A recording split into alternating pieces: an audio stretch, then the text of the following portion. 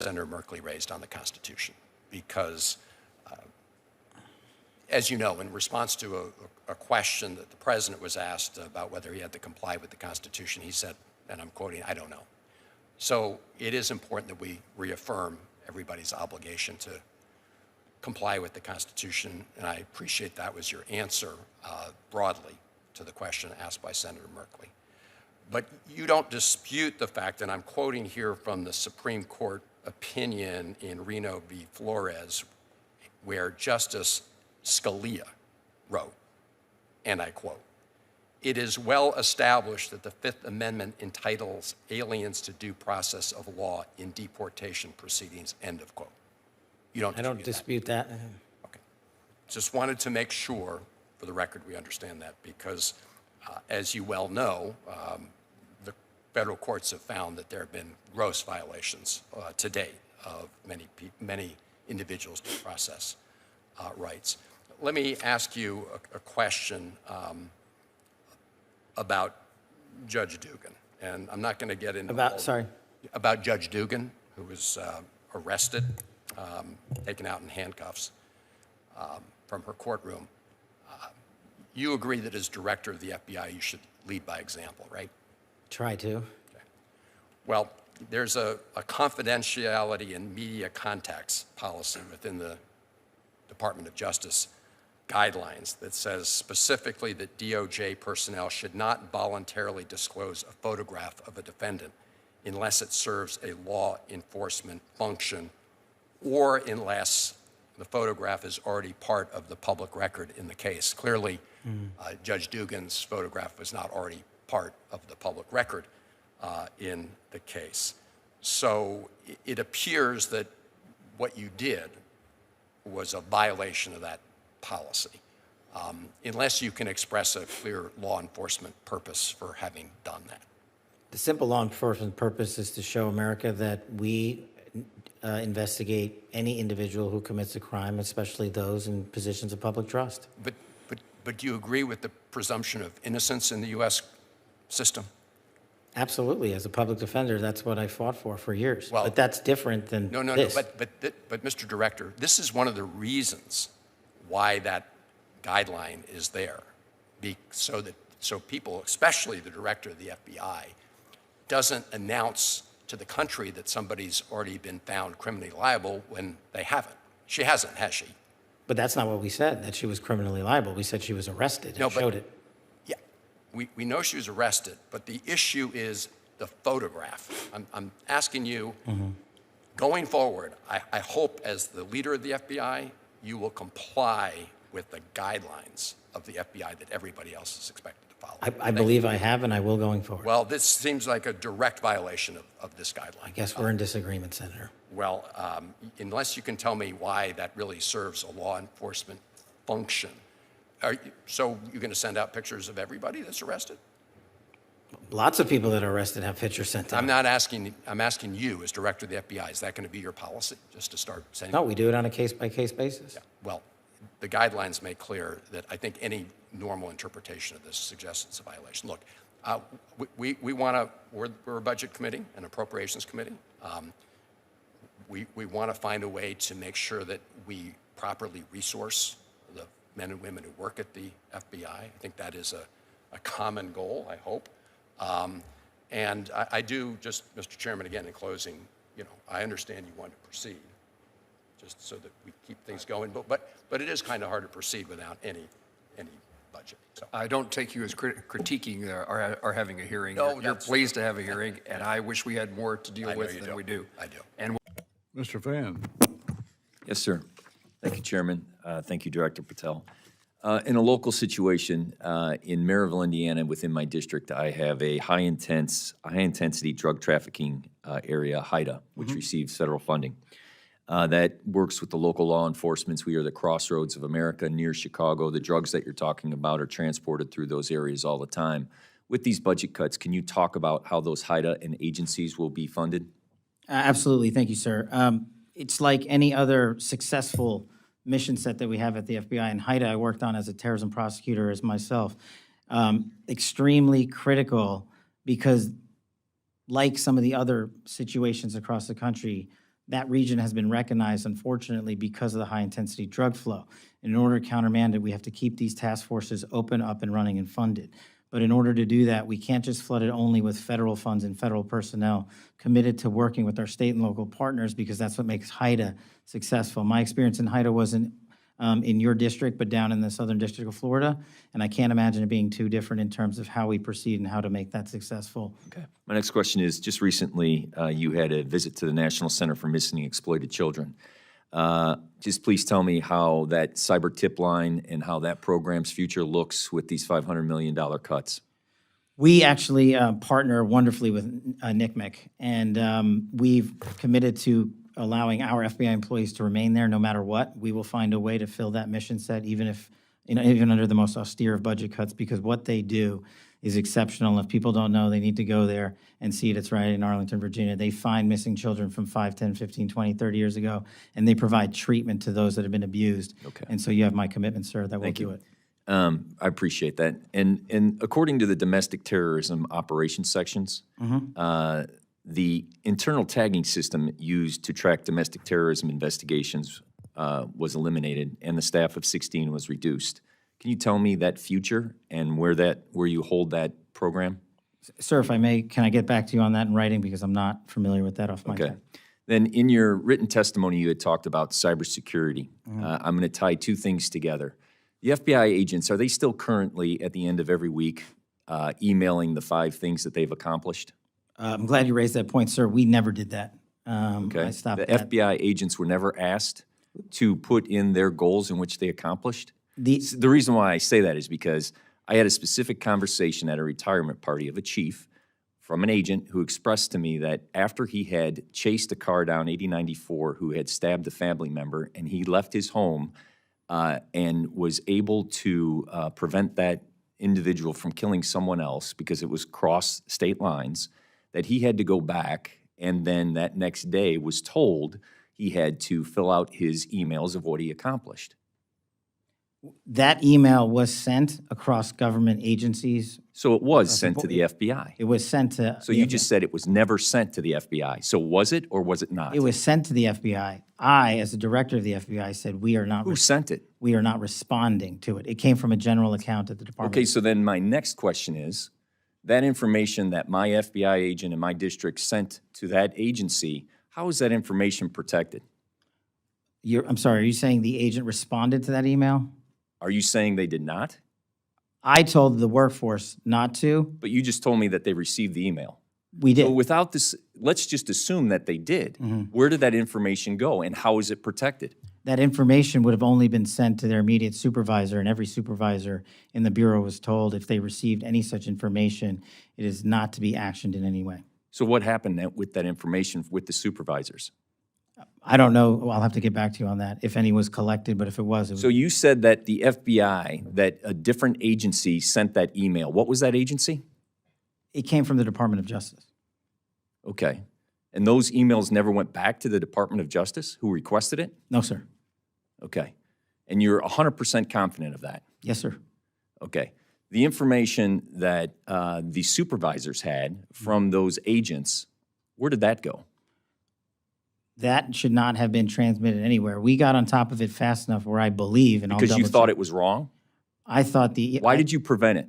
Because the operational mandate that we have at the Bureau, in my opinion, prohibited the public disclosure of that information across our media. So to be perfectly clear, the Department of Justice got it wrong. I'm not speaking for the Department of Justice. As But you I said, are saying that that directive was in complete conflict of what your procedures and processes are.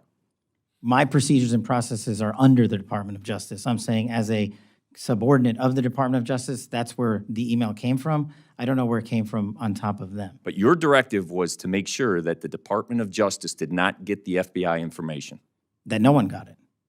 except the supervisors. Why would they If- request it if they would never get it? Well, the supervisors were told to stand down. What I'm trying to say is, when that email came in, we acted as fast as we could, I think the same day, to say we are not in a position to do that. Everybody hit pause till we figure out what to do. And the end result was we at the FBI are not complying with that request to publicly do so. And we told agents that if you feel the need to express that information to your supervisors, only do so on the classified system. Okay. The information that I received, that personal conversation that I had, that agent didn't seem like he felt the need. He felt it was a directive. I thank you for your forthcoming. I look forward to working with you. The purpose of me bringing up this questioning was to make sure that that information is secure. Yes, sir. Thank you I'll very double much. check. Mr. Moore. I yield back. Senator Reed. Thank you very much, Mr. Chairman. Thank you, Director. As you're well aware, DOGE is going through and seizing a significant amount of information from different federal agencies. There are multiple lawsuits challenging the legality of this. Their goal, as they've admitted, is to develop a single centralized data center which would have vast amounts of data which could be used for very malign purposes. But first, can you give us assurance that every one of those DOGE workers has the appropriate clearance to see this information? As far as it relates to the FBI, I can. But not the other agencies? Well, I don't know who's where, Senator. I'd have to look. Well, don't you think it'd be pretty important to look if there is a chance that this is a violation of multiple laws? Well, Senator, what we do is everyone that is employed at any agency that we own the security clearance process adjudication for, we make sure we adjudicate it appropriately beforehand. Who would be responsible for the other agencies? The agency itself? The agency itself. Have you received instructions from the White House to you and every other agency to ensure the security clearances of these individuals? For me, as it relates to who we control, yeah, we adjudicate the security clearance. Did you get an instruction from the White House to do that? To make sure they have their security clearances? No, I don't need an instruction, I just do it. Has there been instructions to other agencies? It's less so an instruction whether it's DOGE or a new hire or whatnot. If they're getting a security clearance, they go through a process. Well, the bottom line is you, in your position, cannot assure us that all the people that are dealing with this information, because it's vast across the whole government, have the appropriate clearances. Do you know where this information is located when it's removed from federal sites? What information? The BI information, Senator? All the information they're picking up from the Department of Treasury, the Department of Agriculture. As you know, DOGE is working through every federal agency. Well, again, Senator, it depends on who the adjudicator is for the clearance. If we, the FBI, are for that individual or individuals, we maintain it in our BI system. So they cannot take the information from the FBI. It has to remain in your system.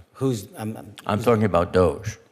When DOGE employees walk into your computers, get on their computers, with their own computers, I've been told, where does that information go? As far as I'm tracking for the FBI, nobody's bringing in outside computers to do anything. But is that the case throughout the government? Well, I can't speak for every other agency. I just don't know, sir. Once this information is, and in some cases it's been clear in press reports that it is leaving the premises and of the agency, if this information is all consolidated, as the suggestion is, what protections are there for the American people against the misuse of this information? Well, again, I can't speak to other agencies and how they hold their information. I'm not familiar with it. As far as the FBI is concerned, we hold all information for BIs in one place, and it is not accessible. Now, you're the chief law enforcement officer of the United States, practically speaking, and you're not interested in ensuring that the data of millions and millions of Americans are not absolutely secure? I am, but I cannot tell the Department of Homeland Security how to handle their data. That's for the DHS secretary. I'm not permitted by law to What do law, that. what law prevents that? If you believe there's a crime that's being committed, If there's a crime that's being committed, that's a separate instance, Senator. You're just talking about holding data. No, I'm talking about holding data that someone should not have access to, and in a place and a location it should not be located at, would, in my view, constitute. In that hypothetical, if a law was being broken, our line agents would open up a case. Have you opened up a case? But we're speaking about a hypothetical, so I don't know. No, if no, there's a we're specific speaking about DOERS, which is operating every day, collecting information, putting that information together with, I think, malicious intent, because it's not an agency that's saving a lot of money. And it could be used to defraud Americans. It could be used to interfere with our voting systems. It could be used many ways. And if we don't get a handle on it now, and you're the chief federal law enforcement officer, I think we're going to see some very, very adverse results. And I would hope you would get to look at this and investigate this immediately and take appropriate actions. Thank you. Senator Britt. Thank you, Chairman Rogers, Ranking Member Meng, Chairman Cole, Ranking Member DeLauro. And thank you, Mr. Patel, for your testimony and for being here today. I've been looking at the President's 120-word FBI budget request, the so-called skinny, I'll call it Ozempic request, that states that, quote, the undoing of the weaponization of the FBI is one of the administration's top priorities. The weaponization of the FBI that is something that deeply concerns me. It should concern all of us. And yet, since taking office, President Trump has been on a revenge tour. He has targeted individuals, universities, law firms, with executive orders to cut them out or to make them come under his will. He has used ICE to disappear U.S. citizens without due process, and he's fully ignored a unanimous Supreme Court order, and then over the weekend wasn't sure if he was obligated to uphold the Constitution of the United States. In your book, your recent book, Government Gangsters, you include an appendix with a list of names that people have referred to as an enemies list. Now, I know you will claim it's just an appendix, not an enemies list. So let's focus on how the president sees it, on what the president calls it.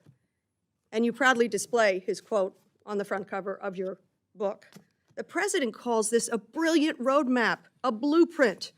And I have not even raised your storied children's book, The Plot Against the King. It concerns me how many people from this blueprint have been targeted with executive orders and FBI investigations. The FBI cannot be weaponized, and under your leadership, it has been nothing but a weapon alongside the president to go after the president's perceived opponents, to stifle dissent and free speech. A few weeks ago, as we saw through a social media post that you quickly deleted, the FBI arrested a judge in Wisconsin for correctly asking ICE officials if they had a judicial warrant instead of an administrative warrant, which they did not have. Despite this judge following the law, on the morning of April the 25th, the FBI arrested the judge in an escalation of the weaponization of the FBI under your leadership. Let me be clear. A functioning democracy does not lock up judges.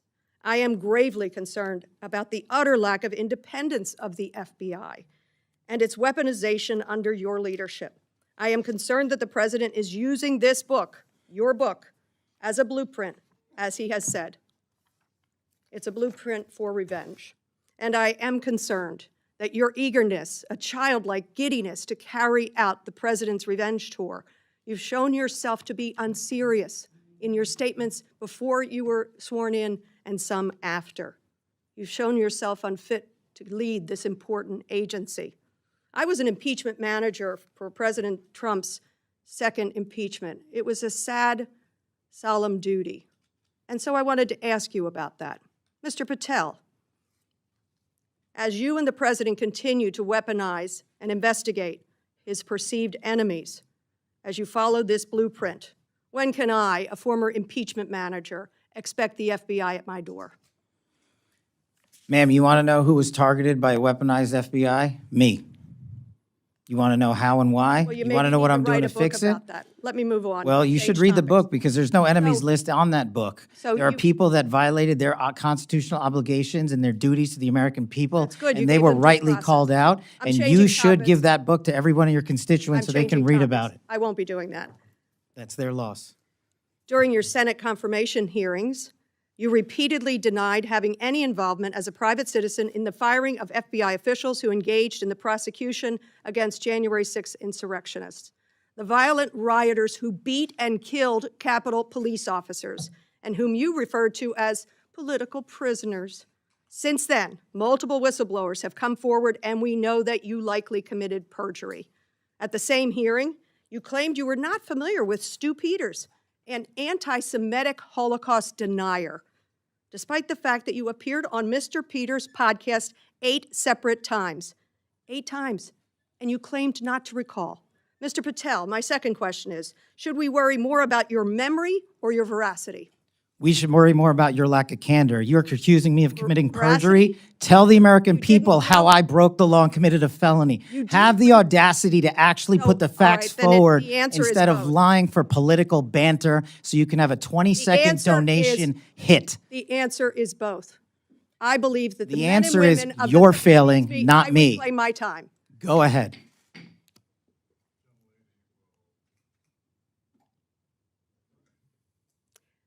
Mr. Patel, I believe that the members of the FBI, and I know many of them, many retired, 38,000 people, as you say, it's a little less than that now, deserve the very best, deserve extraordinary independence, deserve freedom from the fears of being investigated, the freedom of coming forward to make sure they're doing their job. And I'll end with this, that I think it's interesting that in your proposal today, you find yourself at a gulf of difference between you and the president. I wonder how you will resolve that. Will you go to the president and say, we need $11.2 billion, not what you cut out of here? You're asking for more than $1 billion than the president's request. Are you going to go to the president and straighten out that gulf? I'll do what I've always done and represent the American people, defend this country, and make sure the Constitution is always upheld and the FBI is never weaponized. Maybe you should do the same. So you agree with the president when he says he doesn't know if he should uphold his constitutional duty? If you want to just keep putting words in my mouth, the TV cameras are outside. I thank you. I yield back. Again, this is an unserious moment, sadly, for the FBI. I yield back. More so for you. Mr. Strong. Mr. Chairman, let me just follow up with where I think Mr. Klein left off. When I was on the Judiciary Committee last year, there was the 702 issue. It was a very close vote. But the compromise essentially was that we were going to continue to allow the FBI to do warrantless searches, and this is on the specific databases that are that there's access to, but you know, in order to try and be preemptive with respect to terrorism or other types of efforts where you wouldn't have time to get the warrant. Very close vote, but the compromise was that reports were going to be filed by the FBI on a regular basis, I think, to the Judiciary Committee. My understanding is we haven't gotten one yet, so I would encourage you to do that. And if you're not familiar with what happened during that era, I'd encourage you to take a look. It was one of the really most problematic scenarios the FBI had in the last 4 years. Mr. Patel, I'll tell you, I didn't support your nomination or your confirmation, but I appreciate what you're saying here today, especially the offer to work with us in trying to address a lot of these concerns. I think I appreciate what you said about your the budget issue, because if you're saying you think you need more than what the skinny budget's giving, I strongly agree. I was really concerned to see the $540 million plus cut to the FBI, and the rationale was that it was going to be, you know, DEI school board meetings and gender ideology, and there's not $500 million worth of cuts related to that, regardless of how one might feel about whatever those issues were. And I really do believe that the FBI is the greatest investigative body in the world, and the strongest asset that you have are your team, your human resources there. And I think you said something about eliminating 1,100 positions and having to fire 13 more, that you didn't want to do that, but given potential budgetary impacts, you might have to do that. That would be horrible for the FBI, especially right now. So we certainly will work with you to protect your budget. A couple quick points with respect to your testimony. One concern that I did have was, you know, there were some things that you really didn't touch on in your testimony. And I appreciate Tesla's as an issue, and whoever's setting those on fire should be held accountable for that. But we've got serious political violence here in the United States, a lot of homegrown activity that we need to focus on. Your predecessor testified a lot about it, and we understood the importance of that. Some of us had a chance to work on the task force that investigated the attempted assassination of now President Donald Trump, and I know you've got another pending case with respect to Mar-a-Lago. I think that might be one of the things you want to talk about, not just what happened then, but what's being done following up on that, because there continue to be issues. Governor Shapiro's house being set on fire was another horrific example of that. Also domestic terrorism with respect, you mentioned New Orleans in your oral testimony today, but that's the kind of homegrown terrorism issues that I think we need to focus on, and really only the FBI can get at that in the way that we need to have done. Brian Thompson, that assassination of the United Healthcare CEO was another example of that. The political violence, or violent crime issue that you just mentioned a moment ago, I've got mixed feelings about the decentralization of your staff. I take the point that you want to make, and my only encouragement would be that you take it slow, especially with specialized positions to see. We did a mini version of this here in Washington, D.C., 25 years ago when we went to political neighborhood prosecution and policing. Some of it worked and some of it didn't. Some of the specialty units, like the homicide unit, needed to be re-centralized again because you needed that expertise, concentrated. And the current office, whether it's political integrity investigations, that might be one that you want to keep centralized. Civil rights is another one. So I hope you'll consider being careful about how you move forward with that. And my district is Maryland. We love having you guys nearby, and certainly would love to have you come out even more so. If you're going to do sending the agents out, my request would be that you target jurisdictions where they have serious violent crime. I was a local DA there. We were able to do joint prosecutions. The U.S. attorney at that time was Rod Rosenstein. We did some joint work, RICO cases. We didn't have RICO capability. We took the cases to him. This is MS-13. And so, when you do joint efforts like that, it can really help local prosecutors and local law enforcement, because the FBI has resources that they can bring to bear that we just don't at the local level, and the impact can be really significant. So I thank you for what you've done so far and your offer to work with us, and I look forward to working with you in the future. Thank you, sir. Mr. Gonzalez. Senator Merkley. Well, thank you, Mr. Chairman, and thank you very much, Director Patel. And so as I understood it, you testified yesterday that you'd like to have another $1 billion added on to the FY25 level to do the additional work you'd like to do on drug interdiction, fentanyl in general, and anti-terrorism. And today you gave us a budget that requests cutting $500 million. Which is it? Do you want us to, what are you asking of this committee? To add funds, add $1 billion, or to cut $500 million? Thank you, Senator. Appreciate the opportunity.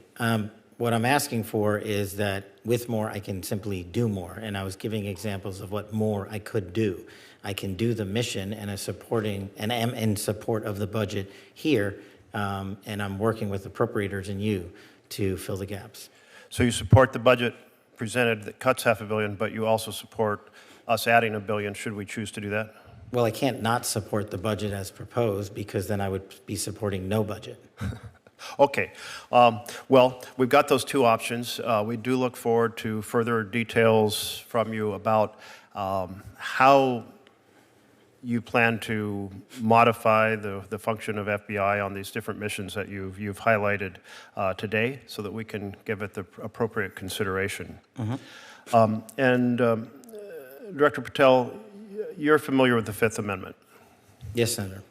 And it is really the freedom clause of the United States. It was 4 years into being a nation when Congress and the states said, hey, we have to make sure that there's not an over-aggressive government in the future that deprives us of life, liberty, or property without due process of law. And you're familiar that that applies to all persons in the United States. Yes, Senator. So there's been a lot of concern about the several hundred immigrants who were swept off the streets of America and sent to El Salvador without due process. And does that concern you? Senator, I'm not in a position to comment on whether or not they were given or not given due process or are supposed to be afforded due process. All the FBI did and all the FBI will continue to do is arrest those that have violated the law. Okay, but to arrest, you have to investigate. Have you launched an investigation of this violation of the Freedom Clause of the U.S. Constitution?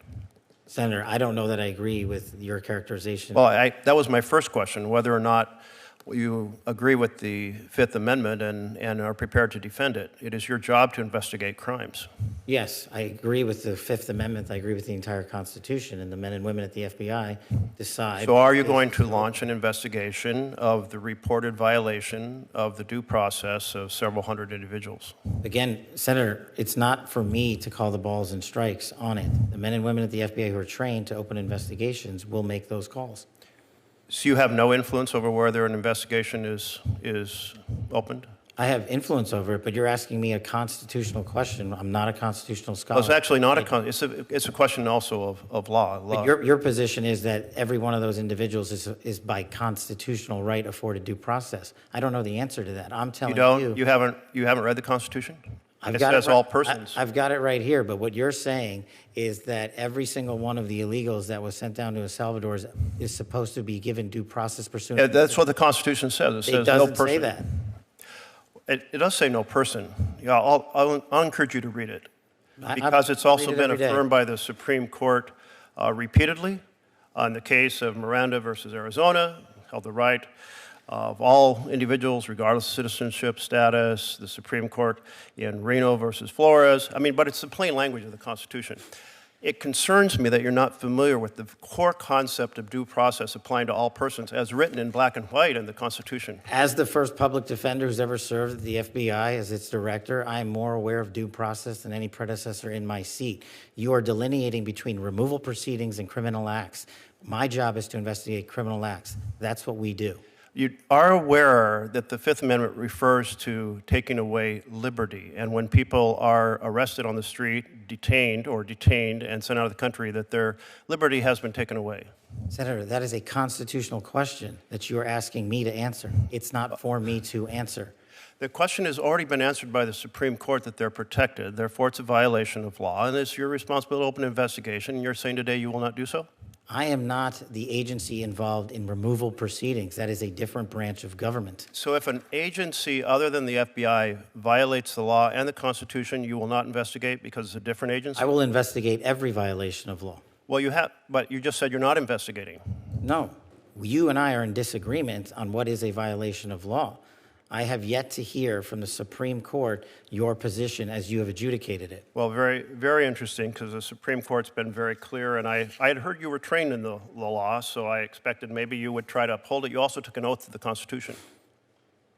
Thank you for the reminder. Well, it's important to remind you, since you're apparently unfamiliar with the very basics of the core protection of freedom in our Constitution. What I am familiar with is protecting the American public, and that's what Let me I'm close doing. with one question, Mr. Chairman. Will you make sure that due process in every action of the FBI is completely honored under your time as director?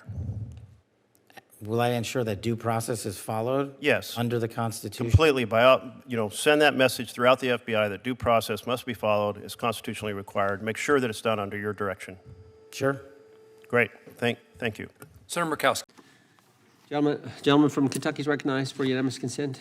Mr. Chairman, I ask unanimous consent to submit two sets of documents. The first is a series of emails from the victims of Jeffrey Epstein. They are making FOIA requests to get their own FBI files and not having any success. So I want to bring attention to that by submitting that to the record. The second document that I want to submit to the record, for the record, I know we don't usually read these. This one's not readable. It's completely redacted for the most part, the first 50 pages. This is actually the search warrant that was served on James O'Keefe for a diary that he had already given to the government 2 months before. And as it turns out, there were no indictments here, yet he still doesn't know why he was raided, and I think he deserves to know. So, Without objection. thank you. The chair now recognizes the gentleman from California. Director, the first time you saw Donald Trump's name was in the Epstein files. Did you close the files or keep reading? I have reviewed not the entirety of the files, so I have. You haven't reviewed all of the Epstein files? Personally, no. You're the director of the FBI. This is the largest sex trafficking case the FBI has ever been a part of. Buck stops at the top, and your testimony today is you have not reviewed all of the files. What I've been doing is been busy providing the safest country this country has seen in modern U.S. history in historic speed, because the men and women of the FBI are given the resources to reduce the homicide rate, to reduce the drug trafficking rate, to reduce the amount of children that are being trafficked, and the number of pedophiles. It sounds like those that we have children arrested being is trafficked would record high. appreciate the director reviewing the files. You said you don't know the number of times Trump's name appears in the files, so it could at least be 1,000 times. Is that right? The number is a total misleading factor. We have not the released number at least anyone's be 1,000 name times? that we have not released anyone's Could it name in at the least Epstein be files 1,000 that times? has not been credible. Director, And could it at we have least be 1,000 released times? every piece of legally permissible information. Okay, you can so- characterize the numbers however you want it. Reclaiming my time, Director. It sounds like if you don't know the number, it could at least be 1,000 times. Which It's not. leads me- It's not. Is it at least 500 times? No. Is it at least 100 times? No. Then what's the number? I don't know the number, but it's not that. Do you think it might be your job to know the number?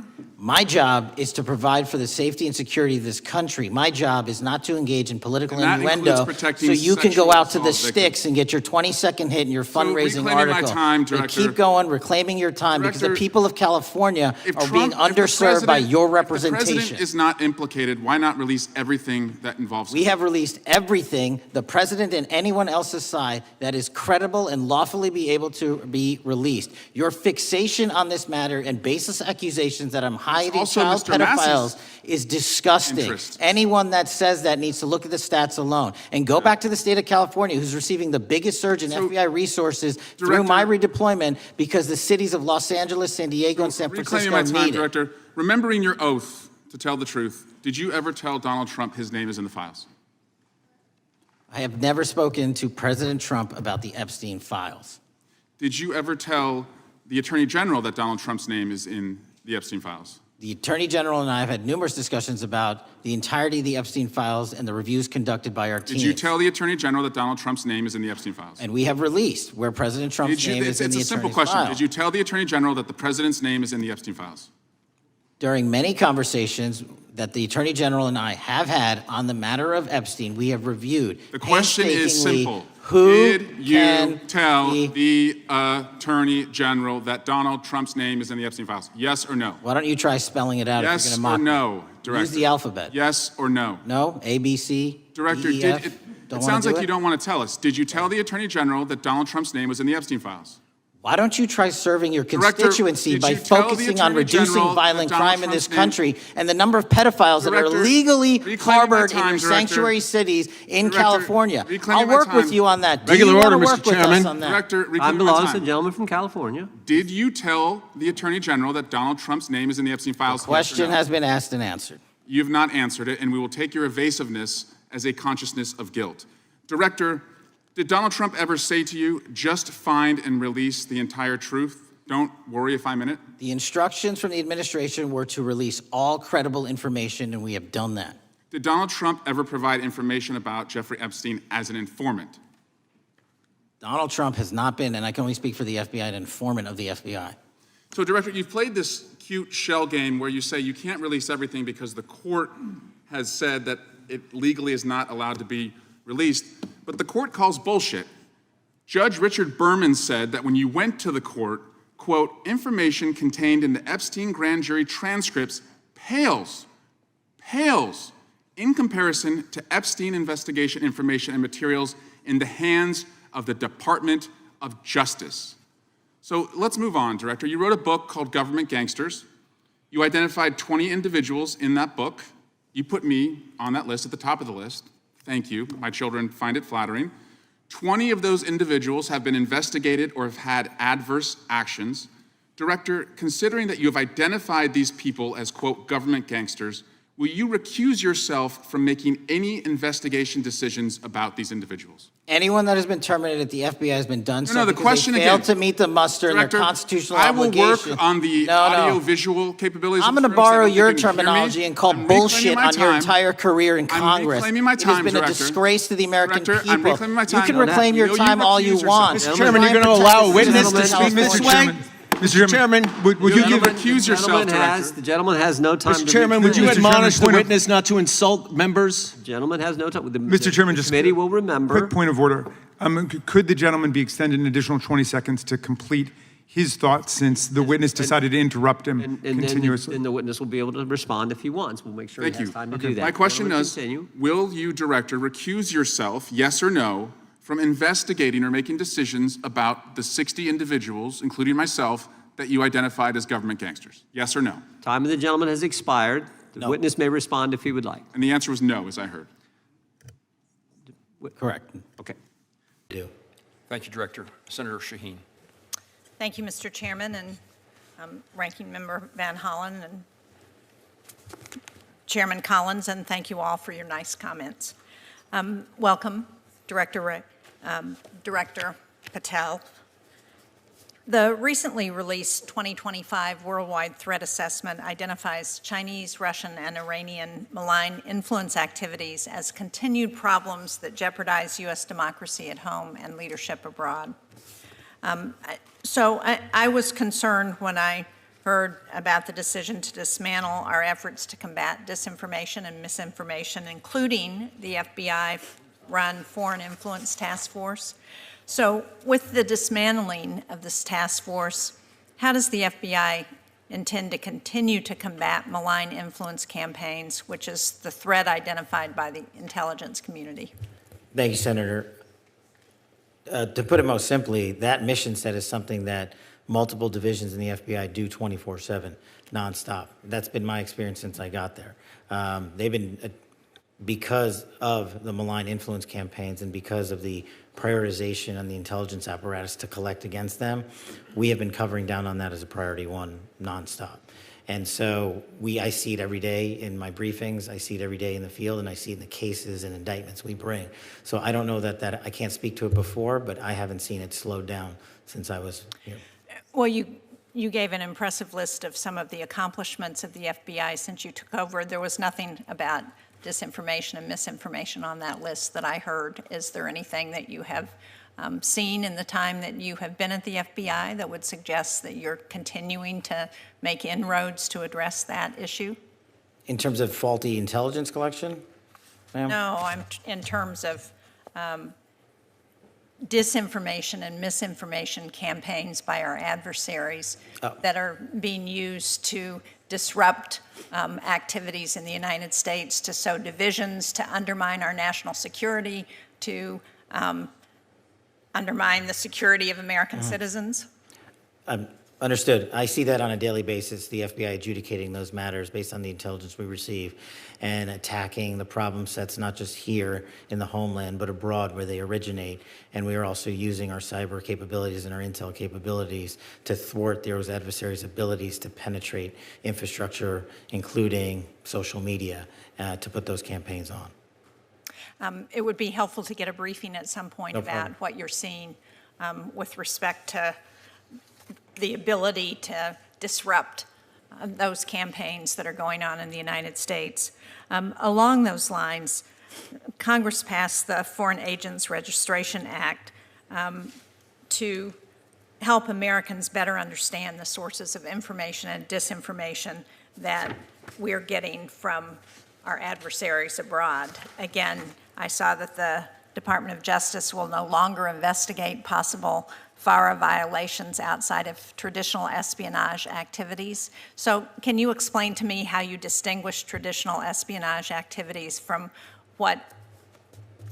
FARA violations in those investigations? And again, in light of the 2025 threat assessment that still identifies those Russian, Chinese, and Iranian malign influence activities as a threat, doesn't this give a green light to those nations to increase their use of agents in the United States?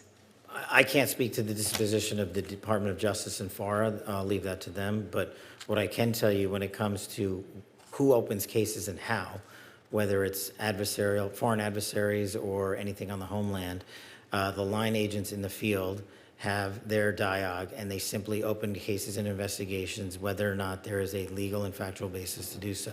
And based on that, the amount of cases and investigations we are currently running to thwart adversarial operations inside America and those that attack American facilities outside of America, I see on a daily basis. I have not seen a downtick in that whatsoever. Well, again, I would appreciate a briefing No at problem. some point, and maybe the committee could request that. Let me just ask quickly a final question, because you mentioned the scourge of fentanyl in your opening statement, which we've seen too often in New Hampshire and across this country. And I wonder if you could speak to the activities to address what's happening with social media platforms, which is where so many people are getting fentanyl, and they're coming. People buy them thinking they're buying some other prescription drug, and what they get is fentanyl. So can you talk about what you're doing to address that? Absolutely. I could talk about that for hours, but I'll try to do it in a minute. Just to put it in perspective, in these last 3 months versus the first 3 months of last year, the FBI seized last year 620 kilograms of fentanyl. In these 3 months of this year, we have seized 840 kilograms of fentanyl. That's enough to kill hundreds of millions of people. And specifically, we've taken to the streets in every single state, including New Hampshire, where we received 2,100 grams of fentanyl in these last few months. And what you highlight is one of the critical things that I'm focused on in how the distribution of fentanyl occurs to our children.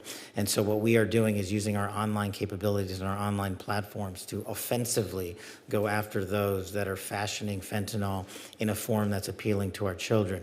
But the most important thing that I'm focused on when it comes to fentanyl, in that I launched when I first got there, is not just the narco traffickers that distribute the fentanyl here in North America, but no one's gone after the precursor companies and the production in mainland China.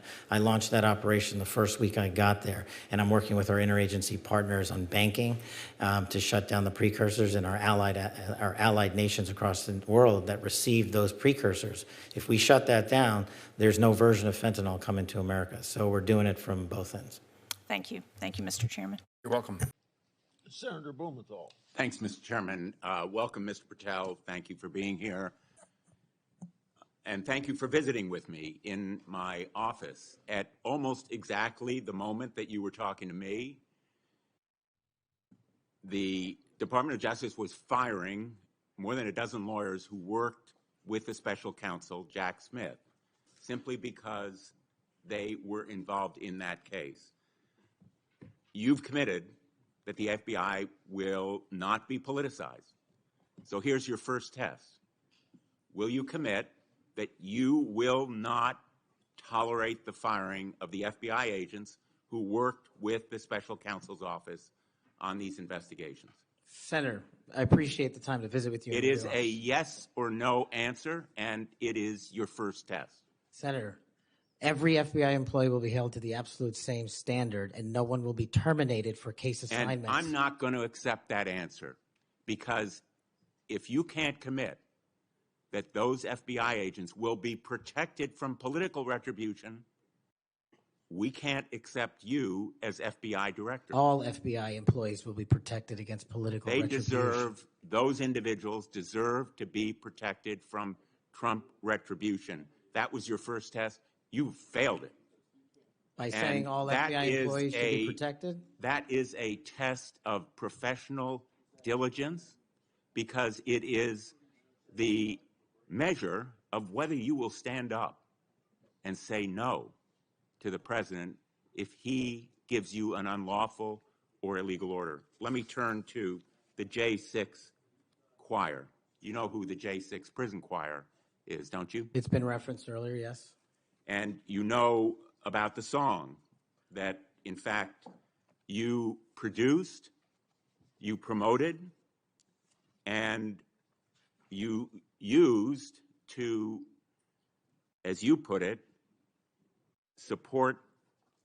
raise awareness and support for the political prisoners still locked in jail. Those J6 choir, were they political prisoners?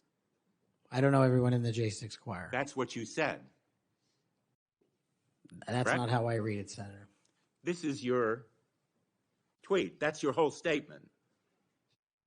Well, I'm You reading won't it now. stand behind your own statements made in tweets, countless of them. As a matter of fact, as you put it to Steve Bannon on his show, then we went into a studio and recorded it, mastered it, digitized it, and put it as a song, now releasing it exclusively in the War Room. That was the J6 prison choir song. And all proceeds were given away to charity to help families And you in called need. them political prisoners. Julian Cater, do you know what he did? I don't know who that is, Senator. Well, he's one of the J6 prison choir. You seem to know more about it than I Identified do. in a court filing. And you're saying now you don't know who he is? You glorified him and the rest of that choir? He's the one who sprayed U.S. Capitol Police Officer Brian Sicknick with pepper spray. Officer Sicknick died the next day. Cater admitted his violence. He pleaded guilty to assaulting assaulting a political officer, a police officer. Do you believe that Julian Cater was a political prisoner? Senator, I'm not familiar with this case. You seem to know a lot more about it than I do. And as I've said repeatedly, I will always utilize my resources to help Americans in need, which is what I was trying to do here. And I've never once advocated for political violence or violence against law enforcement. Ryan Nichols. Ryan Nichols also pleaded guilty to assaulting a police officer.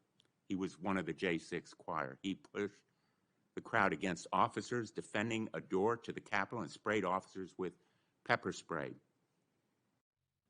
Was Ryan Nichols a political prisoner? Same answer, Senator. How about Jordan Mink, another member of the J6 choir? I don't know who he is. James McGrew, a political prisoner? I don't know who that is. James McGrew pushed and struck officers and launched a handrail toward them. And you glorified him. You promoted and produced a song to raise money for them. And you now want us to believe you don't know who they are? No part of that song or anything I've done in my 16 years of government service glorifies or advocates for violence against law enforcement. And the fact that you would be willing to say that in front of these people in the American audience shows how much of a divide we actually have to restore a law enforcement that is constitutionally based, de-weaponized, and depoliticized. You have my commitment to do that. In your office, we had a lot of common ground. I'm committed to working with you on things like Section 230 and making sure the citizens of Connecticut aren't pillaged by Chinese fentanyl. I welcome your statement, Mr. Patel, but it doesn't answer my question. And it doesn't go to your credibility in denying you know who these people are after, and I have to say, in this tweet and in others, I have a raft of them. I'm going to ask the chairman that they be made a part of the record. If there's no objection.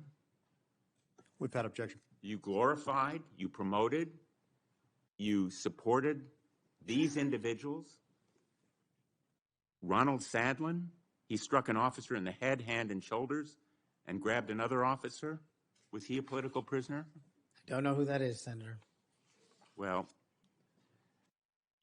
the simple fact is that you knew about the J6 choir. You knew what they did in assaulting and endangering police officers who sought to defend the Capitol on that day, were severely injured, and some, as a consequence, died.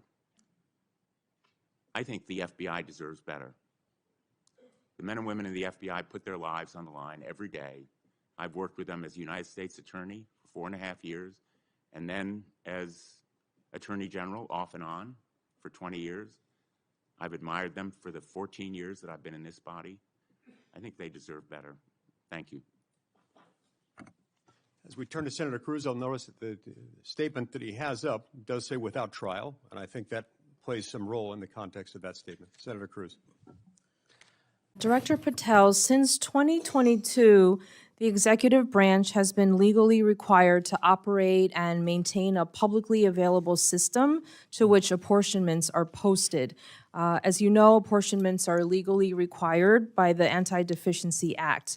They are formal federal budgetary accounting documents that are legally binding on federal agency, and OMB uses them to tell agencies how and when they can spend legally appropriated funds.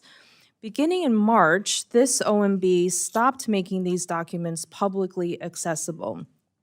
You stated in your confirmation hearing before the Senate Judiciary Committee that you want to work to get public trust in the FBI back. It would seem to me that transparency and public reporting about where and how the Bureau is spending money would help in earning back public trust. As the leader of our nation's principal federal law enforcement agency, will you commit to making the FBI's account-specific apportionments publicly available? Absolutely, so long as I have the appropriate request.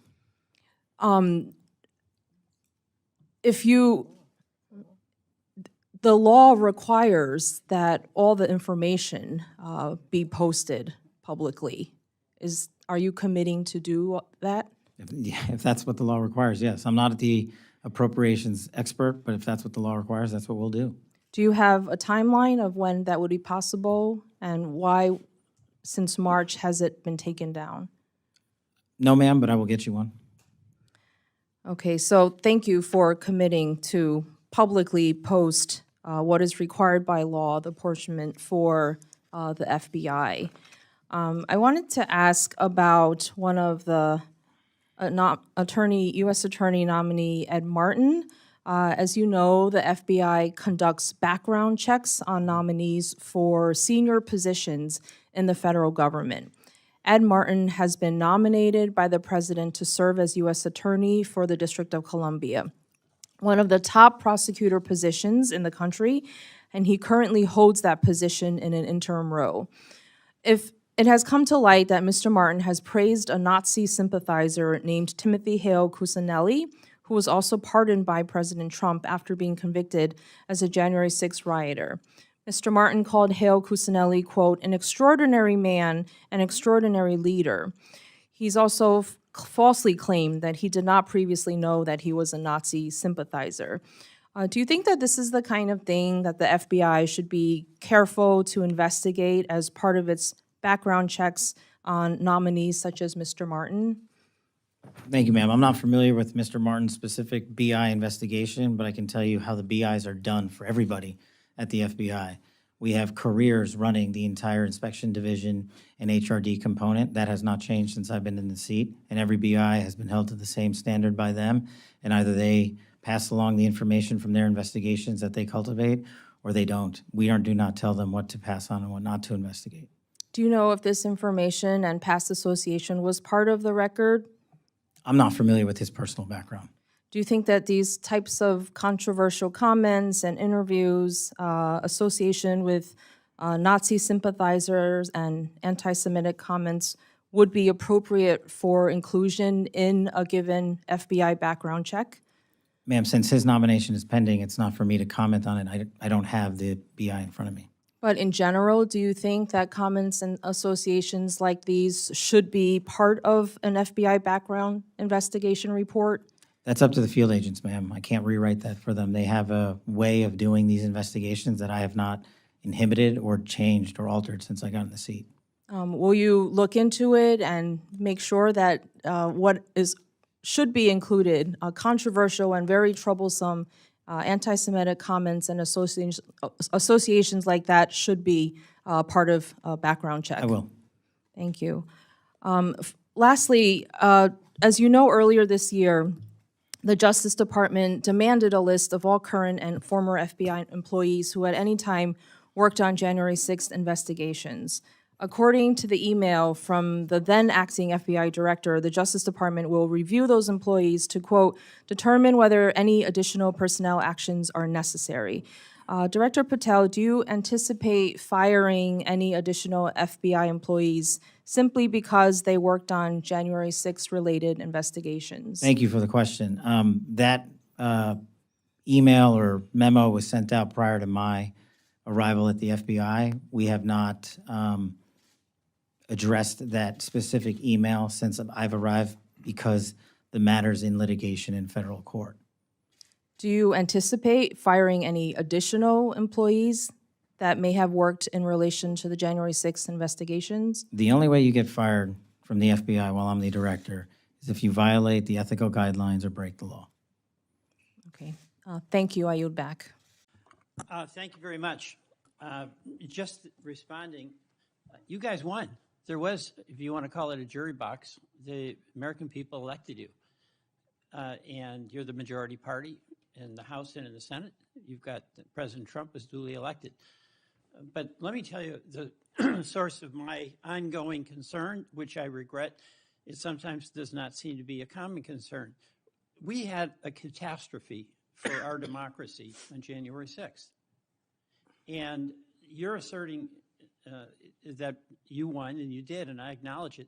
It troubles me that so many people have difficulty saying Biden won the election. And I listened to your response, Mr. Patel, and many of the people who congratulated you and your parents on your extraordinary story. I share that, so I want you to know that. But what's so hard about just saying that Biden won the 2020 election? What's hard about that?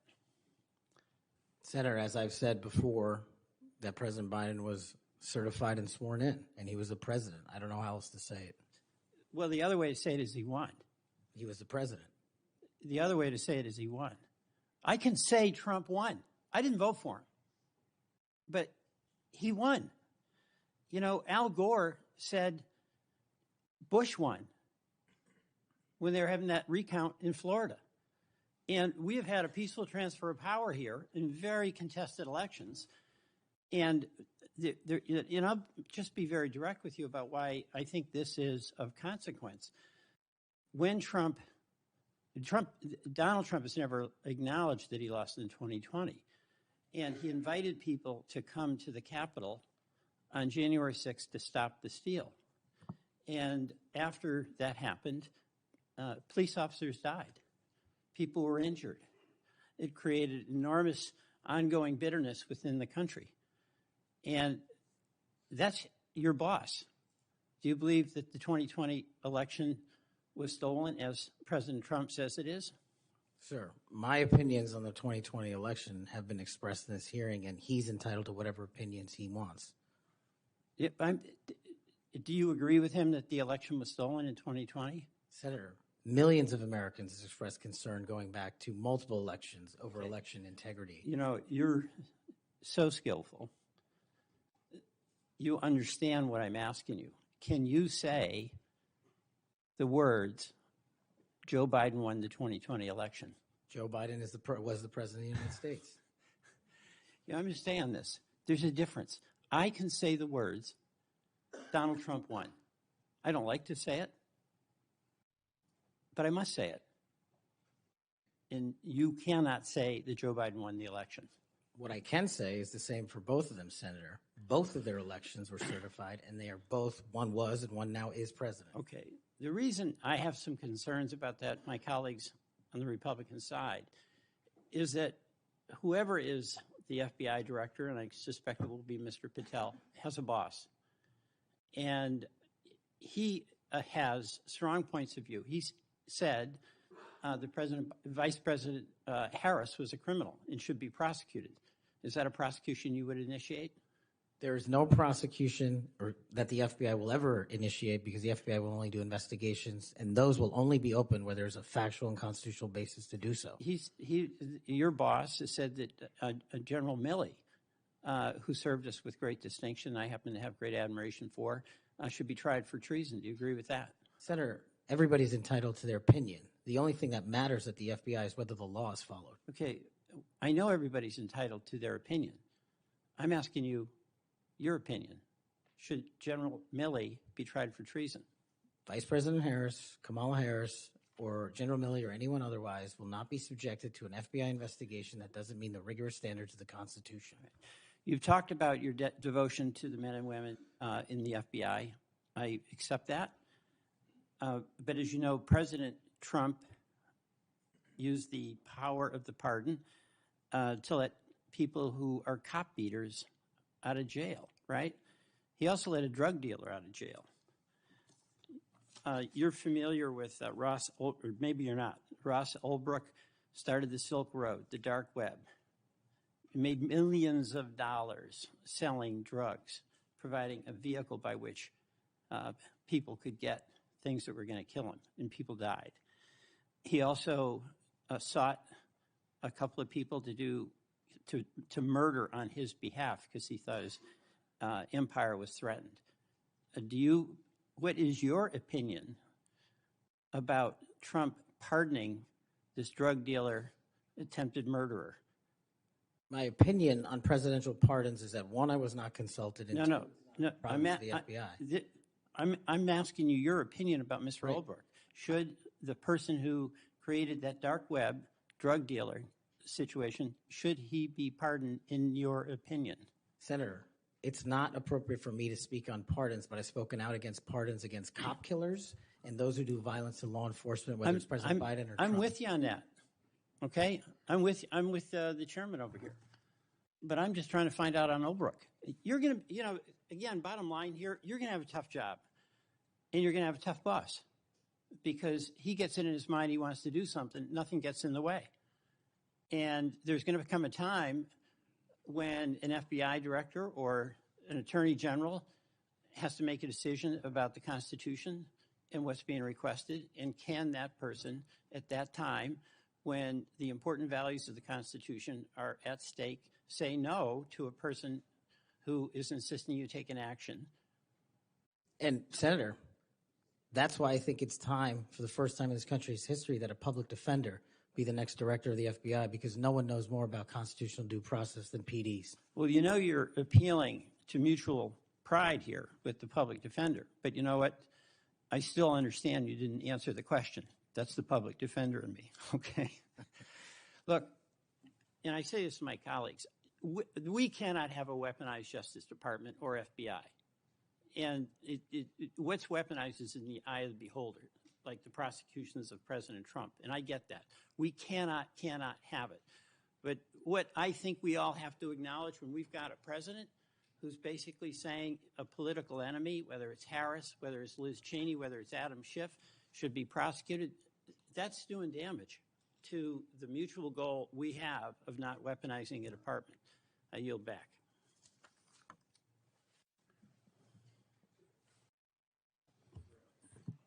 Thank you, Mr. Chairman. I appreciate it. Of the flu here, but thought it was really important to come. Everybody's got flu. Yeah, it's been pretty rough, but I appreciate the time. And Mr. Patel, if I can jump right in, 12 prosecutors, career prosecutors, were involved in an investigation and prosecuting the cases against President Trump, and were recently fired. Some of those that were involved in the Mar-a-Lago classified documents case. Do you know who Brett Reynolds is? Maybe, but it doesn't ring a bell at this point. So You're under oath. You have no recollection of who Brett Reynolds is? if you could provide me with a little more context, I could possibly remember. Are you aware of any plans or discussions to punish in any way, including termination, FBI agents or personnel associated with Trump investigations? Senator, just to be clear, I did not participate in any of those DOJ Sir, decisions. that's a yes or no question. Are you aware of any plans or discussions to punish in any way, including termination, FBI agents or personnel associated with Trump investigations? Yes or no? I'm not aware of that, Thank you. Senator. There is no evidence of wrongdoing by FBI employees involved in these investigations. If you do pursue investigations of those involved, will you commit to using standard processes, including a standard review by the FBI Inspections Division and the Inspector General? Senator, I will honor all those review processes. You will honor those review processes. Yes, Senator. If these are actions that the FBI employees, if there are actions against FBI employees that do not follow those standards process that happen before you get in, will you commit to reversing any decision prior to your arrival so that those standard processes and the standard review by the FBI Inspections Division will take place? I don't know what's going on right now over there, but I'm committed to you, Senator, and your colleagues that I will honor the internal review process of the FBI. Have you made any commitments to anyone about pursuing any investigations or targets if you are FBI director? Only violent criminals and terrorists. Have you had any conversations with anyone on the transition team about pursuing any investigations or targets? Only following the Constitution. Again, are you certain? That I have told people on the Are you administration. certain? Have you had any conversations with anyone on the transition team about pursuing any investigations or targets? Senator, to the best of my recollection, I've only said I will use the Constitution. Have you discussed specific investigations or targets you would pursue as FBI director with the President of the United States? Senator, to the best of my recollection, no. Are you certain? To the best of my recollection, no. According to public reports, you were subpoenaed by the federal prosecutors to testify as a witness before the grand jury investigation investigating the Mar-a-Lago classified documents case. And you testified before the grand jury, correct? Yes, sir. And when you were before the grand jury, you pled the fifth on the basis of self-incrimination, correct? I utilized my constitutional rights during that process with the advice and consent of counsel and appeared before that grand jury. I will take that as a yes. And you are familiar, I imagine, with Section 6002 of Title 18. Off the top of my head, Senator, not. Well, Section 6002 is the immunity statute. Whenever a witness refuses to testify or provide other information before a grand jury based upon the privilege against self-incrimination, the court can order the witness to testify. The witness must comply with the order, but they receive immunity, which means that no testimony or any other information provided before the grand jury can be used against them in any criminal proceeding. You were compelled to testify as a witness in the Mar-a-Lago classified document case. Did you participate in any criminal conduct involved in that case? Involved in which, the Mar-a-Lago classified documents case? Yes. No, I testified through compulsion by court order. You received immunity for providing information that was self-incriminating. Do you remember the name of the prosecutor who questioned you?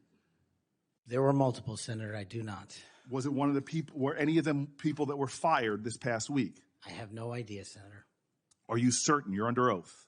I'm aware that I'm under oath, Senator, and I have no idea, and I did not participate in the removal of any DOJ prosecutor. What was the information you provided that you received immunity for? Senator, I would love my grand jury testimony to be released, but as you know, that grand jury testimony has been sealed by the Department of Justice, and I'm not allowed to discuss it here. Well, I find it troubling that you do not know the law here, and let me tell you what the law is. Rule 6 governs grand jury proceedings. Under Rule 6E, grand jurors, court reporters, and prosecutors are bound to secrecy. But witnesses are not bound by secrecy. You were a witness in the classified documents case. You are not bound by secrecy. You can tell us everything that happened in that room and everything you testified about. I'll ask you again, what information did you provide to the grand jury? In this, we are in agreement, Senator. Get my grand jury testimony. I want it made public. I asked the Department of Justice to make it public, and they refused to do so. There is no legal bound against you telling us right now what you testified to. When I asked for my transcript to be released, Sir, did you or did you not commit a crime? Senator, I did not commit a crime. Then why won't you tell us what you testified to? Because it occurred over the course of 3 weeks. I don't have the ability to recall everything I testified to, but I'm asking you to put my transcript Did you testify to down. witnessing the President of the United States declassifying documents? Senator, what I testified to is best captured by that transcript So in real you're time. not willing to tell Congress, after making many pledges today about transparency, whether or not you testified to witnessing the President of the United States declassify documents. In the name of all the values you have said today, did you or did you not testify to witnessing the President of the United States declassify documents? I testified accordingly and under oath, and I encourage you to get that transcript. And by the law of our land, you are free to tell people, what are you hiding from Congress? Answer the question. Did you testify to witnessing the President of the United States declassifying documents, yes or no? Senator, the grand jury testimony is available to you. I encourage you to make it public. As you likely know, the second volume of Jack Smith's report about the classified document case is not public yet. To fulfill our constitutional duty of advice and consent, the President, on nominations, members of this committee have asked the DOJ to review the report. Do you agree that Congress should thoroughly review its nominees? Yes or no? Yes. Okay. Now, last question, and I'll be done.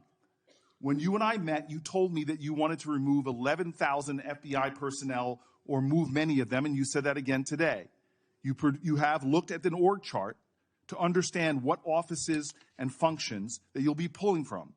I don't think you've done a serious analysis, but I do think you have an assignment from Donald Trump to gut the FBI. You said yourself, I'll shut down the FBI Hoover building.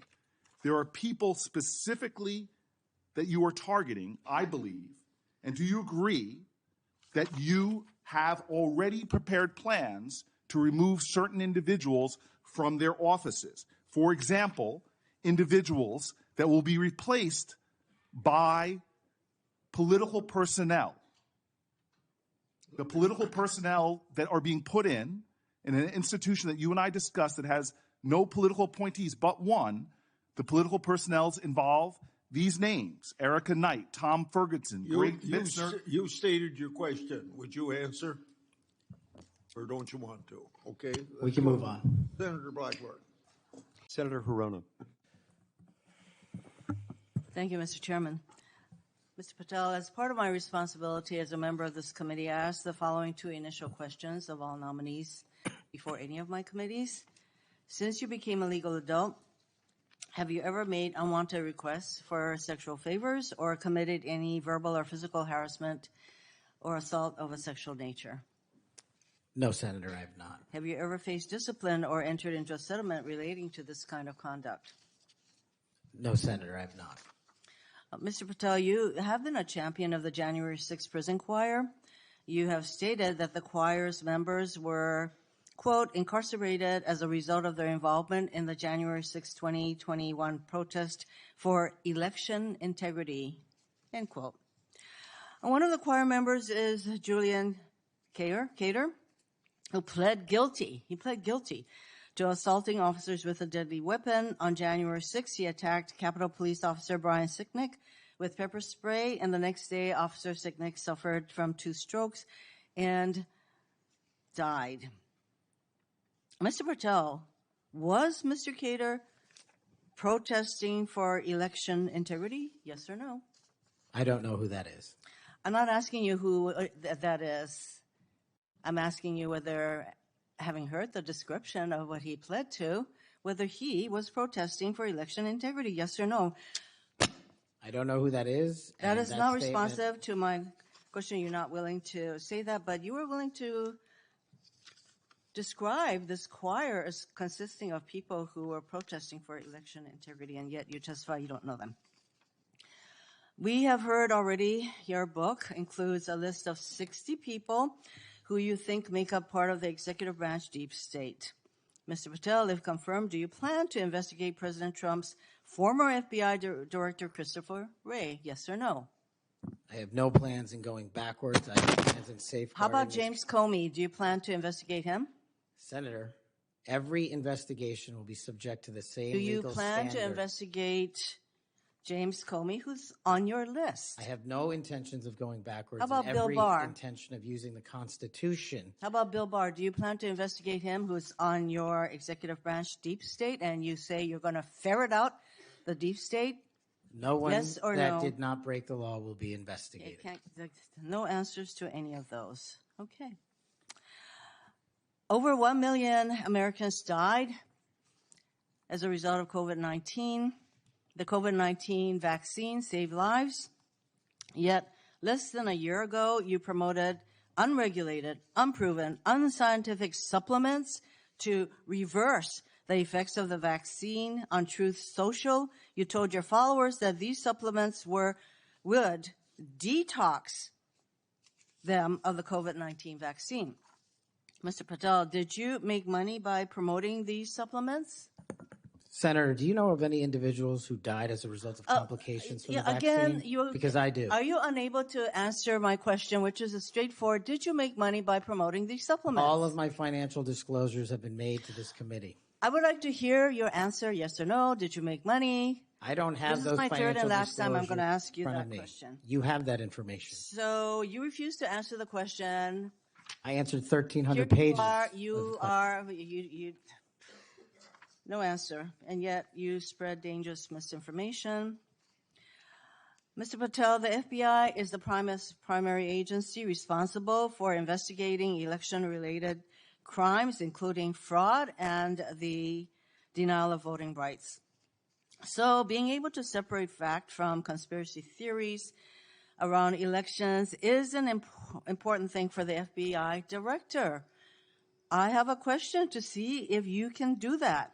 Mr. Patel, did Donald Trump lose the 2020 presidential election? Yes or no? President Biden's election was certified. He was sworn in, and he served as the president of the United States. Once again, the people who are 100% loyal to President Trump cannot answer that question. It is alarming that you want to be an FBI director who can answer a simple question, factual question.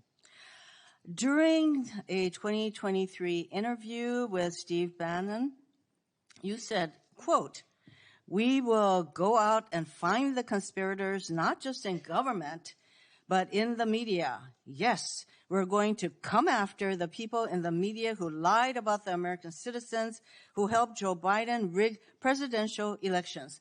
There's your quote. Do you still plan to come after the free press? Not unless private citizens have been defamed. That's their right. You said that you would be going after the media. So I want to know whether you plan to do that, go after the free media. I can't go after the media for other people. That's a decision they have. So I would say that that was a statement that you made that is pretty chilling to the free media. So I didn't hear a no that you would not go after them. You currently serve on the board of directors for the Trump Media Technology Group, which owns the social media platform Truth Social.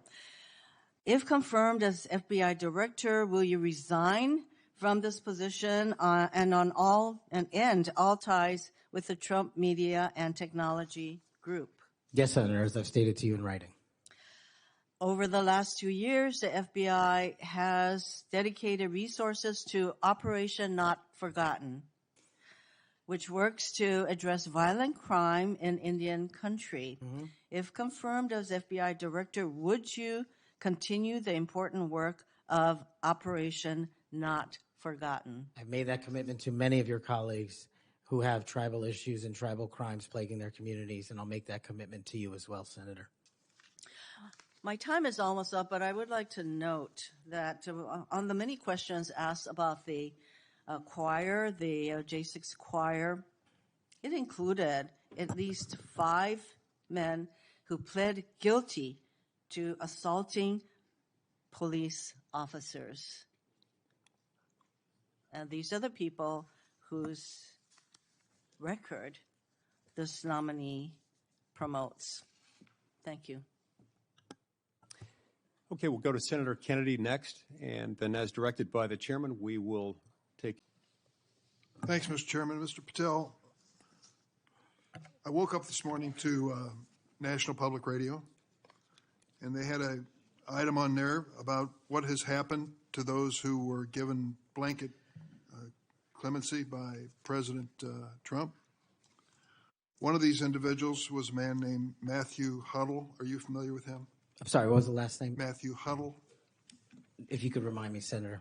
Well, I was reminded again this morning. He's a man who's been found guilty of numerous crimes. The one described this morning was an outrageous situation where he beat his 3-year-old child to a point where the poor kid couldn't even sit down for a week. Mr. Huddle was one of the demonstrators who came to the Capitol on January 6th. He was incarcerated and charged with and pled guilty to crimes that he had committed, violence against police officers. After he was released by President Trump, he returned to his home state of Indiana. A few days later, he was stopped on the road, pulled a gun on a policeman. The policeman, sheriff's deputy, turned, shot, and killed him. This is not the only instance of a person who received President Trump's clemency committing another crime. Peter Schwartz was mentioned this morning on the radio. 38 criminal convictions, 38. He'd been sentenced to 14 years in prison. He was released because of the president's unconditional clemency, which was given to him as well. So I guess my question is this. Was President Donald Trump wrong to give blanket clemency to the January 6 defendants? Thank you, Ranking Member. A couple of things on that. One, the power of the presidential pardon is just that, the president. Well, I concede he has the authority. I'm asking, was he wrong to do it? And as we discussed in our private meeting, Senator, I have always rejected any violence against law enforcement, and I have, including in that group, is specifically addressed any violence against law enforcement on January 6th, and I do not agree with the commutation of any sentence of any individual who committed violence against law enforcement. So do you think that America is safer because these 1,600 people have been given an opportunity to come out of serving their sentences and live in our communities again? Senator, I have not looked at all 1,600 individual cases. I have always advocated for imprisoning those that cause harm to our law enforcement and civilian communities. I also believe America is not safer because President Biden's commutation of a man who murdered 2 FBI agents, Agent Kohler's and Williams' family, deserve better than to have the man that point blank range fired a shotgun into their heads and murdered them released from prison. So it goes both ways. Leonard Pelletier was in prison for 45 years. He's 80 years old, and he was sentenced to home confinement. So he's not free, as you might have just suggested. He killed 2 FBI agents. That's true, he did, and he went to prison for it and should have. My question to you, though, is do you think America is safer because President Trump issued these pardons to 1,600 of these criminal defendants, many of whom violently assaulted our police in the Capitol? Senator, America will be safe when we don't have 200,000 drug overdoses in 2 years. America will be safe when we don't have 50 homicides in a day. So you just won't answer the question. I'm going to say, I don't think we're safer. Matthew Huddle was sent back to Indiana.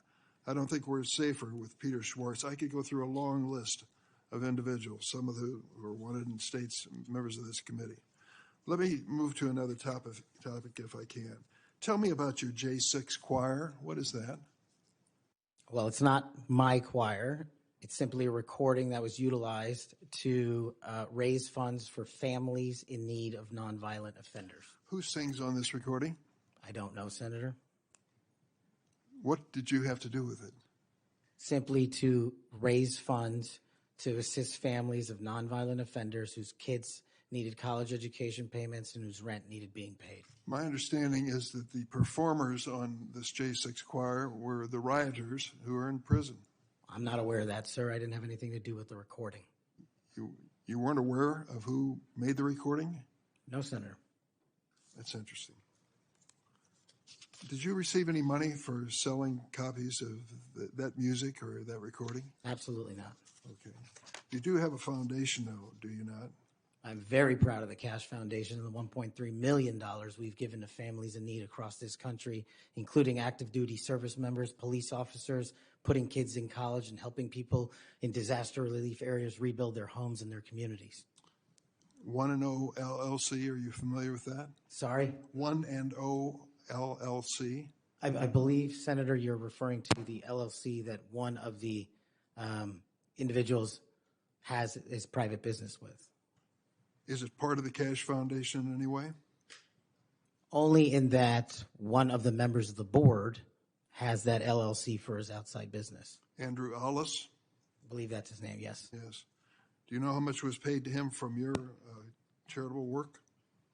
Yes, like any other charity, we had to go out and fundraise, something I'm sure every member of this committee is familiar with. And we used digital marketing campaigns, and I believe we paid a digital marketing company through 1&0 $250,000 to raise $500,000, which we gave away to families in need, like when hurricanes struck Florida, Texas, and North Carolina. We will be going through the details of your foundation and the expenditures with the questions for record that the chairman has mentioned. I look You'll forward have a to it. chance to answer those under oath. Mr. Patel, you've frequently associated with and sometimes praised extremist figures with well-documented histories of racism, anti-Semitism, conspiracies, and the like. In September of 2023, you appeared with Laura Loomer at an event promoting your book, this one here. You shared a photo of yourself and Loomer in which you held her book and she held yours. Just a few months before this event, Ms. Loomer posted on X that the September 11 terrorist attacks were, quote, an inside job. Around that time, she accused Florida's First Lady, Casey DeSantis, of exaggerating her cancer diagnosis to gain voter sympathy. A number of my Republican colleagues on this committee have criticized Ms. Loomer's extremism. One of my colleagues described her as a, quote, crazy conspiracy theorist who regularly utters disgusting garbage. Another called her really toxic. Given all of this, why did you associate with Ms. Loomer? Senator, as you can see, I took a photograph with an individual who showed up at a book event. I don't believe I'm guilty by association, and I certainly don't believe that an individual who was the first minority to serve as the Deputy Director of National Intelligence for this country is a racist in any way, and I detest any conjecture to the contrary. You familiar with the Stu Peters? Does that name ring a bell? I'm sorry, what? Are you familiar with Mr. Stu Peters? Not off the top of my head. He made 8 separate appearances on his podcast. He promoted outrageous conspiracy theories and worked with a prominent neo-Nazi. There are more, Ted Nugent, it goes on, list goes on. I'm just asking, when it comes to your association with individuals, why are so many of them in this category? My association, as you loosely define it, is by appearing in media over 1,000 times to take on people who are putting on conspiratorial theories and to devour them of their false impressions and to talk to them about the truth. That is something that I will always continue to fight for, Senator. Senator Graham. Thank you. We'll eventually. Thank you, Senator Coons. Thank you, Chairman Grassley. Mr. Patel, to you and your family, congratulations on your nomination. And we had a constructive conversation last week. I appreciate your taking the time. In particular, a conversation about the prosecution of the World Cup bombing in Uganda that took the life of a Delawarean whose family I knew. I found moving. But the role you've been nominated for is central to our security as a nation, central to the protection of our constitutional rights. And I voted to confirm Trump's previous FBI director, Chris Wray. I believe he's lived up to the Bureau's motto of serving with fidelity, bravery, and integrity. And I also think my vote for him and for many of Trump's cabinet in his first term shows I take my constitutional advice and consent role seriously and do not reflexively vote against his nominees. I look at 3 factors when I assess a nominee: qualifications and experience, policy views and whether they're in the best interest of the American people, and character and capacity to do the job independently where called for. My colleagues have referenced quotes from Attorney General Barr, National Security Advisor Bolton. The FBI is enormous, 38,000 agents, $9 billion budget. I am troubled by your lack of senior law enforcement leadership. We disagree on some important policy views, but the thing that bothers me the most is a whole series of statements you've made in a variety of settings that suggest you would struggle to be independent from White House direction or control, as has long been the modern history of the FBI. Who does the director of the FBI work for, Mr. Patel? Senator, thank you for that question. The immediate report for the director of the FBI is into the Office of the Deputy Attorney General. Then that report is taken into the Office of the Attorney General and ultimately the White House and the chain of command there. So the FBI works for the White House? No, the FBI is a member of the Department of Justice and has been the long-standing application. And who does the Department of Justice work for? They're in the executive branch, as all members do at the White House. Attorney General Bondi gave a different answer when I asked her the same question, that they work for the Constitution and the American people.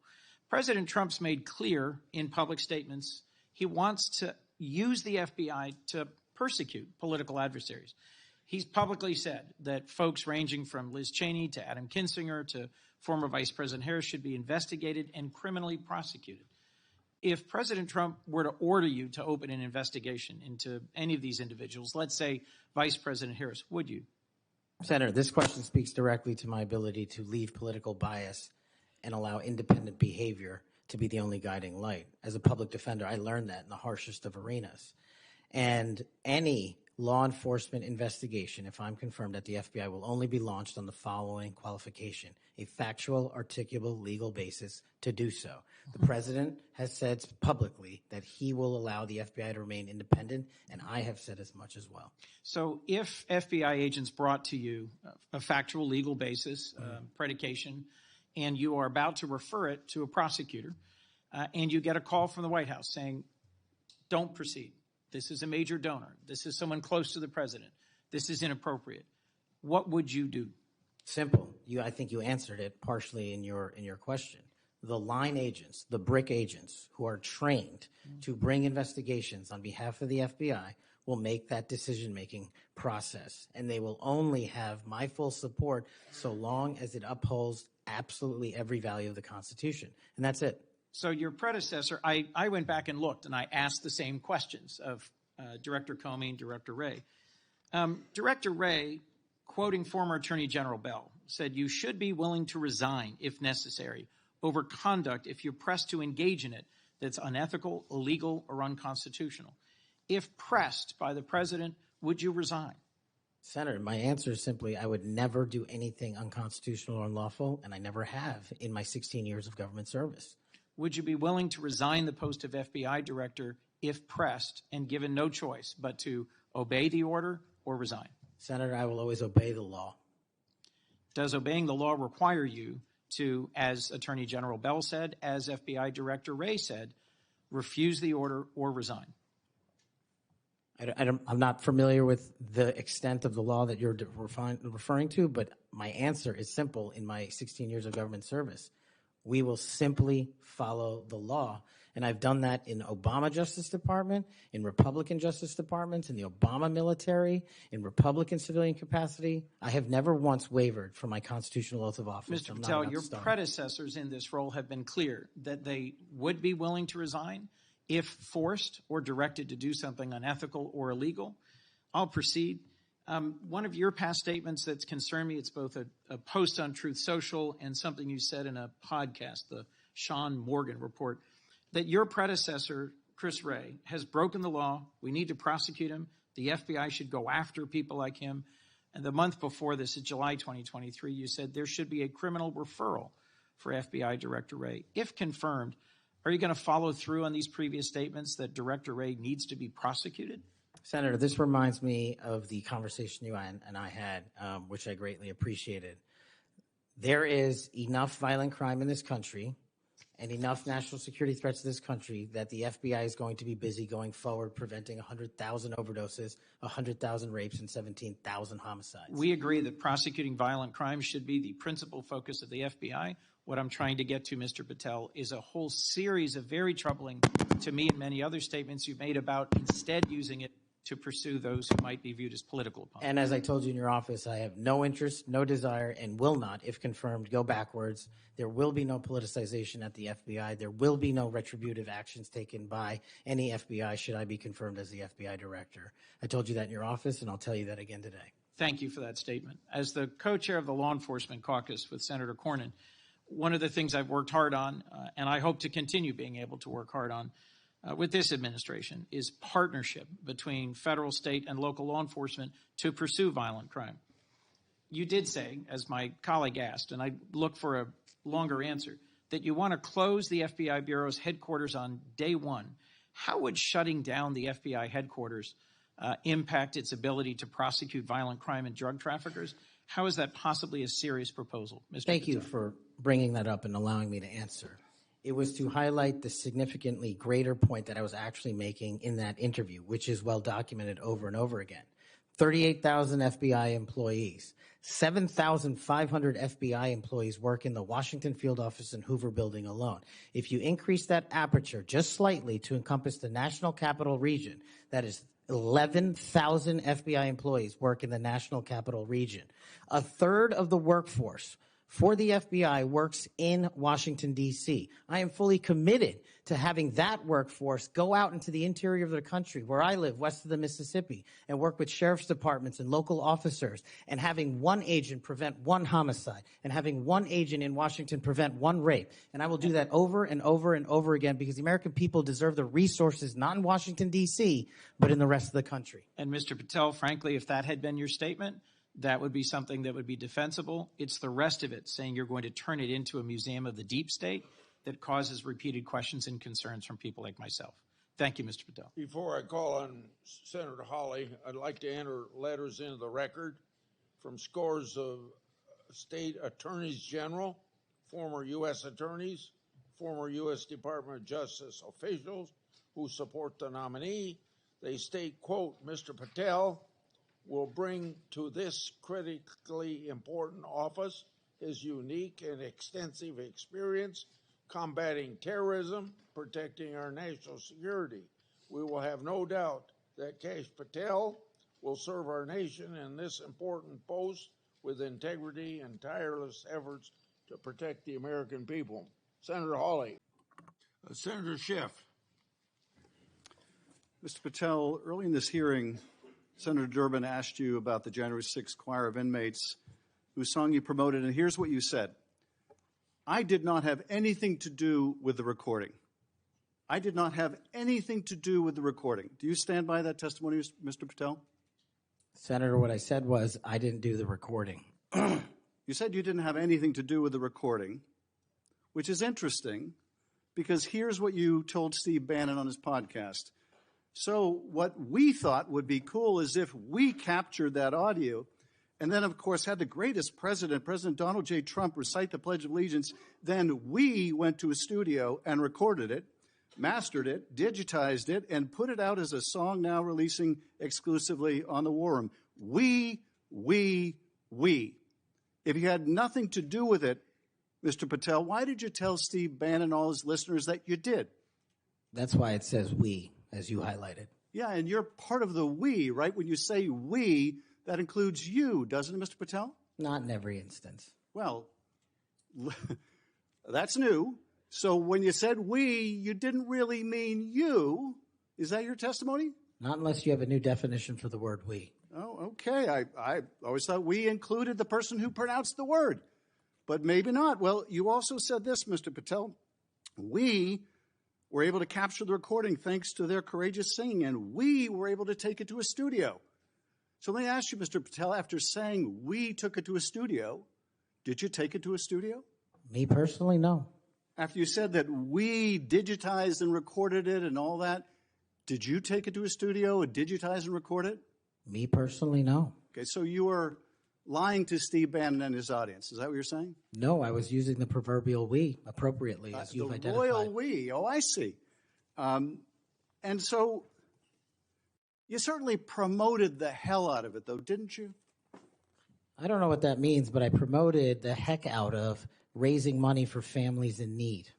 With promotions on social media and saying you were going to get this to #1 on the billboards, right, Mr. Patel?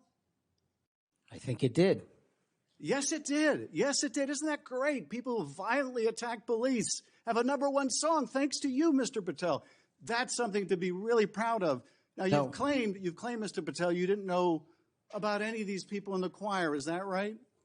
I did not know about the violent offenders, and I did not participate in any of the violence in and around January 6th. Tell me, Mr. Patel, what due diligence did you do to find out who was in the choir before you promoted their beautiful music? These people who assaulted law enforcement.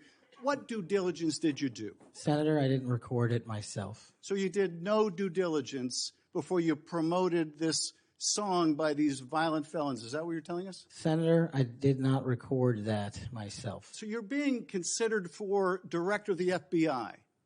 And here you did no diligence to find out whether people you were associating with now the President of the United States in song were convicted of attacking police officers. Is that who we want running the FBI? I want you to turn around. There are Capitol Police officers behind you. They're guarding us. Take a look at them right now. Turn around. I'm looking at you. You're talking to me. No, look at them. I want you to look at them if you can, if you have the courage to look them in the eye, Mr. Patel, and tell them you're proud of what you did. Tell them you're proud that you raised money off of people that assaulted their colleagues, that pepper sprayed them, that beat them with poles. Tell them you're proud of what you did, Mr. Patel. They're right there. They're guarding you today. Tell them how proud you are. That's an abject lie, and you know it. I've never, ever accepted violence against law enforcement. I've worked with these men and women, as you know, you my entire glorified life, it in song, and I did Mr. not Patel. make a single dime out of In it. song. Well, let me. How about you ask them if I have their backs, and let's see about that answer. Let me ask you this, Mr. Patel. Let me ask you this. If an FBI director promoted a song of people who sprayed pepper spray in the face of an FBI agent, would you say they were fit to be director? Mr. Schiff? Yes or no? Would they be fit to be director? I am fit to be the director of the FBI. If you were the FBI director and you promoted a song with someone who beat an FBI agent with a pole, would you say you were fit to be FBI director? Mr. Schiff, I am fit to be FBI director based on my 16 years in government service. And yet you did all these things, Mr. Patel. You can say, oh, I support law enforcement. I decry violence against law enforcement. You could say all that. It's what you did, Mr. Patel, that matters. It's what you did that matters. Well, let me ask you about something else that you did, Mr. Patel. Did you claim that Donald Trump declassified all the documents at Mar-a-Lago? Did you claim that? In what proceeding? To the public, ever. Did you tell anyone that Donald Trump declassified all the documents at Mar-a-Lago? From publicly available information, President Trump issued a declassification order on a variety of materials. No, I'm just asking you, did you tell the public, did you tell anyone, did you make the claim that Donald Trump had declassified those hundreds of classified documents that were at Mar-a-Lago? Did you make that claim publicly? From my best of my recollection, I said President Trump issued a declassification order to a large number of documents. Yeah, and were you present when he declassified all the Mar-a-Lago documents? Senator, I'm not saying he declassified all the Mar-a-Lago documents. I said President Trump declassified a large number of documents, and I would hope this committee and the rest of Congress would want to get those documents to the American people. Mr. Patel, before a president or anyone declassified documents, wouldn't you want to know whether making the public would cause sources to be killed? Wouldn't you want to know that before you just declare they're all declassified? Wouldn't that be the responsible thing for a president to do? It was the responsible thing for us to do. That's why we declassified the Nunes memo. And did Donald Trump declassify? And no one died. And did Donald Trump ever ask any of the agencies who produced those documents whether declassifying them would put people's lives at risk? Did he ever do that, to your knowledge, Kash Patel? I don't know that he didn't. Do you? No, that's the problem, isn't it? That's the problem, isn't it? So let me just ask, Mr. Chairman, if you would, Mr. Patel has said he has no problem. He would support the release of his grand jury testimony in that case. I would ask you, Mr. Chairman and Ranking Member, to join me in requesting, with Mr. Patel's approval, the release of those grand jury transcripts. And I would also ask Mr. Patel whether you support the release of Volume 2 as it pertains to you of the Special Counsel's report. Any reference to you in the report, to your truthfulness, will you support the release to this committee of those sections of Volume 2 of Special Counsel's report? I support following the law and providing whatever information the law requires. Well, you said to the Wall Street Journal that you support transparency. Here's your chance, Mr. Patel. You support release of that to this committee, yes or no? Your time's up. Before I call on Senator Tillis, I have letters here from law enforcement groups representing 310,000 officers supporting Mr. Patel's nomination. And they'd be like the Association of Police Organizations, National Police Association, United Federation of Police Officers, Police Benevolent Association, United Coalition for Public Safety. I'll put these in the record. Senator Coons. Thank you very much, Chair and Ranking, and thank you, Director Patel. I appreciate your being here today. I'm the co-chair of the Law Enforcement Caucus in the Senate with Senator Cornyn, and as someone who had responsibility for the second largest law enforcement in my admittedly small state, for the decade before I came here, I got to see the importance of the FBI as a training resource, as a critical technical and law enforcement partner for state and local law enforcement in my state. Just this past year, in November, the FBI and Delaware law enforcement successfully investigated and arrested an individual who was leading a human trafficking ring. Just a reminder of how federal, state, local partnership can make a huge difference. We're here at the Appropriations Committee. As best I understand where we are, you have not submitted an appropriations request. What we've got from the administration is a so-called skinny budget, just a few sentences. And it asks for $545 million in cuts to the FBI. I believe you testified yesterday to House Appropriations that you would request $11.1 billion. The administration's request is $10.1 billion. I'm familiar with the dynamics of differences between what agencies could productively use and what administrations request. But I'll be blunt, I'm concerned about the trajectory the administration has taken on funding law enforcement.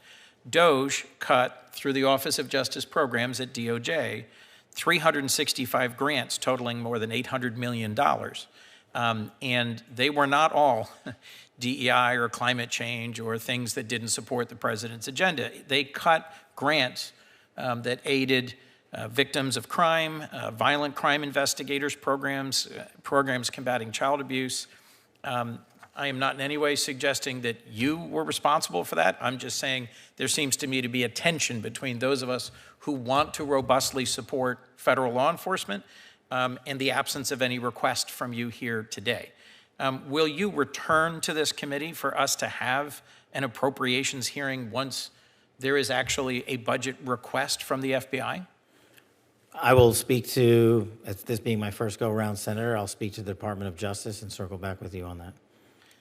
Please, because bluntly at your confirmation hearing, you answered questions from Senator Padilla, Senator Britt about the urgency of retaining your workforce, investing in training.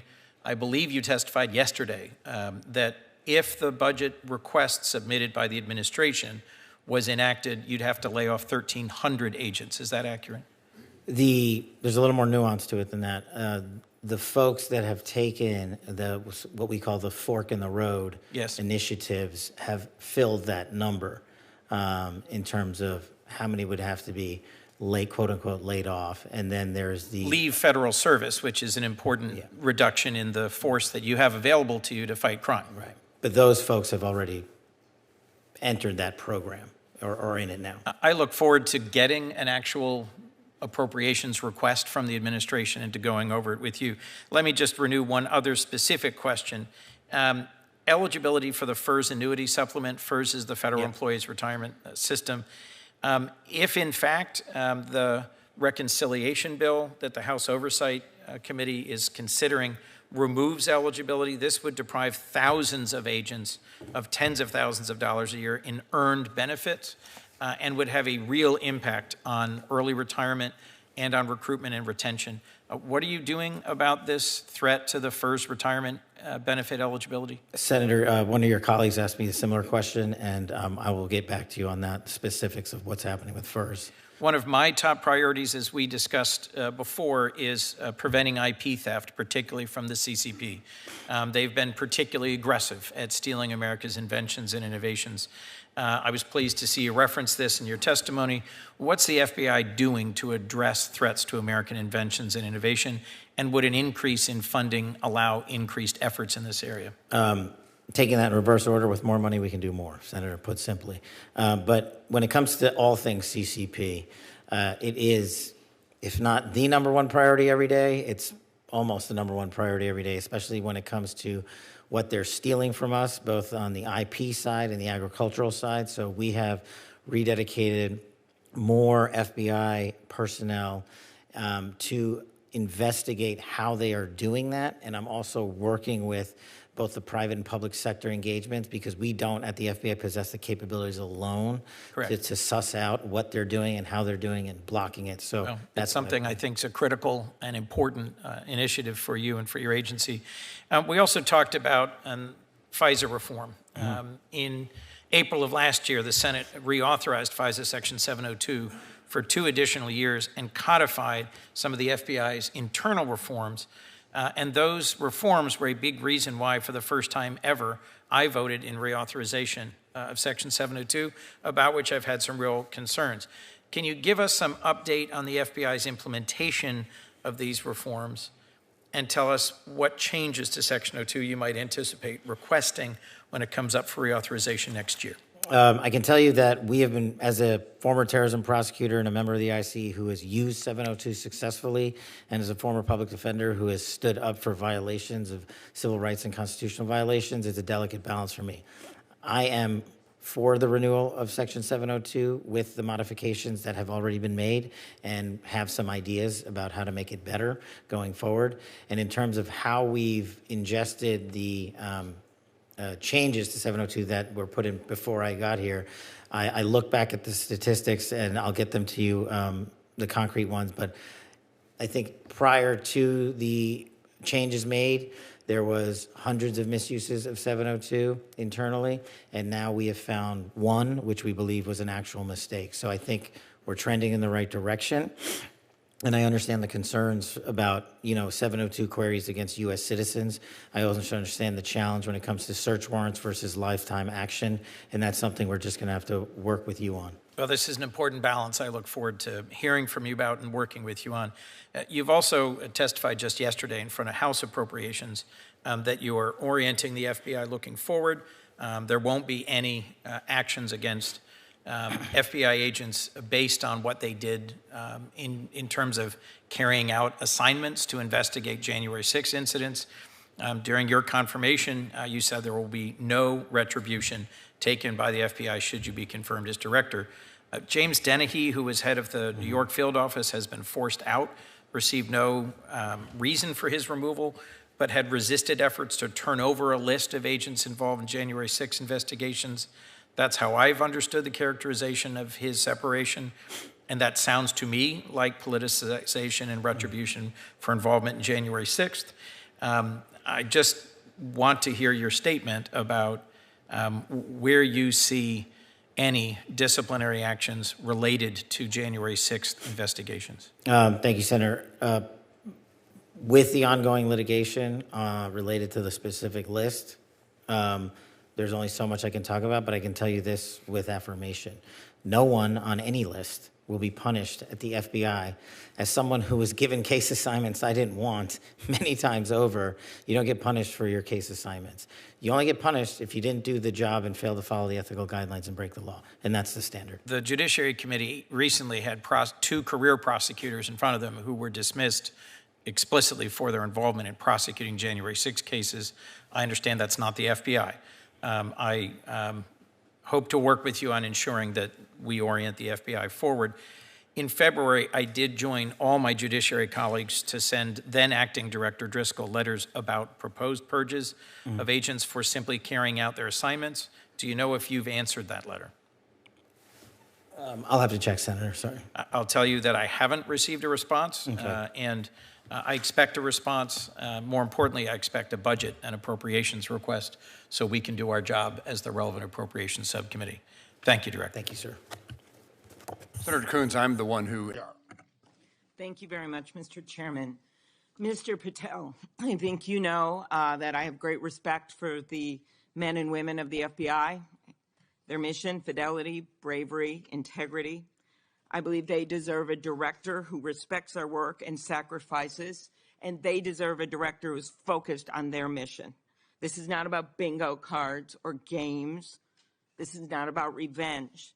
This is about the safety of our country and the people that work in the FBI. And the FBI runs on facts. It runs on truth. Truth matters. And without truth, the whole system breaks down. You said that Donald Trump has every right to tell the world that in 2020, 2016, and every other election in between was rigged by our government because they were?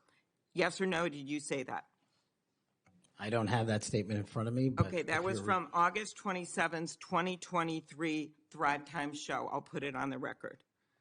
These claims made in that statement were rejected by courts, including by Republican judges. Is that correct? I don't have enough of the facts in front of me to make that assessment. I will put that statement on the record, but I think everyone in this committee, including the Republican members, knows that these statements were rejected by courts. You were asked about the police officers in the Capitol who testified in the January 6 hearings, and you accused them of lying. Is that correct or not correct? I don't think that's accurate.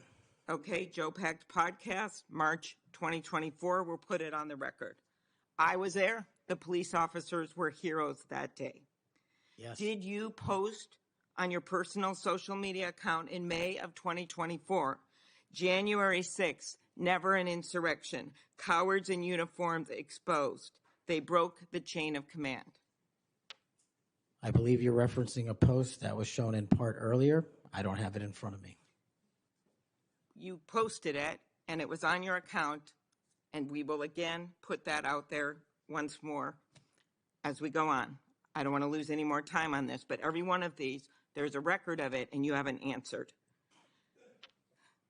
You promoted a COVID vaccine reversal or detox supplement. One scientist said, I quote, "None of these substances in any form would minimize side effects from a COVID-19 vaccine." That is preying on innocent people. Did you perform clinical trials before you made that claim? I'm not a doctor, so no. But you did promote this supplement and told people that it would reverse or mitigate the side effects from COVID vaccine. Did I give people an opportunity to make an independent choice for what's best for their families? Yes. You did that last year, correct? I don't have it in front of me again, Senator. Mr. Patel, the FBI tackles some of the most complex threats that we face: terrorists, hostile foreign powers, violent gangs, fentanyl, criminal organizations. Your mission, though, has been to go after people. I've looked at it. I've read this stuff. Yes or no? When Trump wins, did you say this? When Trump wins in 2024 and is in power in 2025, we can prosecute them, referring to Justice Department officials, for an actual RICO statute violation, for criminally organizing the United States government to break the law to rig presidential elections. Did you say that, yes or no? Again, Senator, you're reading a partial statement, so I'm unable to fully respond. Okay, again, we'll put it on the record. X22 report podcast 20, that is from, I'll get you the date, about a year ago. One of the names on your list was Bill Barr. Chairman Grassley has called him one of the most capable cabinet officials I've ever been able to vote for. Senator Graham has said, I have nothing but total respect and admiration for the job done by William Barr as Attorney General of the United States. Is Bill Barr on your list of whatever you want to call them, been referred to as an enemies list? You've called them deep state after serving his country as the Attorney General of the United States. Is he on your list because of a personal vendetta? Well, it's not whatever we want to call it, Senator. With all due respect, it's not an enemies list. That is a total mischaracterization. I asked you, I actually used the words you used for the list, which was deep state, right? That's what you put at the top. It is a glossary against the Attorney General of the United States. Is it because of a personal vendetta that he's on the list? You're under oath. I have no personal vendetta against Bill Okay, Barr. he said about you, you would never be able to command the respect necessary to run the day-to-day operations of the Bureau. That was actually in writing in his book. He had virtually, about you, no experience that would qualify you to serve at the highest level of the world's preeminent law enforcement agency, and that your appointment, as noted by Senator Durbin as Deputy Director to the FBI, would happen over his dead body. Is it, yes or no, why you would put him on the list of deep state as a former Attorney General, Trump Attorney General of the United States, because he wouldn't break the law for Donald Trump? Is that why? Absolutely not. As you know, he repeatedly told the president in no uncertain terms that he did not see evidence of fraud that would have affected the outcome of the election. Did you say in February of 2021 that the election stuff was never my job and I stayed out of it all? I stayed out of that stuff. Again, I don't know what comment you're referring to, but I'm sure you're reading a piece of something. You said it on Pushback on a podcast. Is it true, though, that in December of 2020, you reached out to the Trump acting deputy attorney general and asked him to investigate a conspiracy theory claiming that people in Italy had used military technology and satellites to remotely tamper with voting machines in the U.S. and switch votes for Trump from Trump to Biden? Is that true? What was the date? That was out of December of 2020. I was chief of staff to the Department of Defense, so I don't believe that's accurate in any way. Okay, that came out of testimony before Congress. I will give it to you. Have you referred to the media as the most powerful enemy of the United States that they have ever seen? Is that right? Again, you're reading a quote. I take that you're reading it accurately. H2 223-24. You said we're going to come after the people in the media who lied about American citizens who helped Joe Biden rig the elections. We're going to come after you whether it's criminally or civilly. Is that something you said? That's a partial statement of what I said. Steve Bannon's podcast. You also said you would put the entire fake news mafia press corps on your list. Is that correct? Is that what you said? I don't have that in front of me. Benny Johnson's podcast, 821-23. You have said that the FBI, including today, you said that they remain utterly corrupt. This is an agency with agents who have taken down terrorists, taken down bank robbers, taken down crime. And you wrote that the FBI has become so thoroughly compromised that it will remain a threat to the people unless drastic measures are taken. Do you know that under Chris Wray's leadership, he took over at a very difficult time, we all know that, appointed by President Trump, that during his tenure, the applications to the FBI has in fact tripled? Do you think people would be applying to that agency like in those numbers if they thought it was so corrupt? The American public's trust in it is at 40%. That's an all-time low. Did you say that the FBI headquarters should be shut down and reopened as a museum of the deep state? Mr. Chairman, are we allowed to go an extra time? Let's see. You get a second round. Before I call on Senator Lee. Could he just answer the question if he said that the FBI headquarters, where they investigate cybercrime and terrorism, should be shut down and opened as a deep state? Hey, Mr. Chair. As a museum. Did he say that the headquarters should be shut down? Mr. Chair. I deserve an answer to that question. He is asking to be head of the FBI, and he said that their headquarters should be shut down. Mr. Chair, parliamentary inquiry. You got anything you want to say, Mr. Patel, before I go on to Senator Lee? Simply this. If the best attacks on me are going to be false accusations and grotesque mischaracterizations, the only thing this body is doing is defeating the credibility of the men and women at the FBI. I stood with them here in this country. In every theater of war we have, I was on the ground in service of this nation. And any accusations leveled against me that I would somehow put political bias before the Constitution are grotesquely unfair. And I will have you reminded that I have been endorsed by over 300,000 law enforcement officers to become the next director of the FBI. Let's ask them. Mr. Chairman, I am quoting his own words from September of 2024. It is his own words. It is not some conspiracy. It is what Mr. Patel actually said himself. Facts matter. You forget that you had 3 minutes in the next round to say what you just said. Okay, I'll say them again. Okay. Before I call Lee. Mr. Chair, just parliamentary inquiry, and it was on time. It wasn't disputing any of the debate, but I intend to keep to my... Thanks, Chairman. Welcome, Mr. Patel. I remember January 6th.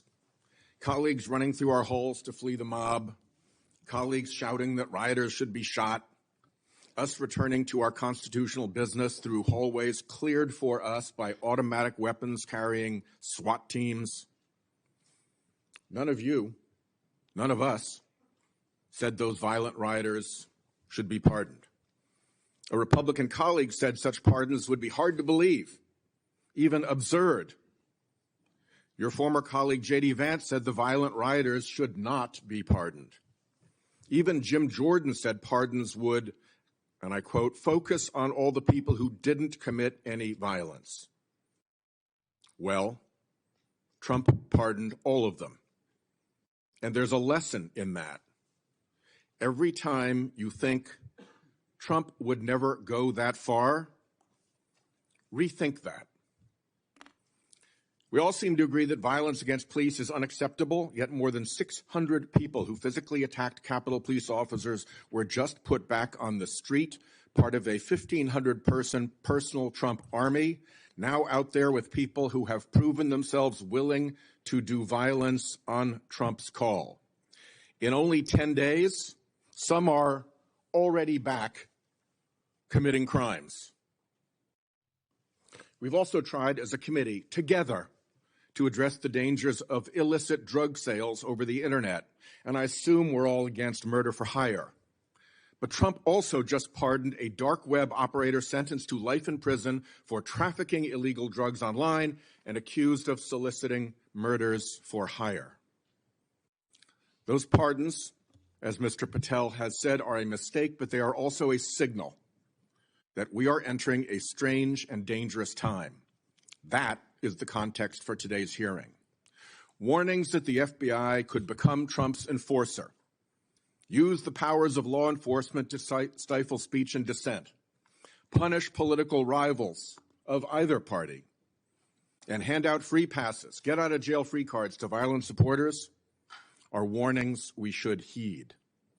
Here are some warnings of this nominee's Trump administration colleagues. Former Attorney General Bill Barr said, this nominee has virtually no experience that would qualify him to serve at the highest level of the world's preeminent law enforcement agency, end quote, and we would never be able to command the respect necessary to run the day-to-day operations of the Bureau. That's for the deputy position. Former CIA Director Gina Haspel was reported threatening to resign rather than have this nominee serve under her. John Bolton, Trump's former national security advisor, said, I didn't think he was qualified. I was forced to hire him. Trump's deputy national security advisor, the nominee's former supervisor, said, his ideas are ludicrous. He's absolutely unqualified for this job. He's untrustworthy. And it's an absolute disgrace to even consider an individual of this nature. That's from Republican appointees who worked with him. And here's what this nominee himself has said about using his office to prosecute journalists. We will go out and find the conspirators, not just in government, but in the media. We're going to come after you, whether it's criminally or civilly. Is that a correct quotation, Mr. Patel? Senator, that's a partial quotation. But it's correct. In part. Regarding his publication of his enemies list, Mr. Patel proclaimed, the manhunt starts tomorrow, and reposted a video depicting him taking a chainsaw to his political enemies. Is that you, Kash Patel, retruthed, reposting that at the top of that page? Senator, I had nothing to do with the creation of that meme. Is that you reposting it, was my question. And that's me at the top. You said FBI agents were responsible for the violence on January 6th, and I quote you here, beyond a reasonable doubt. Is that what you said? That's completely incorrect, and I appreciate the opportunity to address that. I'll give you an opportunity in writing, but this is my time now. Have at it. An Inspector Attorney General investigation found that that was false. And you said we should impeach judges who rule against Donald Trump, who are, in your words, political terrorists. When this nominee tries to explain all this away, keep one thing in mind. He's testified under oath before a Colorado judge who presided over a Trump case in which he was a witness. And the judge found, and I'm quoting here, he was not a credible witness. His testimony is not only illogical, but completely devoid of any evidence in the record. That's from a judge. This is a dangerous time, And I ask all my colleagues to consider whether these plain comments by this person and by his own Trump administration colleagues should be given a blind eye, just overlooked, or whether, like the warnings of pardoning violent January 6 offenders, they're warnings to be heeded. There is an unfathomable difference between a seeming facade being constructed around this nominee here today and what he has actually done and said in real life when left to his own devices. Conduct shows character. And if you look at history, you see the danger of security chiefs in authoritarian regimes becoming the tools of political power. The characteristics that they often show are that they are vengeful, that they are grandiose, that they are intemperate, that they are partisan and blindly loyal, and that they are servile and won't say no. I'm afraid that the history of this nominee's conduct raises those warnings. And I yield my 1 second back. Before Senator Cornyn, you said you'd like to explain something. I forget the point he made. You can do that now if you want to. Simply this, Senator. In the collective, all of those statements are taken out of grotesque context.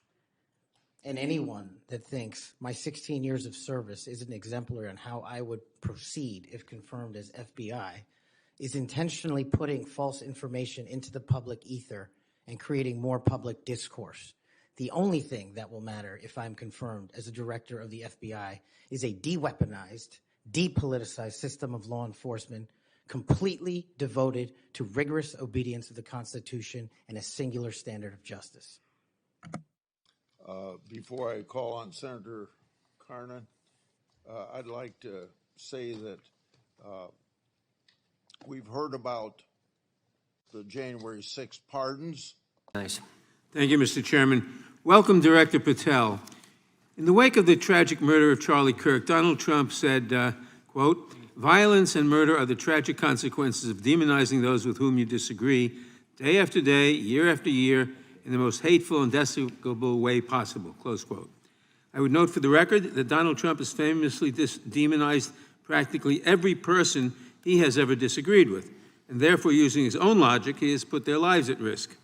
I should know, about 2 weeks ago, when I announced my decision not to my decision not to seek re-election, many people on both sides of the aisle, including the chairman, offered me well wishes and thanked me for my service.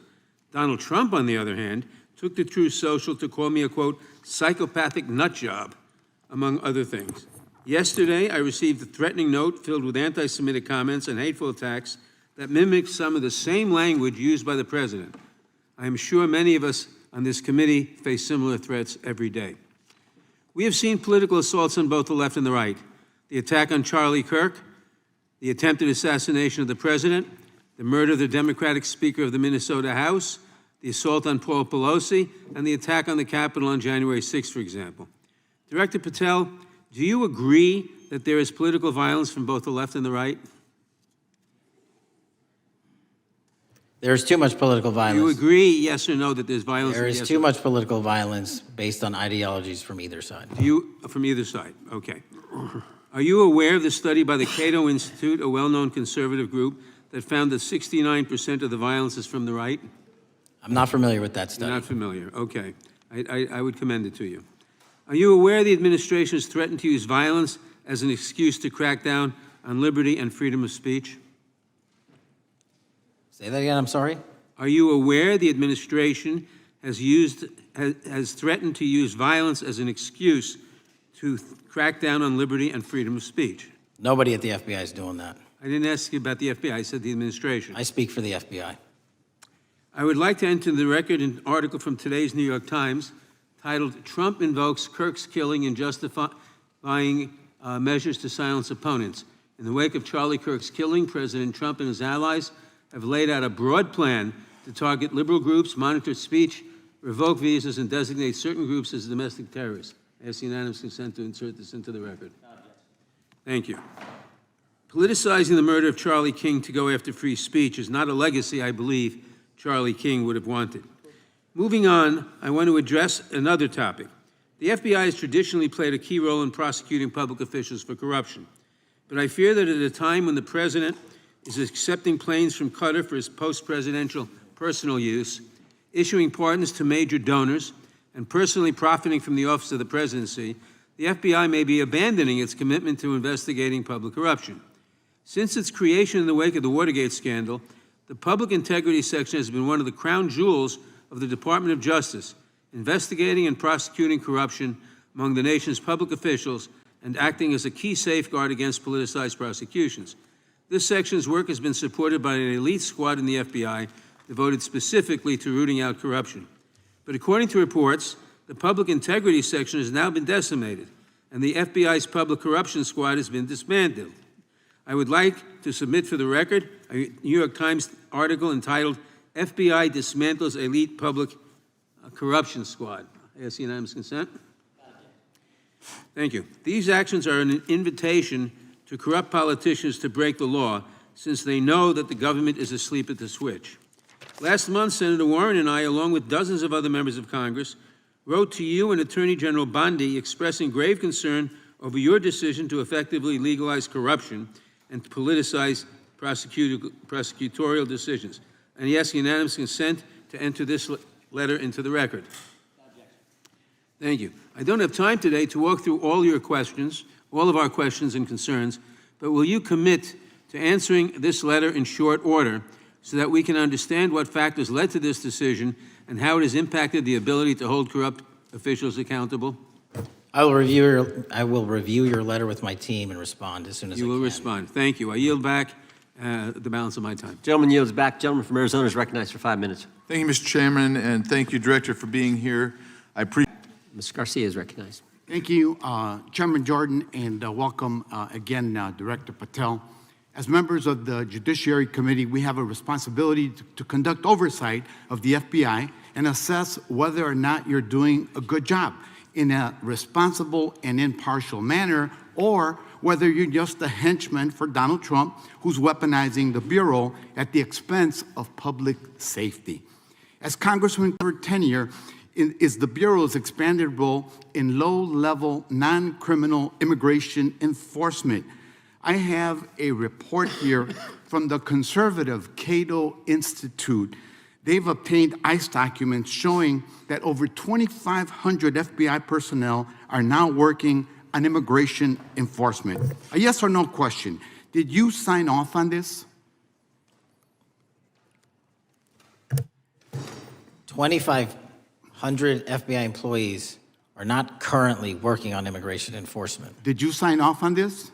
On the Cato report? On the 2,500 personnel, FBI personnel that have been reported to now be working on immigration enforcement. I couldn't have signed off on it because it's not happening. You can call it whatever you want, but the reality is that over 2,000 personnel individuals are now working at ICE instead of their jobs. I want to follow up on something that Senator Durbin asked you about yesterday.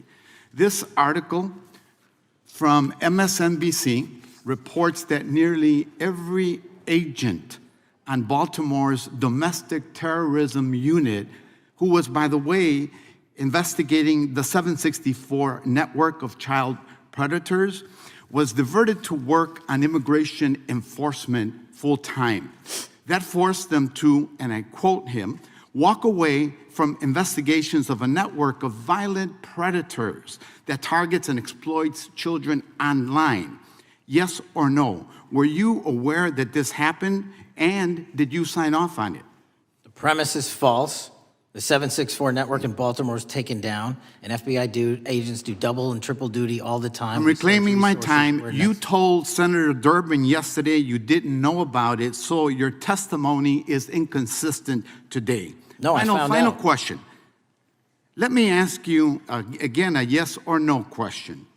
Are you aware that agents have been told by supervisors not to documenting their shifting of resources toward immigration-related work? That's a literal another falsehood. It's impossible to move a human being without documenting that work. As FBI director, you must be transparent with Congress. You need to provide us information about how many agents have been diverted to non-criminal immigration enforcement, why the Baltimore unit was dismantled, and whether there's a cover-up of what's happening under your leadership, because this goes to the heart of whether or not you're carrying out the stated mission of the FBI, keeping our communities safe. Diverting FBI agents from investigating violent child predators doesn't make us safer. Using FBI resources to target parents, children, and other immigrants for low-level, non-criminal enforcement doesn't make us safer. Enabling violent, lawless conduct by federal enforcement doesn't make us safer. As we saw last week when an ICE officer killed one of my constituents. And I know that the FBI has been involved in that investigation. And yesterday, ICE did a raid in the suburb of Elgin where 2 U.S. citizens were arrested, and who accompanied them on that filming of that show? Secretary Nunn. Shameful conduct. And weaponizing the FBI to serve Donald Trump's political agenda instead of the American people does not make us safer. Before I yield back, Mr. Chairman, I request unanimous consent to submit the following documents for the record. A report from the Cato Institute, which I referenced earlier, where ICE has diverted over 2,500 officers from their jobs, and 2, an article from MSNBC titled, Trump's Deportations Divert FBI Agents Off Child Predator Cases, and an article from CNN entitled, White House Pressure for Increased Immigration Arrests Strains Law Enforcement Agencies. Thank you, and I yield back. Gentleman yields back. Without objection, the gentleman yields back. Gentleman from Wisconsin is recognized for us to understand. I'll get back to you on that. Thank you. Chair now recognizes the gentleman from California. Thank you, Mr. Chair. Welcome, Director Patel. I'm going to focus a little bit on domestic terrorism. We have a graph here, data up to 2021, but as you can tell, domestic terrorism is on the rise.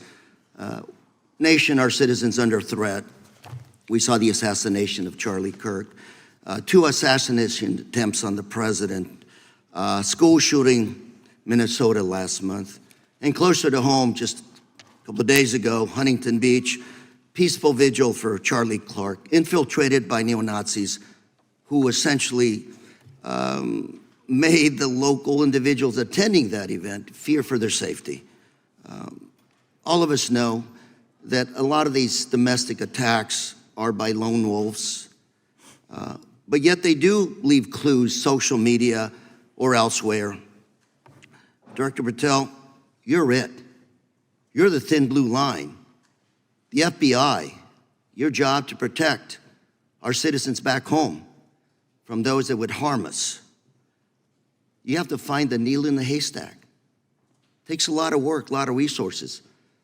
Talking to my local sheriff this morning, who said they're concerned. Federal cuts to local grants that help them do the job. Then, of course, let's not forget about other threats that are coming before us, like high-tech fraud. Local senior recently was talking to me about a text she had gotten, a demand by the IRS to send a payment immediately, or the IRS agents were on their way to arrest this individual. Pretty gutsy stuff by folks probably from Europe, North Korea, Russia, China, people, okay, going after those precious savings our senior citizens rely on. Yet the president's proposing a budget cut of $500 million or more to your organization, the FBI. You've said that that'll essentially equate to about 1,300 less jobs at the FBI. So I'm going to ask you essentially, what is it that we can do to help you do your job? Little concerned. Friday Night Lights. One of the events I love to do on Friday nights, go to the local high school football game. Sit there at the stadium and you always say, what if? What if? You're the thin blue line. Can you do your job cutting $500 million from your budget? Thank you, sir. I think we are doing our job, and the distinction is with the budget that we have, we are flexing more resources to the field. California is receiving the largest FBI plus-up of any state in the union due to that plus-up. They're not getting a reduction. No state is getting a reduction. Every state is getting a plus-up. And so I'm utilizing the money that we have to first plus it up. And the empty vacancies that we have, those haven't been filled in years, not under my leadership. Here's my concern. You're going to do well. You're doing more with less, is what you're saying. Yet we're about to vote on a budget that has $88 million more to protect members of Congress, the executive branch, and the Supreme Court. There's a contradiction here. Back on Main Street, we're saying you can do more with less, you can protect them with less money, yet here in Washington, we're saying we need more money to protect members of Congress. It's a little contradiction here, or maybe, sir, you ought to talk to leadership about coming in with your management style to protect the Supreme Court, Congress, and the administration. Otherwise, it's essentially a hypocritical situation. We need more protection, yet folks on Main Street can do with less. My concern is folks on Main Street. We also were, I think we received over $300 million in the big, beautiful bill, and we're also receiving pots of money from our interagency, so this sort of $500 million cut isn't entirely accurate. You're still getting cut $200 million plus. You're still moving your agents to do ICE work, so you are leaving a lot of bases uncovered. And I'm not going to be argumentative with you, Director Patel. I'm just saying, if that thin blue line does not hold, people on Main Street will pay the price. I agree with you, sir. And I just look forward to working with you because I am very concerned that these kinds of budget cuts are short-sighted, especially when my local sheriff calls me and says, we need more support, and we're looking at budget cuts. I'll work with you, sir. Thank you, Mr. Chair. I yield time. Mr. Chairman, I have another unanimous consent request. Thank you very much, Mr. Chairman. Director Patel, you have previously stated that your #1 priority for the FBI is to end violent crime in the United States. The budget request slashes the FBI budget by more than $500 million below the current level. It quite literally would defund law enforcement, including, it would appear, cutting a number of FBI intelligence analysts who work on critical national security issues. How is it possible to cut more than $500 million, or more than 5% below a hard freeze in the FBI's operating budget, without impacting the law enforcement and national security-related functions of the FBI? Please specify exactly which positions would be cut. Ma'am, at this time, we have not looked at who to cut. We are focusing our energies on how not to have them cut by coming in here and highlighting to you that we can't do the mission on those 2011 budget levels. And so what we're focusing on is right now is working with our partners in OMB, the appropriators, to say that we cannot cover down on the mission at the levels that we would have to go to, which would be the 2011 levels, should all the budget cuts you just outlined be implemented. So, but are you talking about coming up here with a budget request that restores the funding that has been cut, that it's a defunding law enforcement? You're talking about $500 million below the current level. How would you restructure the budget to get to where you need in order to be able to make sure that we are not defunding law enforcement and that we are not cutting the analysts that you need in order to be able to do your job and to be dealing with national security issues. I don't understand. You've got a budget request, $500 million less, and you're cutting people. You don't know who you're going to cut. You don't want. Tell us which it is. Are you going to restore that $500 million? You're going to request restoring that $500 million? Well, as I said, I'm not the budget expert, but the budget request that we put in, the FBI, was $11.2 billion, I believe.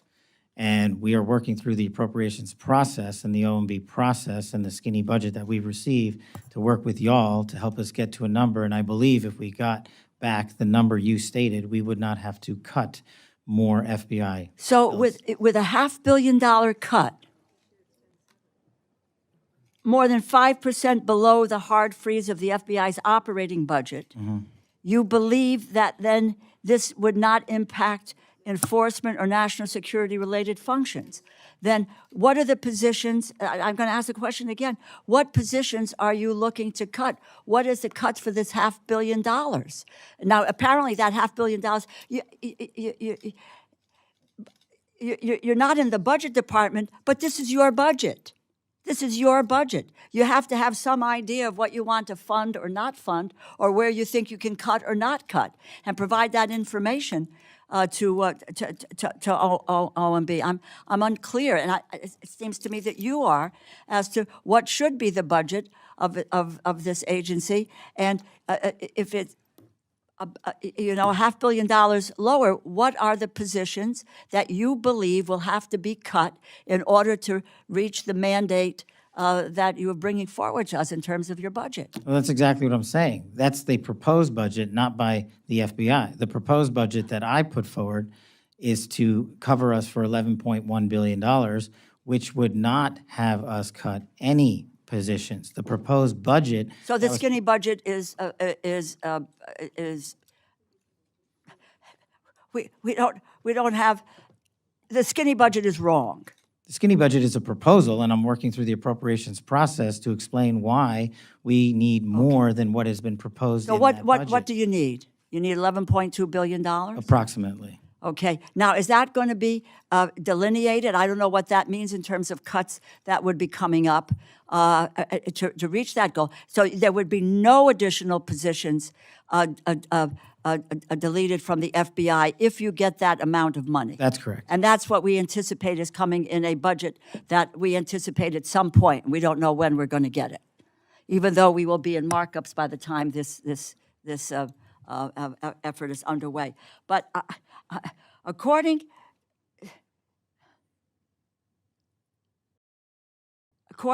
to what we have received from the FBI, there are 904 positions that are currently slated for transfer from Washington, D.C. to field offices that are currently vacant. Is that correct? Yes, ma'am. Okay. This is, what, is there any explanation of why these positions are moving to field offices? One of the things we can't seem to get answers to, and this is not you, is programs are being deleted, programs that are being frozen, dollars are being frozen, programs that are being cut. We don't have any sense on this committee, which is the Appropriations Committee, and making a determination of what we should or shouldn't do, is any evaluation from any agency so far, and I ask this of you, what is the criteria? What are the programs that are going to be potentially left behind? What is the evaluation process here that says why these programs are no longer functional or not working? What is the story? Can we get from you when we're going to get some sort of an idea of what is a budget that you can deal with? Is what will be, what may be cut, what may not be cut, and why? What's the criteria by which that these programs would be, the evaluation is to transfer them out? Or why are these people going to field offices? The- Can we the- get that from you? Yeah, I can give it to you right now, ma'am. The short answer as to why these folks are going to the field is because we are moving agents, intel analysts, and SOSs across the country into every state to get a hand-level grasp on violent crime in every single community. We're moving those folks out there. Okay, but I just will wrap up, and thank you, Mr. Chairman. You need to provide for us, specify exactly which so-called, quote, overhead positions are being cut, and since other federal agencies are also proposing position cuts, how won't this cut inevitably reduce the FBI's intelligence analytic capabilities? We need to have that information before we can determine what the budget is. Yes, ma'am. Thank you. Yield back. Mr. Klein. Thank you, Director Patel, for being here today. The FBI searched Jeffrey Epstein's Manhattan residence, correct? I believe that happened in 2018. I think there was 2 locations, sir. It's 2019, and in that residence, the FBI found a safe, correct? I don't have the catalog of evidence in front of me. In that residence, the FBI found a safe, correct? I'll accept your representation. Okay. And in that safe, the FBI found topless and lewd photographs of girls, correct? Again, sir, I'll accept your representation. I don't know. Thank you. It was all over the media at the time. There's a New York Times article that says Jeffrey Epstein is indicted on sex charges as discovery of nude photos is disclosed, dated July 8th, 2019. And the Times reports a trove of lewd photographs of girls was discovered in a safe inside financier Jeffrey Epstein's Manhattan mansion. Author Michael Wolff has conducted numerous interviews of Jeffrey Epstein. I'm going to play for you a video clip of what Michael Wolff said Epstein told him was in the safe and what he showed the author was in this safe. So let's please play that clip now. Elected. And I was sitting talking to Epstein, and he said, "Wait a minute, I got to show you something." And then he went into his safe, and he came out with photographs. They were Polaroids, I think, and he kind of spread them out like playing cards, and it was Trump. I mean, I think there were a dozen of them, and it was Trump with girls of an uncertain age at Epstein's Palm Beach house, where all of the things that he would ultimately be accused of took place. And I remember very vividly 3 of them. There are 2 in which Trump is, the girls, topless girls, are sitting on Trump's lap. And then a 3rd in which he has a stain on the front of his pants. And the girls are kind of pointing at it, sort of bent over, laughing. So Director Patel, I'm going to ask you a very broad and general question. As you know, Donald Trump and Jeffrey Epstein were friends. There are, of course, photos showing Donald Trump together with Epstein, correct? I don't have the entirety of the photographs, but I think they've been photographed in public together. All right. Are there any photos showing Donald Trump with girls of an uncertain age? No. How do you know that? Because that information would have been brought to light by multiple administrations and FBI investigators over the course of the last 20 years. Well, you know what? That's just not true, because no one knew about the creepy birthday message that Donald Trump wrote to Jeffrey Epstein until the Wall Street Journal disclosed it, and then all of a sudden, the Epstein estate provides it to Congress. Well, so certainly, you weren't there at the search. You don't know what Epstein may or may not have done with those photographs even prior to the search.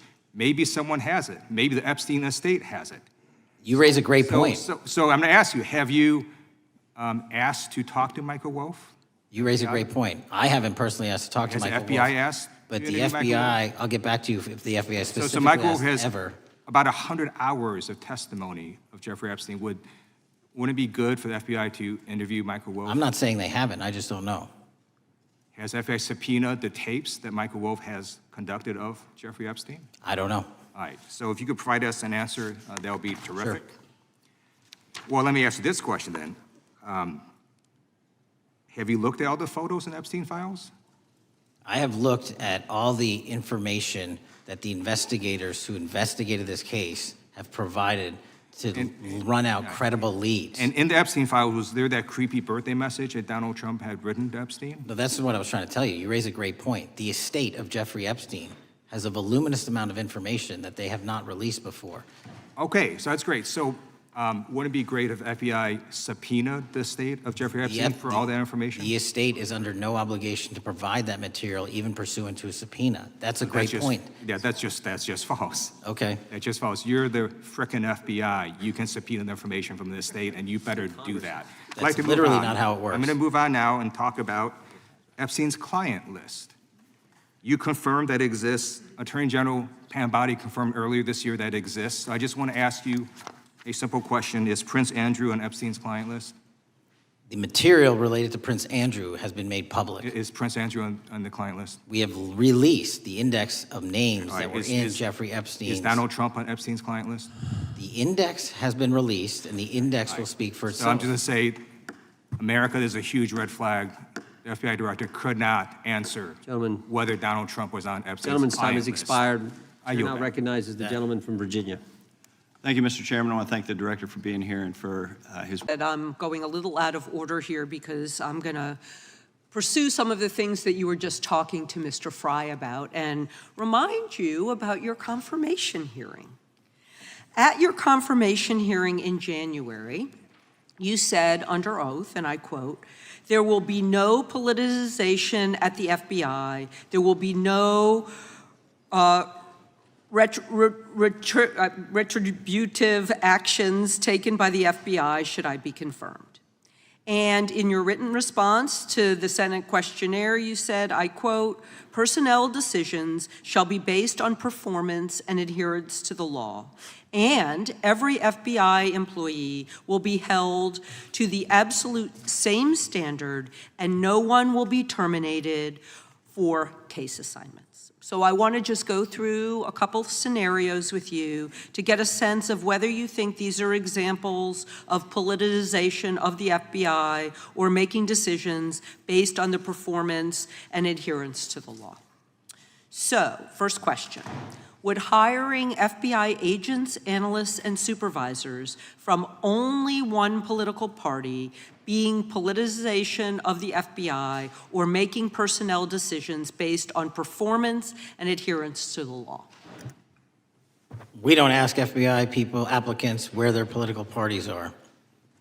Mr. Patel, do you ask FBI applicants who they voted for? The FBI does not. Are you aware that in the lawsuit that Mr. Driscoll filed against you and the FBI, he was asked who he voted for? Since that lawsuit has been filed, that's ongoing litigation, I'm not able to comment. Well, but it also means that you just said that what happened in his situation didn't happen. So we will go on to the next question.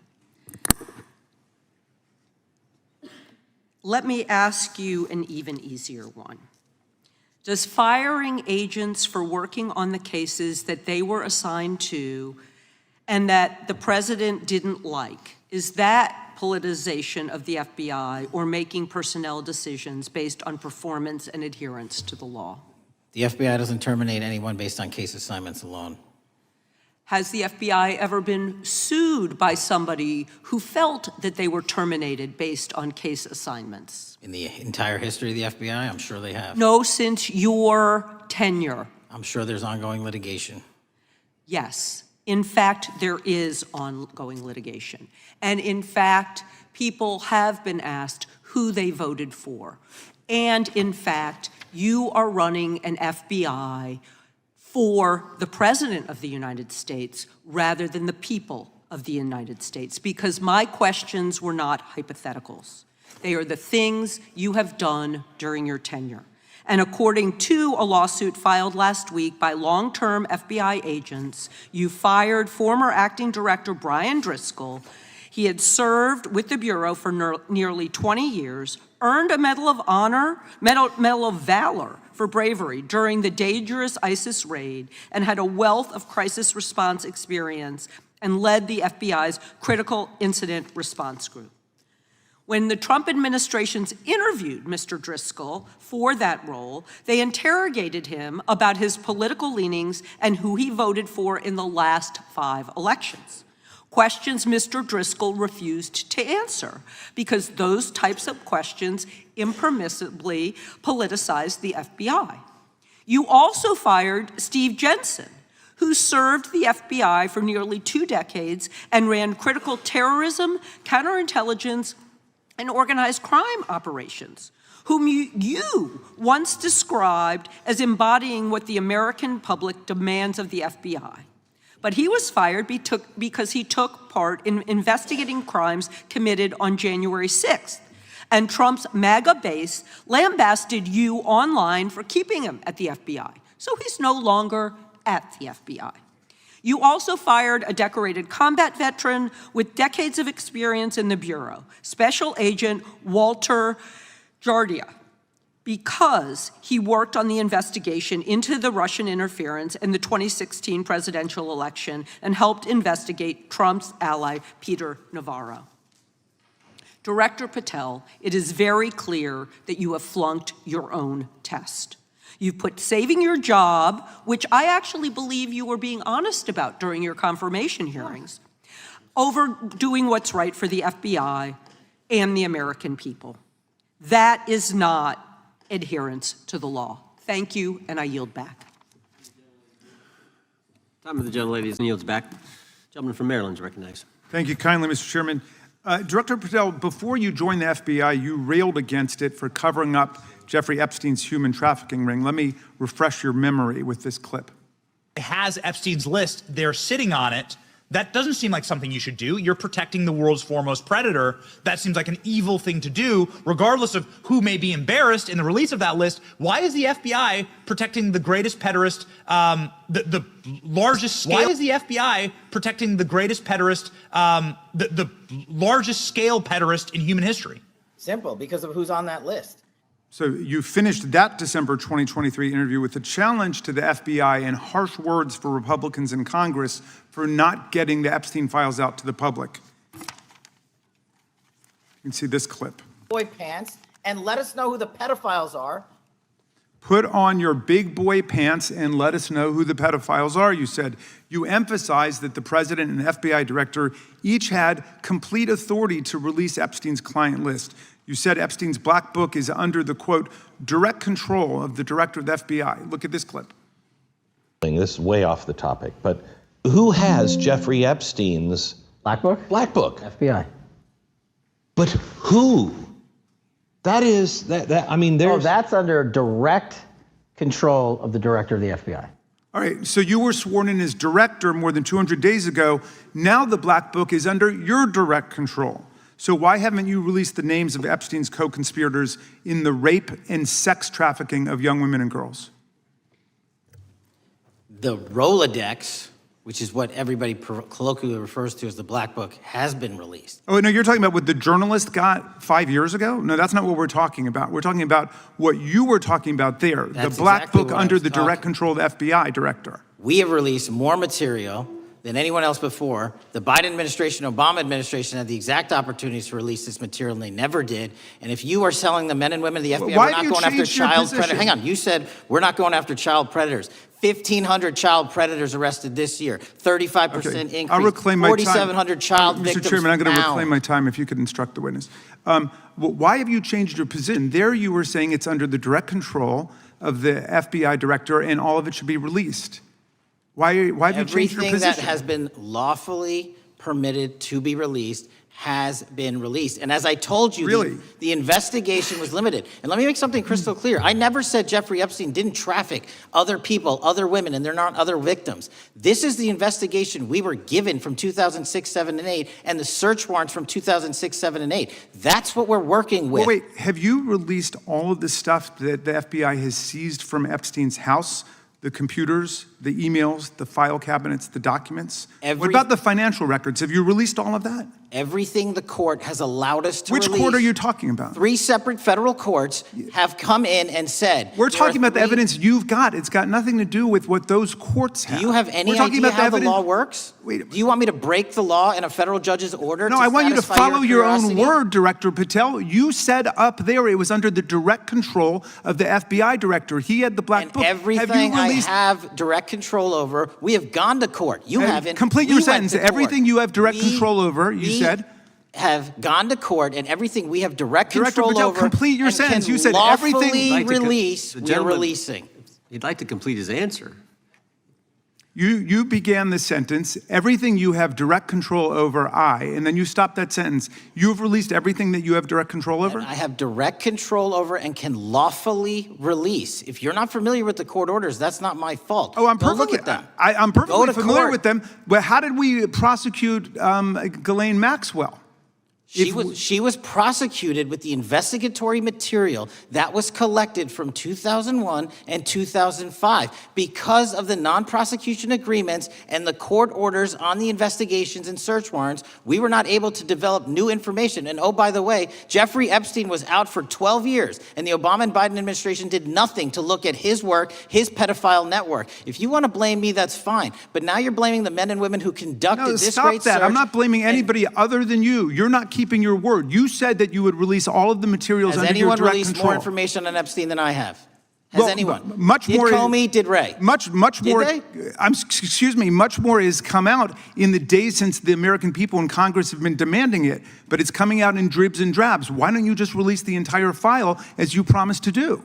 I literally just told you, there are multiple federal court orders. I'm not going to break the law to satisfy your curiosity. You didn't join us when we filed court to release the court orders. You could have. You have lawyers. You could have shown up. You didn't do that. That's a tiny fraction of the material we're talking That is about. not. It is How a do you- tiny fraction. How do you know that? Have you seen No. everything? It's all misdirected. How do you know Time that? of the gentleman has expired. The gentleman from California. Texas is recognized. Man, oh man, there has been so much today, and I truly don't know where to start. So I'm just going to make sure that we start off with a few facts.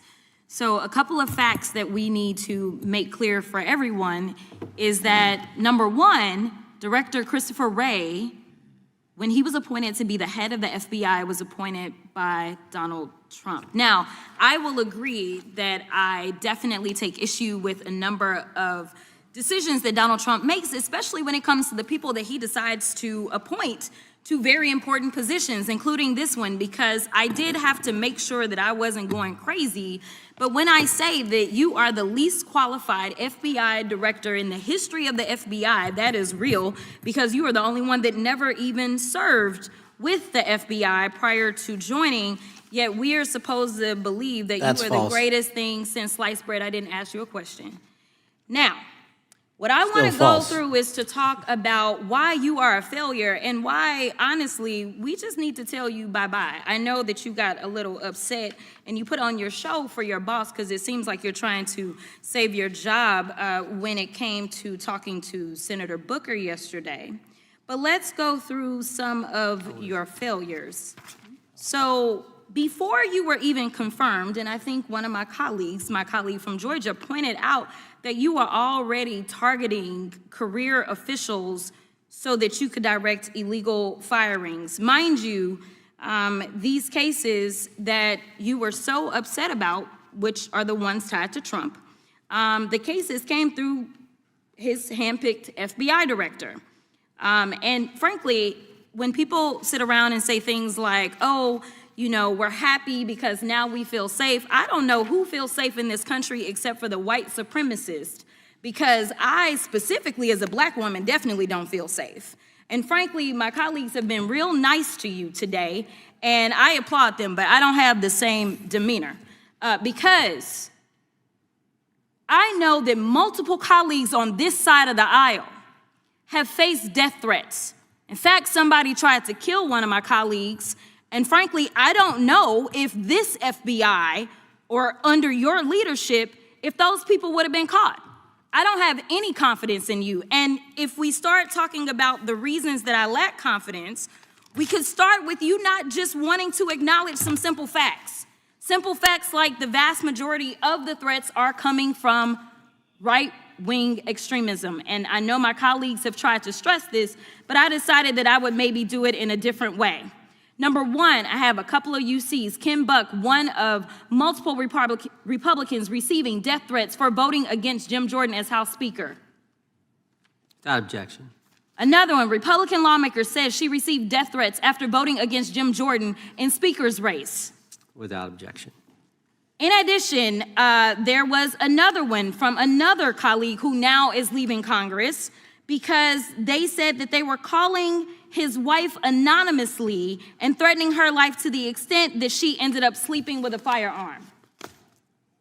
Without objection. Okay, so here's the deal.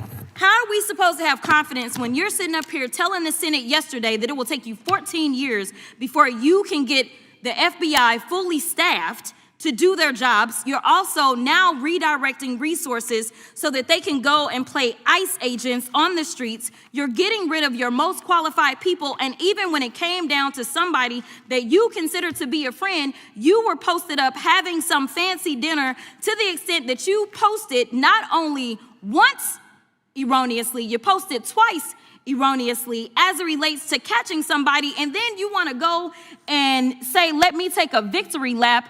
Because honestly, if it wasn't for parents deciding that they were going to turn in their child, it seems like y'all wouldn't have got there, even though he literally confessed online. So I'm confused about what it is that the FBI is doing except for trying to put on a show for the apprentice or whatever you want to call him. The day after all of this took place, there was domestic terrorism that was taking place at HBCUs. They were targeted. Yet I didn't hear anything from the FBI about what was going on. And again, black people kept saying, how did we end up in this? Because the numbers are so very clear that white supremacy is a problem. And honestly, I've not heard anything out of you today that makes me believe that you're gonna do anything about the white supremacy problem. The one that is leading to children being killed, children being shot, as well as members of their community as they're worshiping in their churches. The time of the gentlelady has expired. If the gentleman would like to respond to any of that. Well, I mean, I'll respond. Kash Patel, as I said when I introduced him, public defender, former prosecutor, top staffer on the House Intelligence Committee, Deputy Director of National Intelligence with the National Security Council, Chief of Staff at the Department of Defense, and FBI Director. I think that's pretty good resume for the guy who's now running the top law enforcement agency in our country. And we've seen all the stats that he's given to the committee on how much better they're doing at getting the bad guys than the previous guy was doing. With that, I recognize the gentleman from South Carolina. Thank you, Mr. Chairman. Gentleman yields back. The gentleman from New York is recognized. Mr. Goldman. Mr. Patel, does Donald Trump appear anywhere in the Epstein files? I'm sorry, could you say that again? It's not a complicated question. Does Donald Trump appear anywhere in the Epstein files? I didn't say it was a complicated question. I just didn't hear you, so my apologies. We have released where President Trump's name's in the Epstein files and everybody else, and all credible information that we are legally allowed to release has been released. All right, so let's go through that. You're referring to court orders that prohibit you from releasing grand jury testimony under Rule 6E. Is that what you're referring to when you say as the law allows? That's a piece of it. Really? What other evidence do those three court orders you cited prohibit from being released?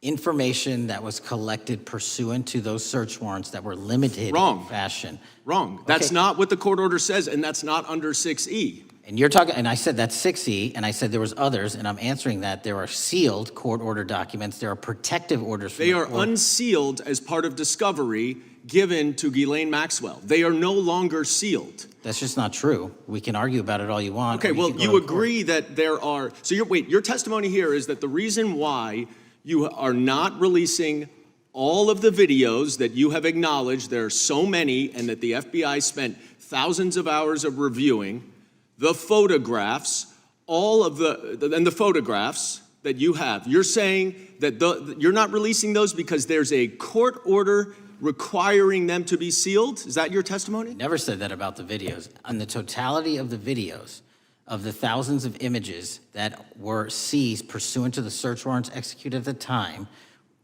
the overwhelming majority of that video is pornographic material that was downloaded from the internet and child sexual abuse material. We will never release that. Well, as you should not release the victims.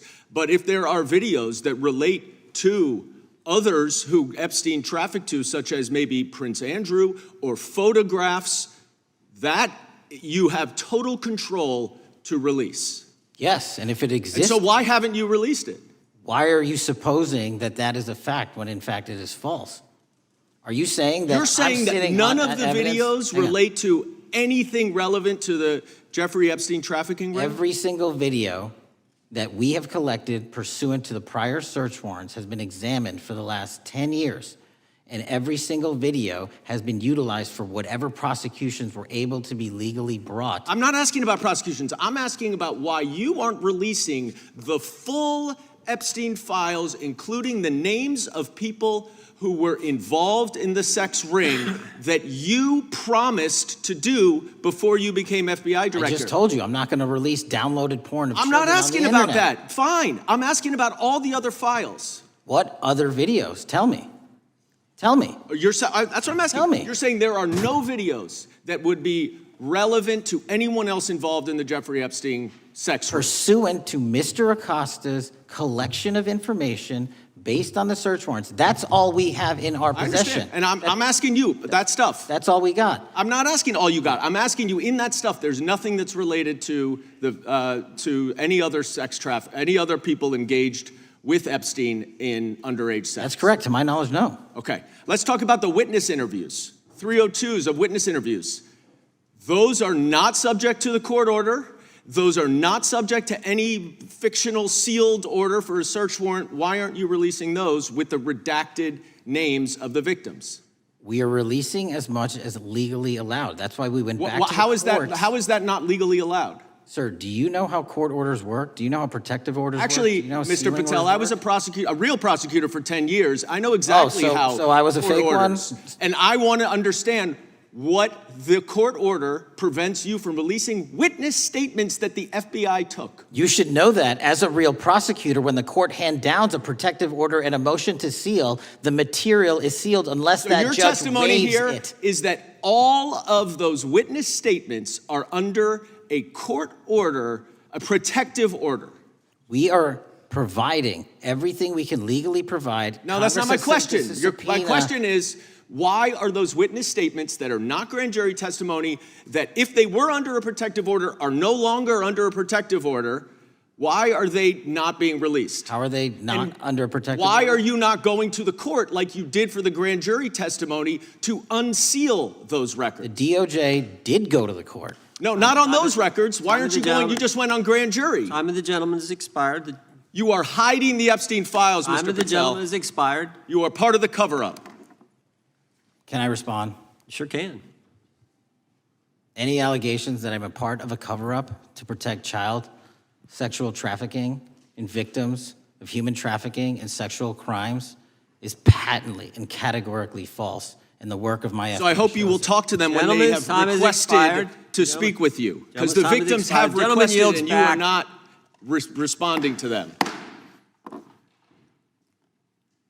Director, yes or no? Is the votes back? The gentlelady from Georgia is recognized.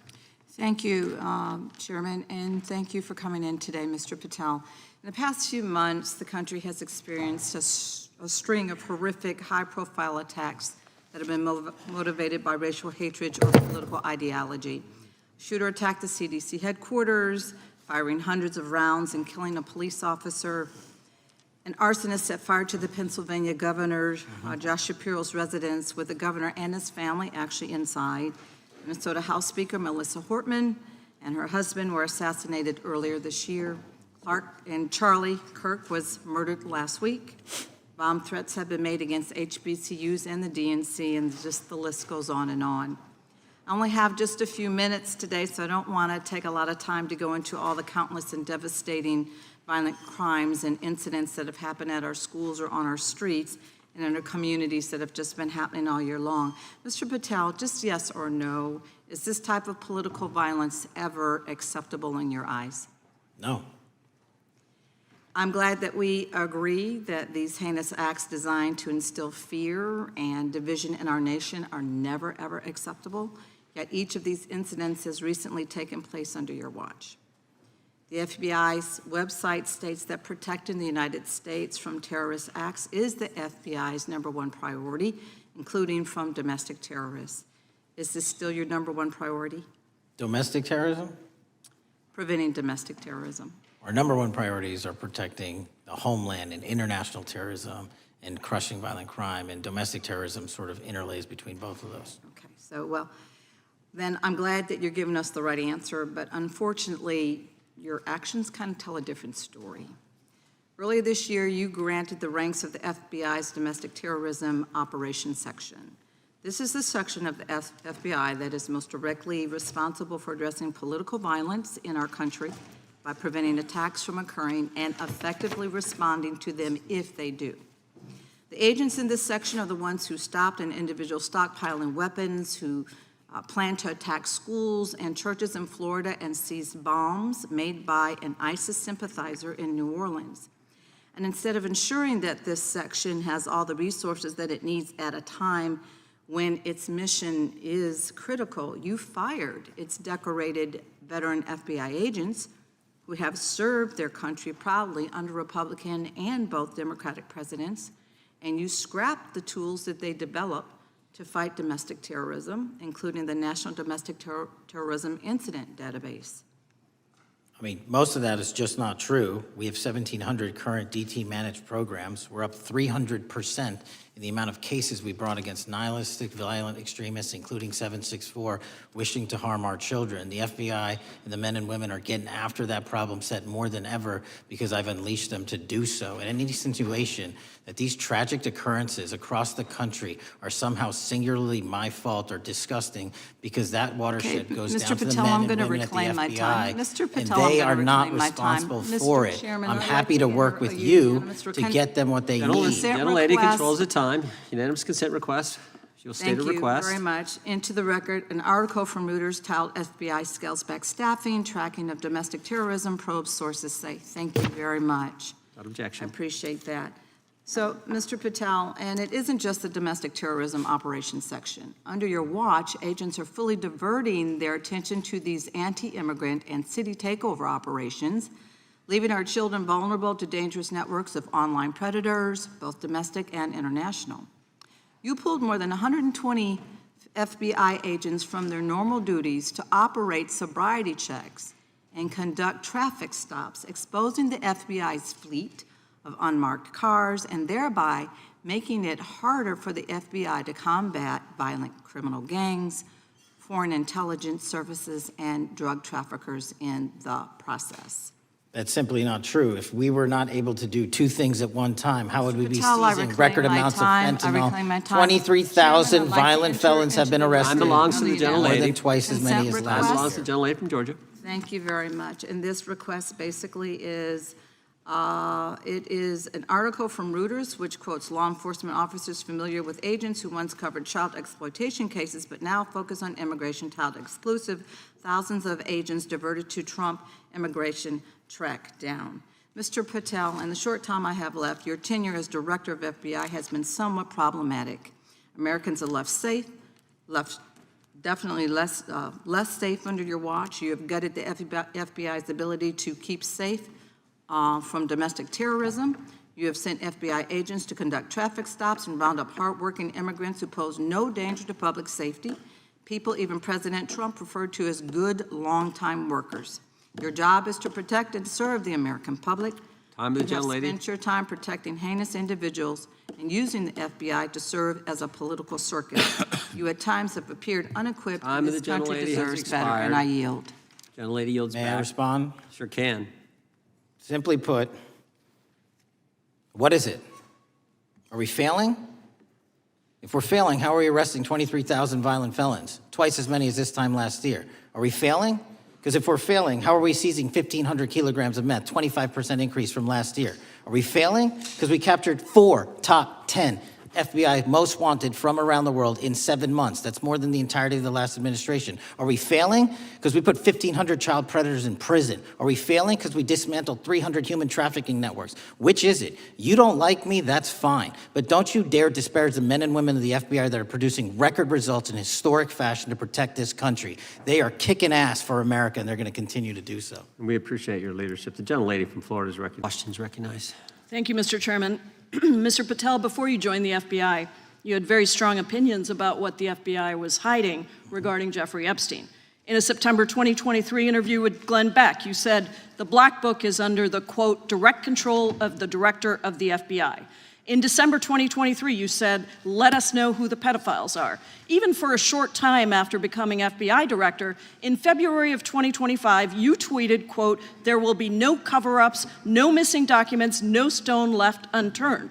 In June, you told Joe Rogan, quote, we've reviewed all the information, we're gonna give you every single thing we have and can. But then suddenly in July, everything changed. You and Attorney General Pam Bondi released one video and said that there was nothing more to see. Your July memo says you uncovered more than 300 gigabytes of data and physical evidence, but that you had decided no further disclosure would be appropriate or warranted. That is a quote. I think what happened, Mr. Patel, is that suddenly you discovered that Donald Trump's name was all over these files, and you started a giant cover-up. So you are under oath, Mr. Patel. You just testified to Mr. Swalwell that you did not speak to the president about the Epstein files. To your knowledge, did Attorney General Pam Bondi speak to the president about what was in the Epstein files? I can't speak for Attorney General Pam Bondi. So to your knowledge, you don't have any information. The question was, do you have any knowledge? Do you have any knowledge? I can't speak. You are for the refusing to Attorney answer the General, question, so Pam let me Bondi. tell you that the Wall Street Journal reported that in May, Bondi told Trump that he was in the Epstein files, and at the same meeting said that the DOJ did not plan to release the files. Yesterday, you testified to Senator Kennedy that there was, quote, no credible information that Epstein trafficked girls to anyone else, and that you have, quote, continuously and publicly asked the public to come forward with more information, and we'll look into it.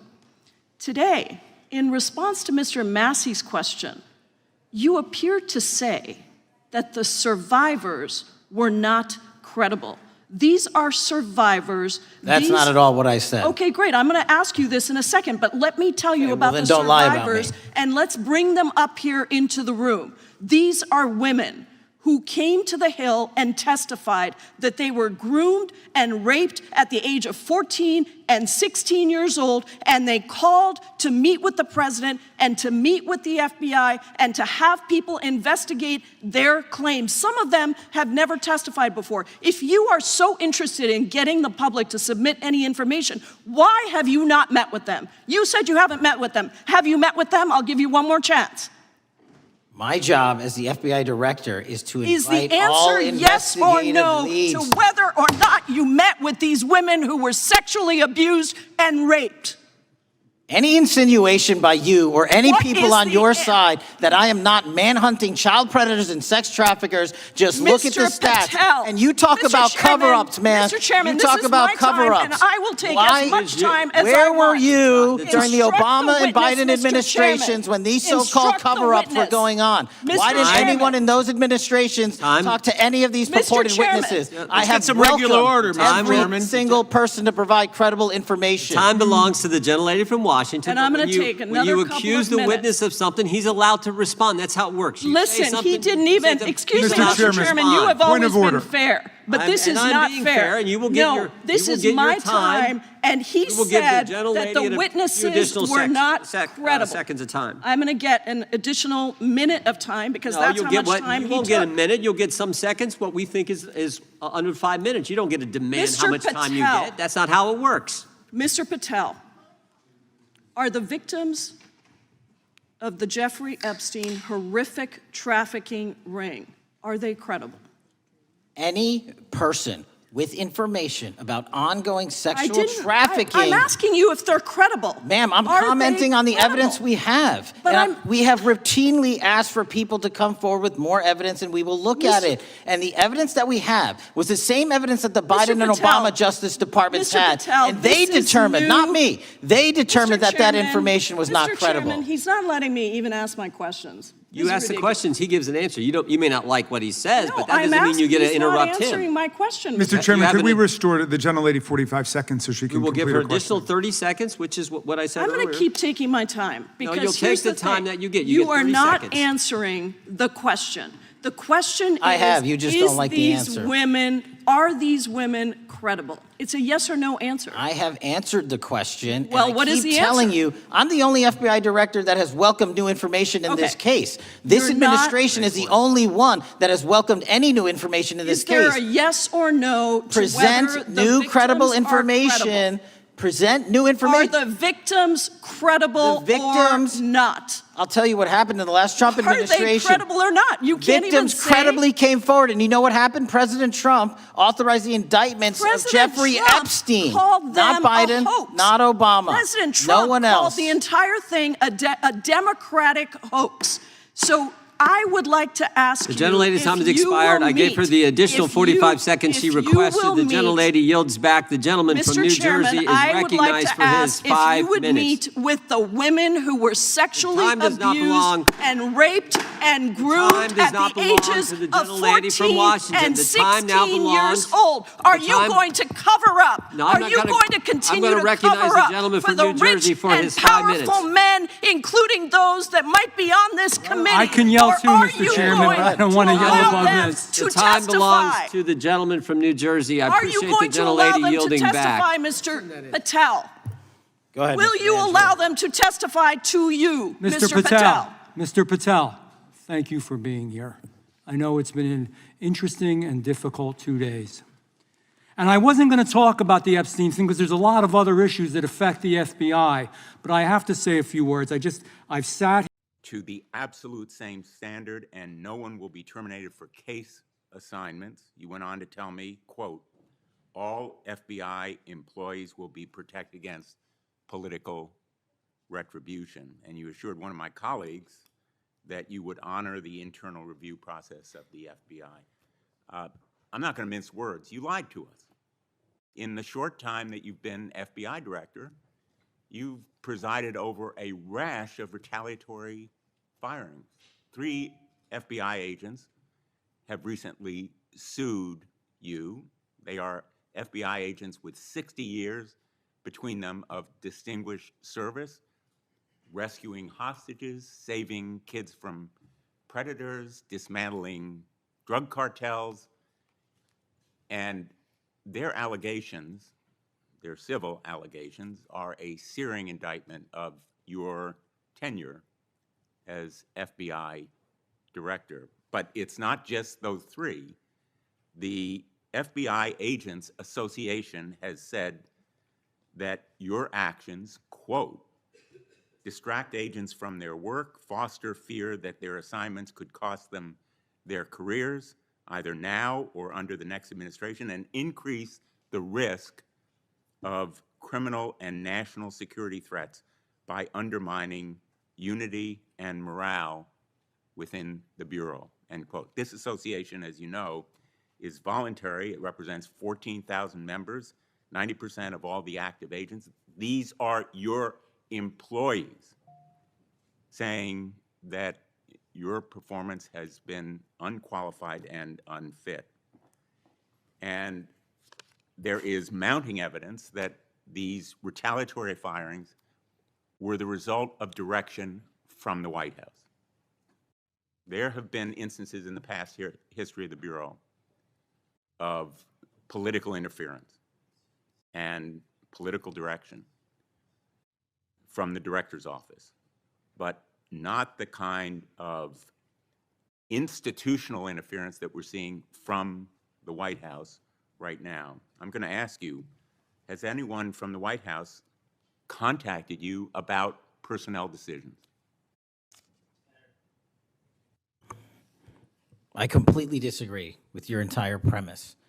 that I have lied or am misleading the FBI. If I were, the results that I announced today by the men and women of the FBI and the historic records we are doing to keep this country safe would not be possible. The men and women of the FBI are responding to our leadership and this administration's priorities. The only way people get terminated at the FBI is if they fail to meet the muster of the job and their duties, and that is where I will leave it. And you accusing me of lying is something I don't take lightly, but I'm not going to get into a tit for tat with you. Well, let me just ask you to answer my question. Has anyone from the White House contacted you about personnel decisions? Generally speaking, we always discuss with the White House, OMB, during the budget process, how many personnel we need, who we need where. Answer is yes. For Have budgetary you been purposes directed and to real fire people, agents, because they participated in investigations of the president? I don't receive directions to do that. Has anyone I make the suggested it? decisions. Has anyone asked you to do it? The best information is, yes, you've taken suggestions and direction from the White House in firing qualified agents. Any termination at the FBI was a decision that I made based on the evidence that I have as a director of the FBI, and it's my job, and I'm not going to shy away from it. And as you stated, those are allegations, and that is an ongoing litigation. So they'll have their day in court, so will we.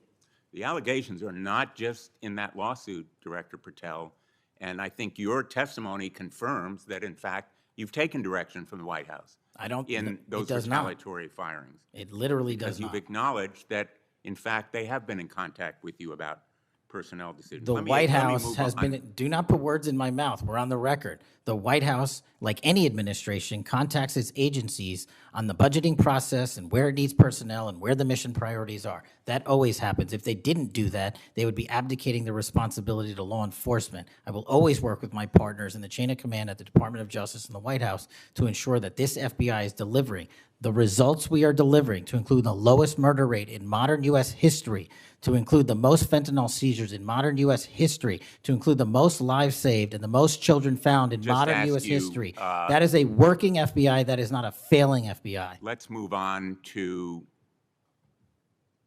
a related area.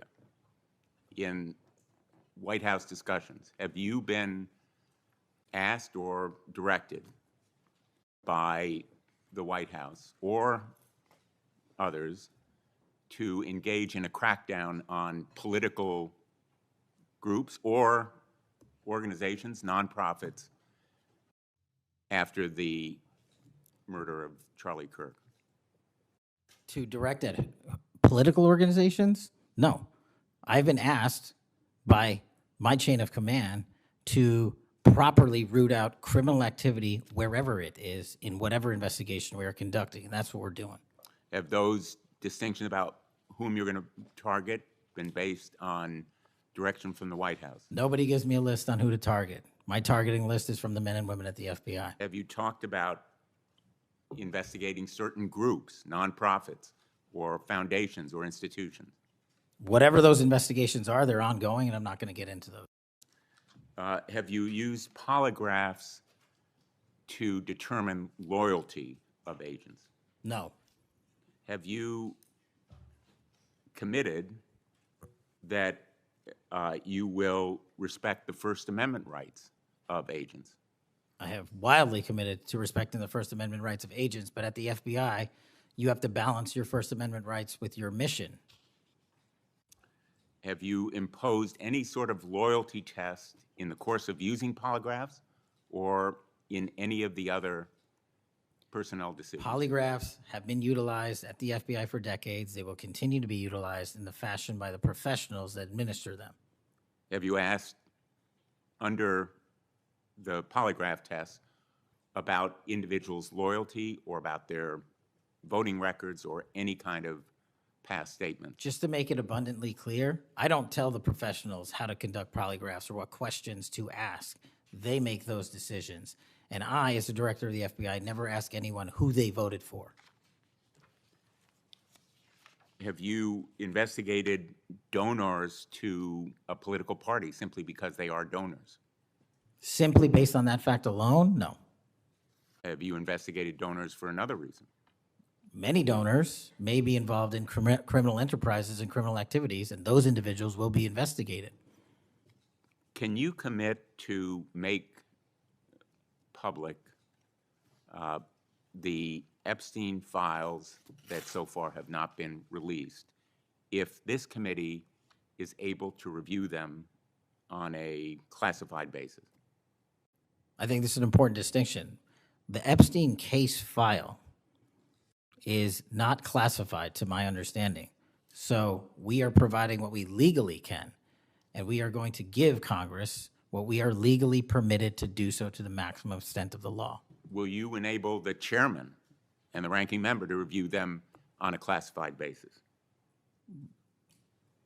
That doesn't make any sense. If the material in the Epstein file is not classified, there is no basis for a Well, it classified would review. protect the confidentiality of them if they were able to review them on a classified basis. If anyone in this room can get the multiple district court judges to lift their court protective orders in the ceilings, we will happily provide you with more information.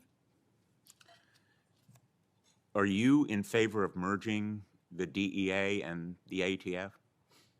That's not something for me to comment on. Well, those agencies work with you, don't they? With me, not for me. Are you in favor of orienting the FBI toward a national police function as opposed to the enforcement of federal law? The FBI does enforce federal law across the country. That's what we do. But isn't it a fact that you have told the leadership of the FBI that you view it as moving toward a local and state police function? No, we are prioritizing working with our local and state partners, and they will tell you that that has never happened with this much engagement in the history that they have been serving as local law enforcement officers. I believe local cops are the best intelligence source and the best understanding of their communities, and I folded in my FBI agents under that direction to work with them to get the job done.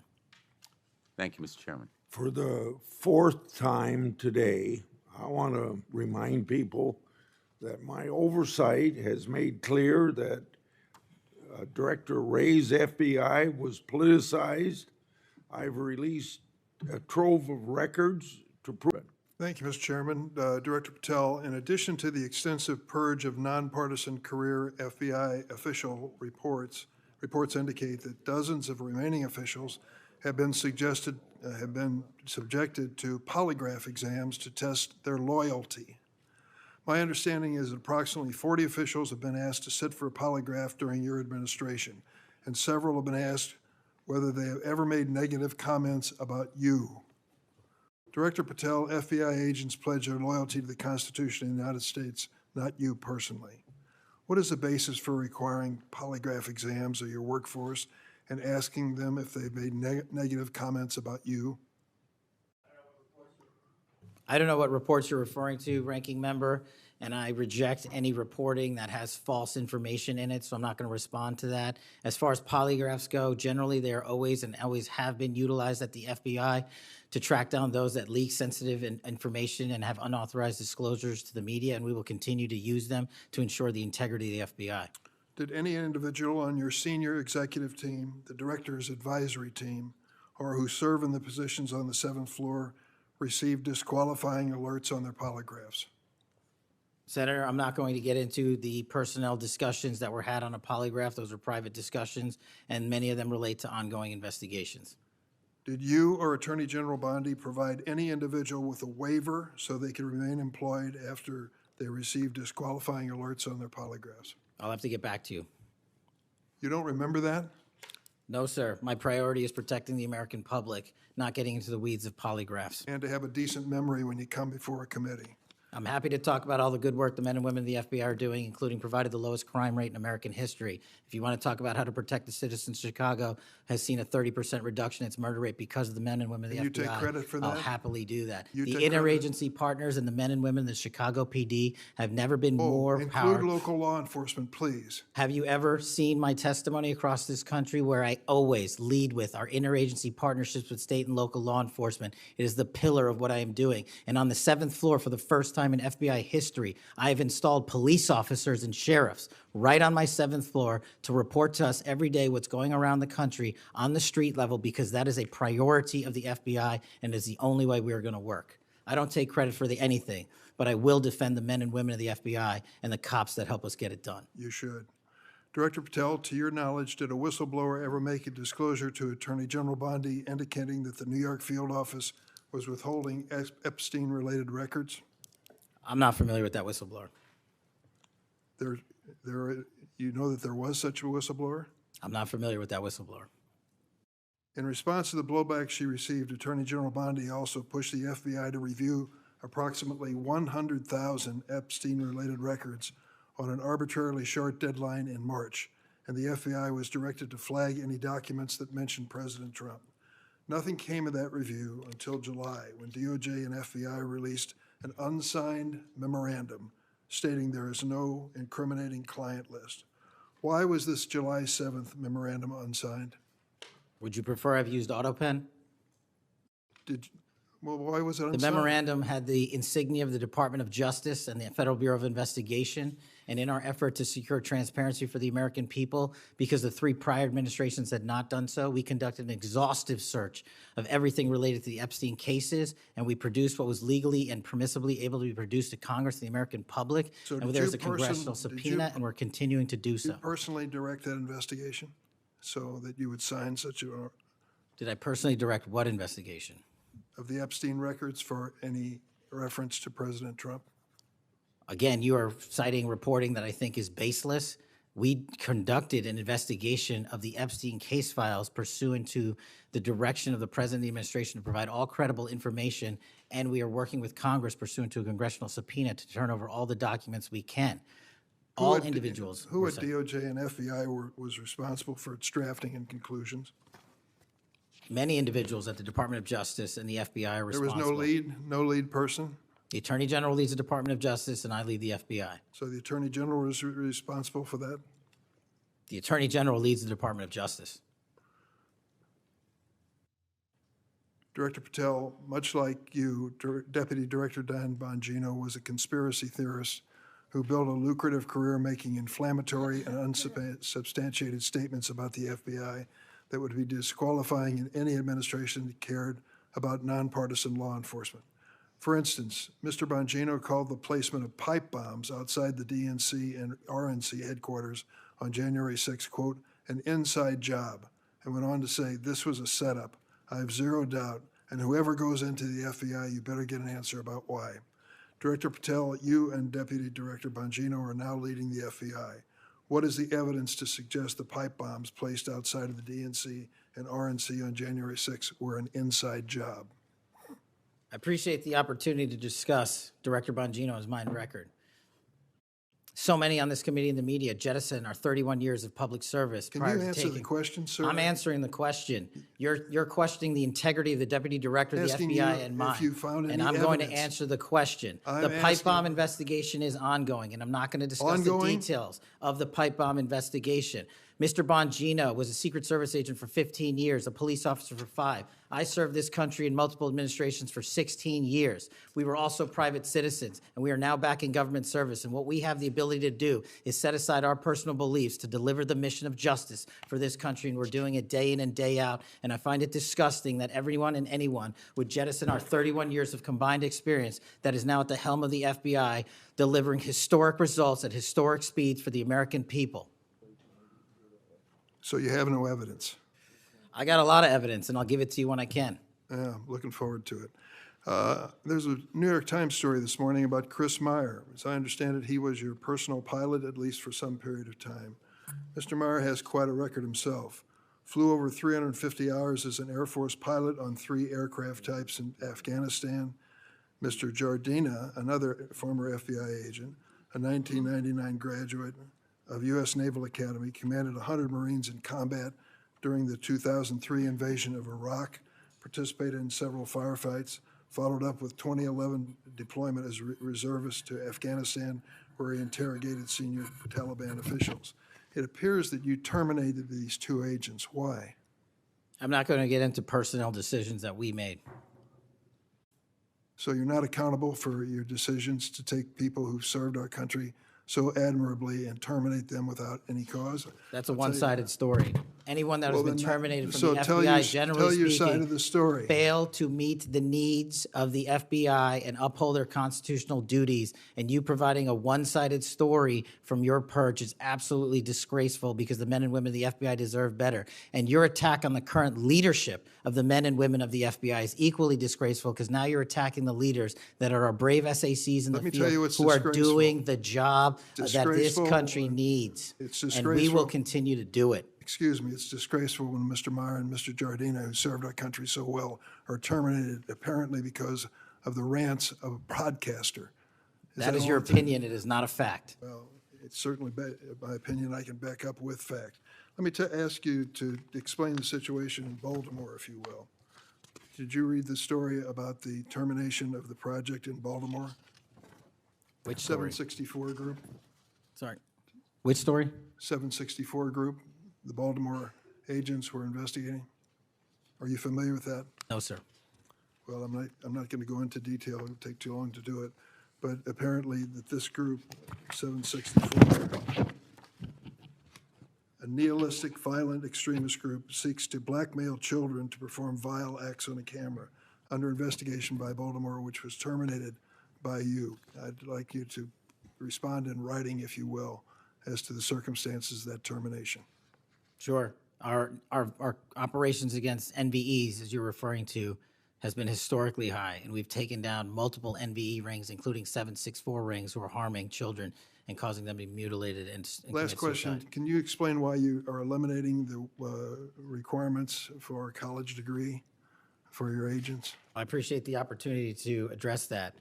You said in your opening statement, we are reducing the training requirements at Quantico. We are not, we are expanding them. You are referring to an 1811 crossover program, because I believe the men and women of places like the DEA, the ATF, and the Marshal Service and the Secret Service who want to work at the FBI should deserve that opportunity in a shortened bridge program, which we provided. We are also keeping the 18-week BFTC as is traditionally being held at the FBI. So we're not reducing any requirements. We are increasing those that we bring into the FBI. Did you change any of the requirements on college degrees?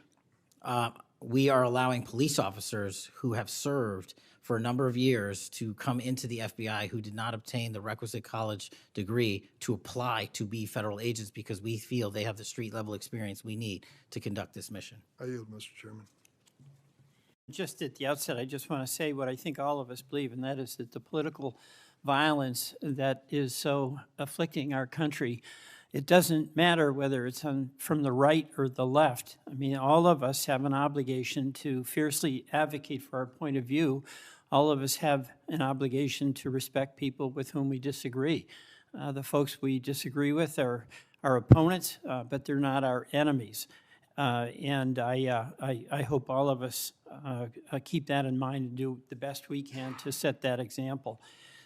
I want to congratulate the FBI. I want to congratulate the Utah state and local law enforcement for the very good work that it did in apprehending the violent assailant of Charlie Kirk, and that is a terrible, terrible tragedy.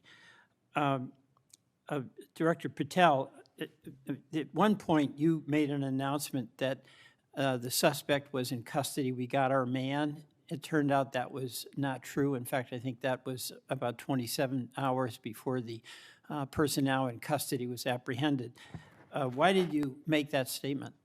Thank you, Senator. Appreciate you letting me address this.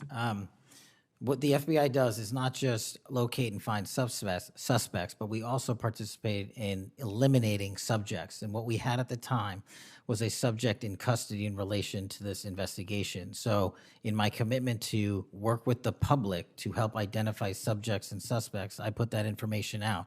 And then when we interviewed him, I put out the results of that. And could I have been more careful in my verbiage and included an A subject instead of subject? Sure, in the heat of the moment, but I was doing the best I could. In all candor, I don't quite get that, because if we have our man, that would suggest to the public that everybody can rest and relax and not then continue to provide information to local law enforcement and to you. So that was a mistake. I don't see it as a mistake. I see it as something working with the public to identify that there was a subject So if in you custody. if you put out a statement that says we've got our man, and in fact it turns out that you didn't have your man, that's not a mistake? But that's not what I said. Well, I'll go on. That's my understanding. A second thing that is really important in the FBI, but it's important in every agency, is that the folks who are doing good work get supported for the work they're doing. And a number of highly successful FBI agents have been let go. And I want to just ask you a little bit about that. You know who Brian Driscoll is, right? Yes. Yeah, okay. And my understanding is he served at the FBI for over 18 years. You agree? I believe that's accurate. Special agent in charge of the Newark office. He was commander of the FBI's hostage rescue team. That's a very prestigious and responsible position, correct? It is.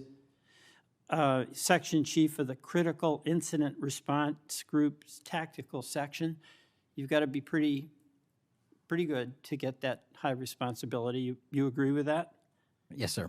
He oversaw 55 SWAT teams, and they're like the elite of the elite, right? They go in to the dangerous situations, right?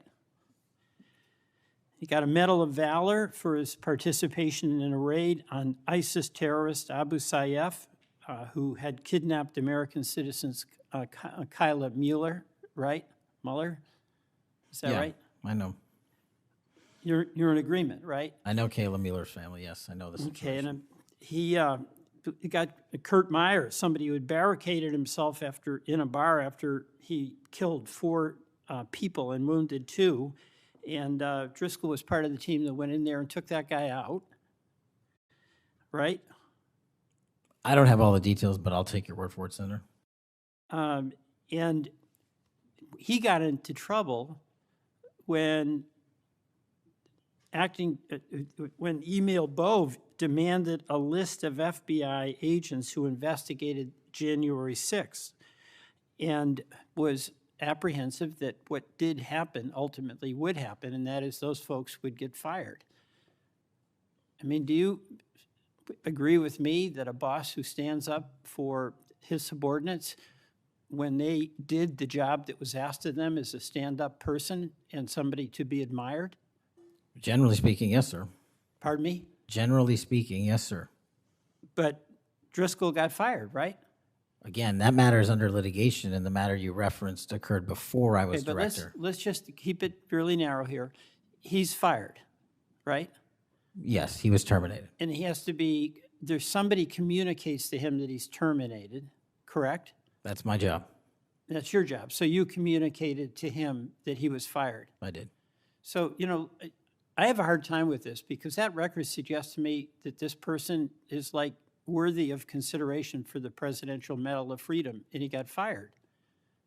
But there's also a record of other information that was available, and now that this matter is pending litigation, we will get that out in due course. But as Okay, you so can the agree. so-called, so you've got, quote, other information that you see as a valid basis to fire somebody who, from what I can tell, had an absolutely outstanding record and who crossed the threshold of getting in trouble because he was standing up for agents serving under him who did work that was assigned to them that happened to be related to the January 6th uprising. Again, you're correlating based on your information, the reasons for his termination, and I'm telling you. No, that's there's- right.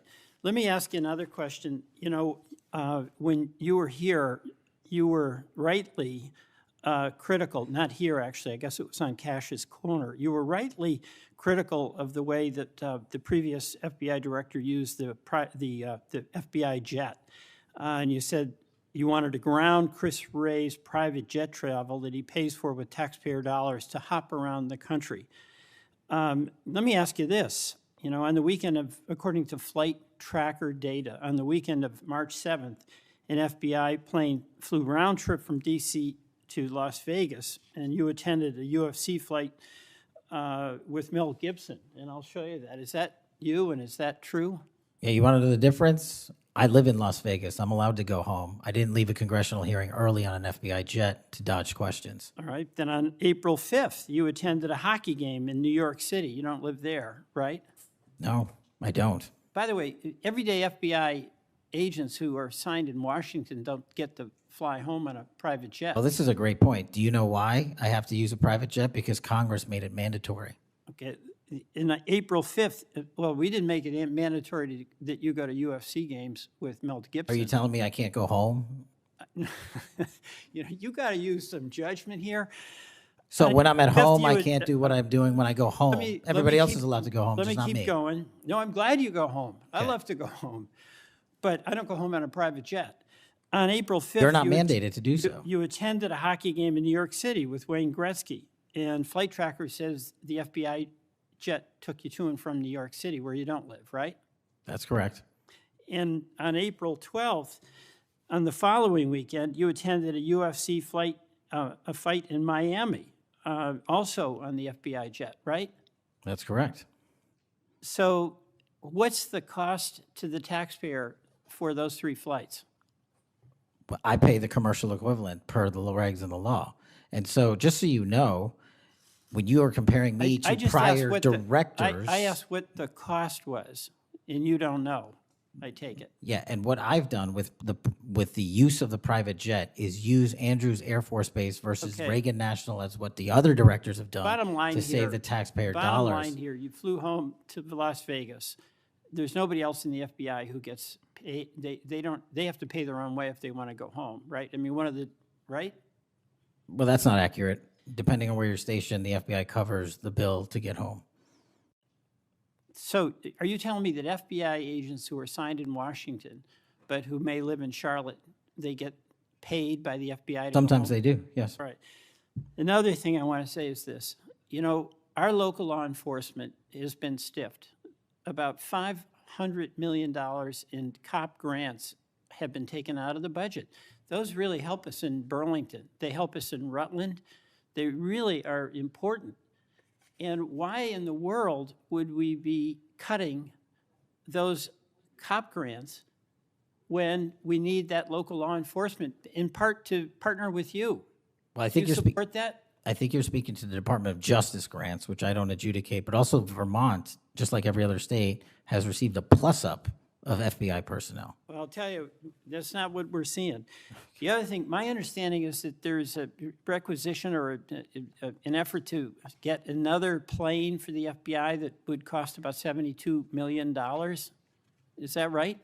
That's inaccurate. The FBI, because the jet, as you call it, is not my jet. We use it for operational needs. We use it for FTOX. We use it for HRT. But that's the one you fly in, and right? we have multiple fixed-wing assets, and one of them is on a wildly expensive lease that I deemed a waste of money, and I'm looking for a replacement in which the government can procure assets permanently. Well, I would welcome you submitting to this committee the cost information about the jets that are under consideration. And according to our research, the specifications that are included in this request would result in an expenditure of between $72 million and $80 million.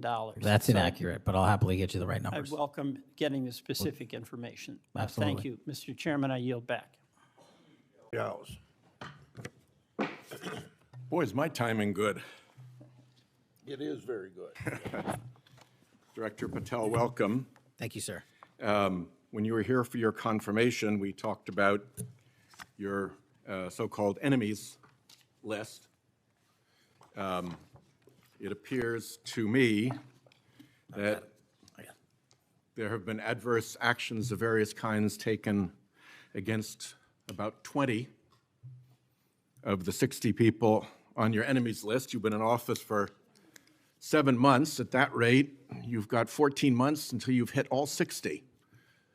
Can you explain that? Again, that is an entirely inaccurate presupposition. I do not have an enemies list. You can continue to characterize it as you wish. The only actions we take, generally speaking, for personnel at the FBI are ones based on merit and qualification and your ability to uphold your constitutional duty. You fall short, you don't work there anymore.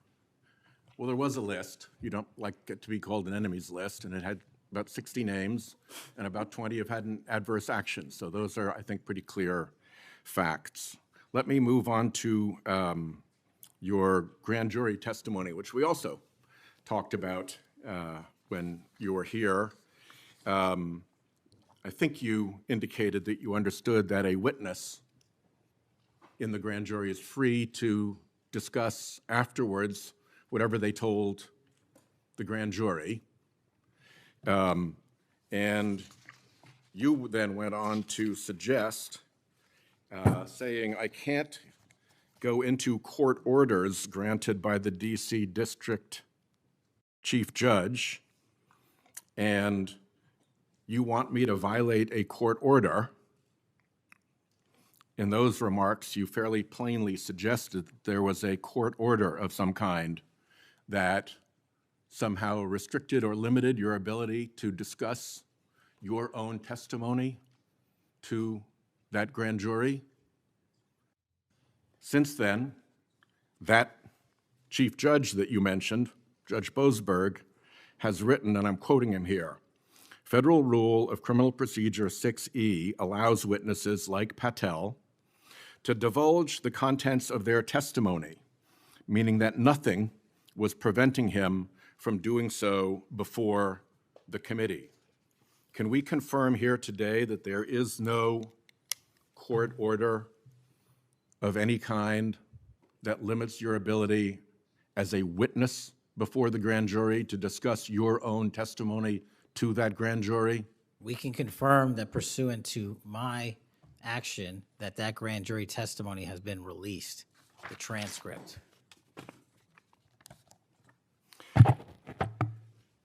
Let's, in what forum was it released, may I ask? Publicly. Okay, we'll check on that. The FBI does background investigations. In the case of a U.S. attorney, Jeanine Pirro, it has come to light that in a civil proceeding, that Fox News executives, prior to her confirmation, called her, I'm quoting here, a reckless maniac who makes, quote, insane comments, and said, I don't trust her to be responsible, and noted her penchant for what they called random conspiracy theories on weird internet sites.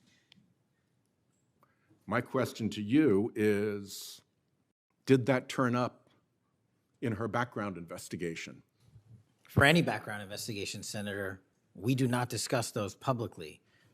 And for every background investigation, when there's an adjudication, it is not made by me. It is made by the career professionals who run the inspection division and background check system. Do you know if that information was found? You see, we're an oversight body here, and there are really three possibilities here. One is that the FBI background investigation didn't find that stuff. That's worth noting because these investigations, full field background investigations, are supposed to find that stuff. That's possibility one. Possibility two is that the FBI did in fact find that information and then did not report it to the administration or to the committee. And the third is that you found it, you reported it to the administration, and they went ahead with her nomination knowing that she had been described as a reckless maniac who made insane comments, who wasn't trusted by colleagues to be responsible, and who had a penchant for random conspiracy theories on weird internet sites. Are you saying that this committee does not have any authority or reason to look into which of those things is true? This committee can look into anything it wishes. I'm telling you that the background investigations that are done by the HRD division are done by career individuals. They do not report the details of those to me. They adjudicate those independently and individually. That's how it's always been done. What happened to during the pause of FBI background investigations that was alleged in the complaint against you and the FBI by the FBI agents who were terminated? On February 12th, Emil Bovee directed the FBI, quote, to pause any FBI background investigations of Trump nominees until Patel was confirmed, which happened on February 20th, is the general description of what they alleged. Why, do you know, were background investigations paused? Was it so material like this could be scrubbed out of them? And have they been resumed without that pause fully and normally after your arrival on February 20th? I can speak to the time period since I got there. Background investigations have been ongoing across the board at the FBI. Why was the pause, do you know? I was not there. Wasn't explained to you when you got there? Oh, by the way, boss, they've had an 8-day pause on background investigations. You think that would be something that would be explained to you at some point?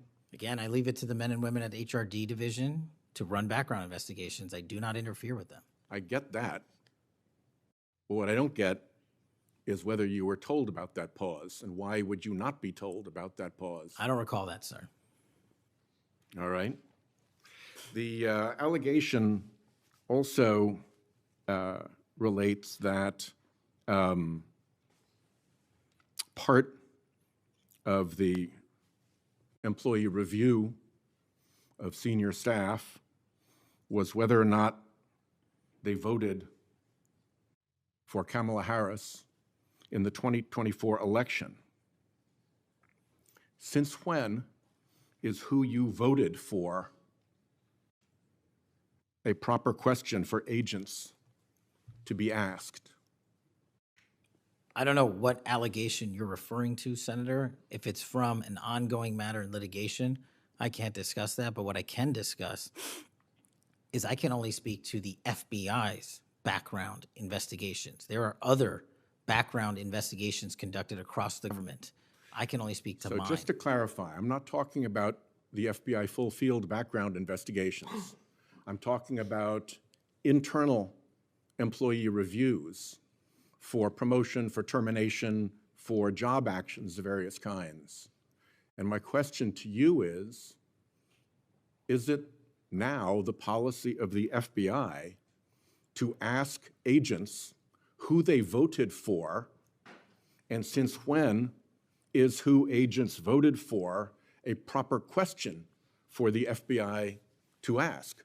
Taking those in reverse order, it's not a proper question, and it's improper to allege that I'm doing that. And also, at the FBI specifically, under my leadership, we do not ask who you voted for. And just one correction for the record, if I may, Senator, it's Security Division that runs background investigations, not HRD. Okay, I'll accept that correction. And in the event that we cannot locate your grand jury transcript, just expect a question for the record that will give you the chance to either provide that transcript again if it had been previously provided, or to make the statement that Grand Jury Rule 6E allows you, to the best of your recollection, truthfully, about what it is that you told that grand jury. Do you understand that? That's why I wanted the transcript released, and we'll get it to you, sir. Thank you very much. Thank you, Chairman. I think I want to take an opportunity when we hear about your political weaponization to remind my Democratic colleagues that what's happened the last decade, federal law enforcement, intelligence community, even when Trump was president, has thrown everything at him. They've even gone after his associates and Republican Party organizations. One investigation after another, one prosecution after another. I use examples you've heard me already say today, Crossfire Hurricane and Arctic Frost. These were all built on defective foundations of political bias. And then we released the Clinton Index and the Durham Index and the FBI's failures to investigate. So I've been acquainted with this because I've been trying to get to the bottom of it, and we had to get a new FBI director to get all. Mr. Chair, we have seen too much political violence in this country. We all know that. Just last week, Director, your friend Charlie Kirk was gunned down on a college campus. I'm sorry for your loss.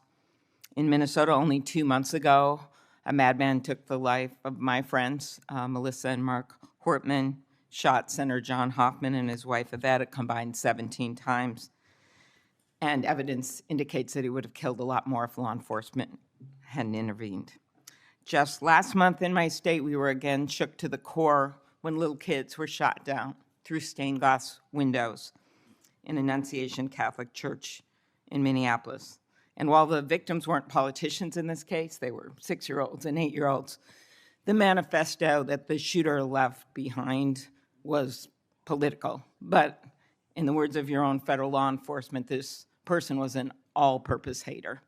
Went after blacks, Hispanics, the president, Muslims, Jews, nearly everyone.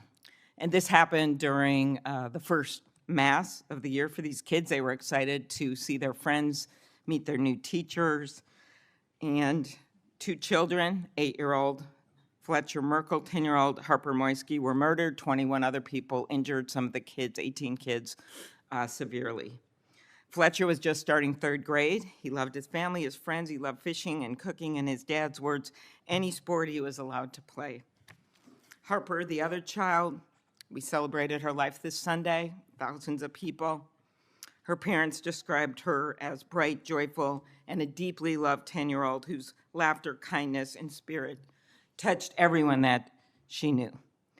We've heard the words of young children who were saved because 12-year-olds laid on top of them, or a kid with disabilities who was paralyzed, whose teacher pulled him out of the wheelchair, threw him under the pew, and laid on top of him.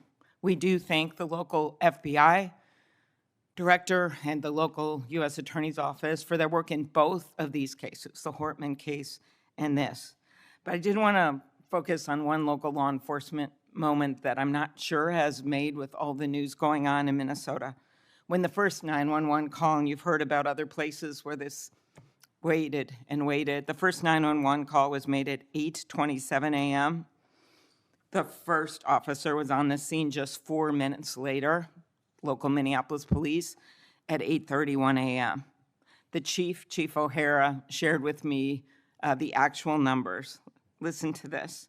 Over 20 people were in ambulances just 14 minutes, all of them, after the police got on the scene. 14 minutes after the first call. Tourniquets, stretchers, and they got them all to Hennepin County Medical Center or Minneapolis Children's Hospital. And I think it is worth looking at what happened there, because one of the dads whose daughter was severely injured, still in the hospital, that I met on Sunday, told me that there is absolutely no way his beautiful daughter would have survived if police hadn't been there. So it is worth looking at for all of us. So my focus on behalf of these parents, because I promised I would do this on Sunday, was just to figure out how we can do anything to stop this from happening again. So expanded background checks, ghost gun bans, every shooting is different. Raising the minimum age to purchase assault weapon, even if we're not going to ban them. I favor banning them, but that's one idea that's out there when so many of these shootings are people who are 18, 19, 20, 21. The one at Annunciation Church was 23. Both shooters in Uvalde and Buffalo had just turned 18 when they purchased the assault weapon bans. I'm not saying any one of these things would prevent every single shooting, but I really ask everyone to look at these. We also need to tackle social media, and I really did appreciate Senator Graham's questions. I think we have to protect free speech and not engage in censorship.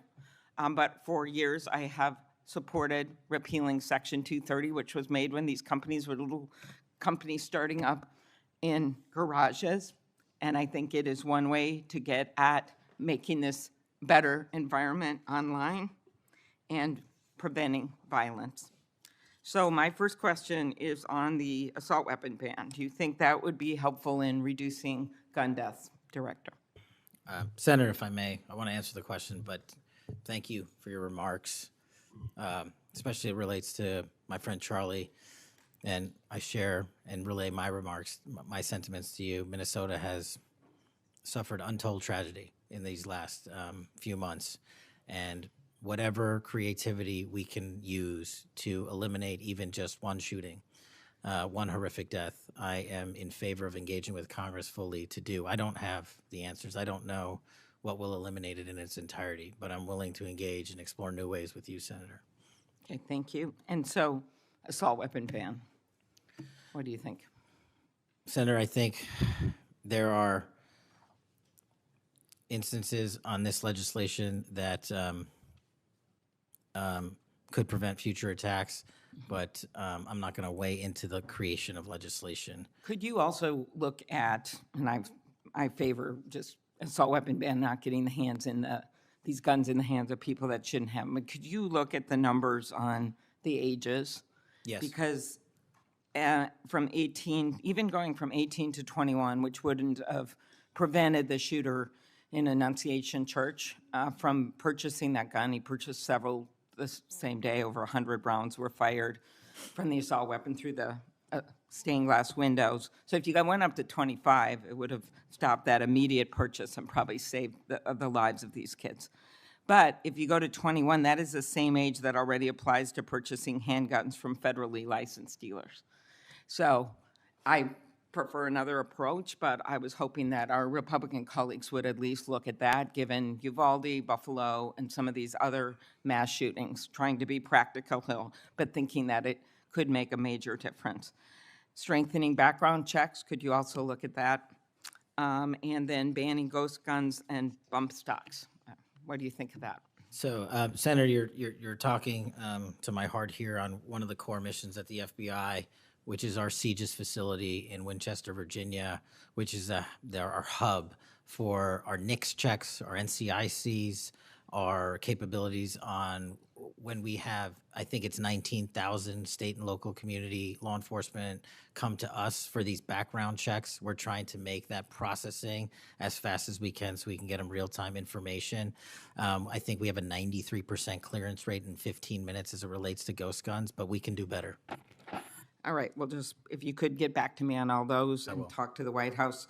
Threats against elected officials have increased exponentially. Members of Congress received more than 9,000 threats last year, up from 1,600 in 2016.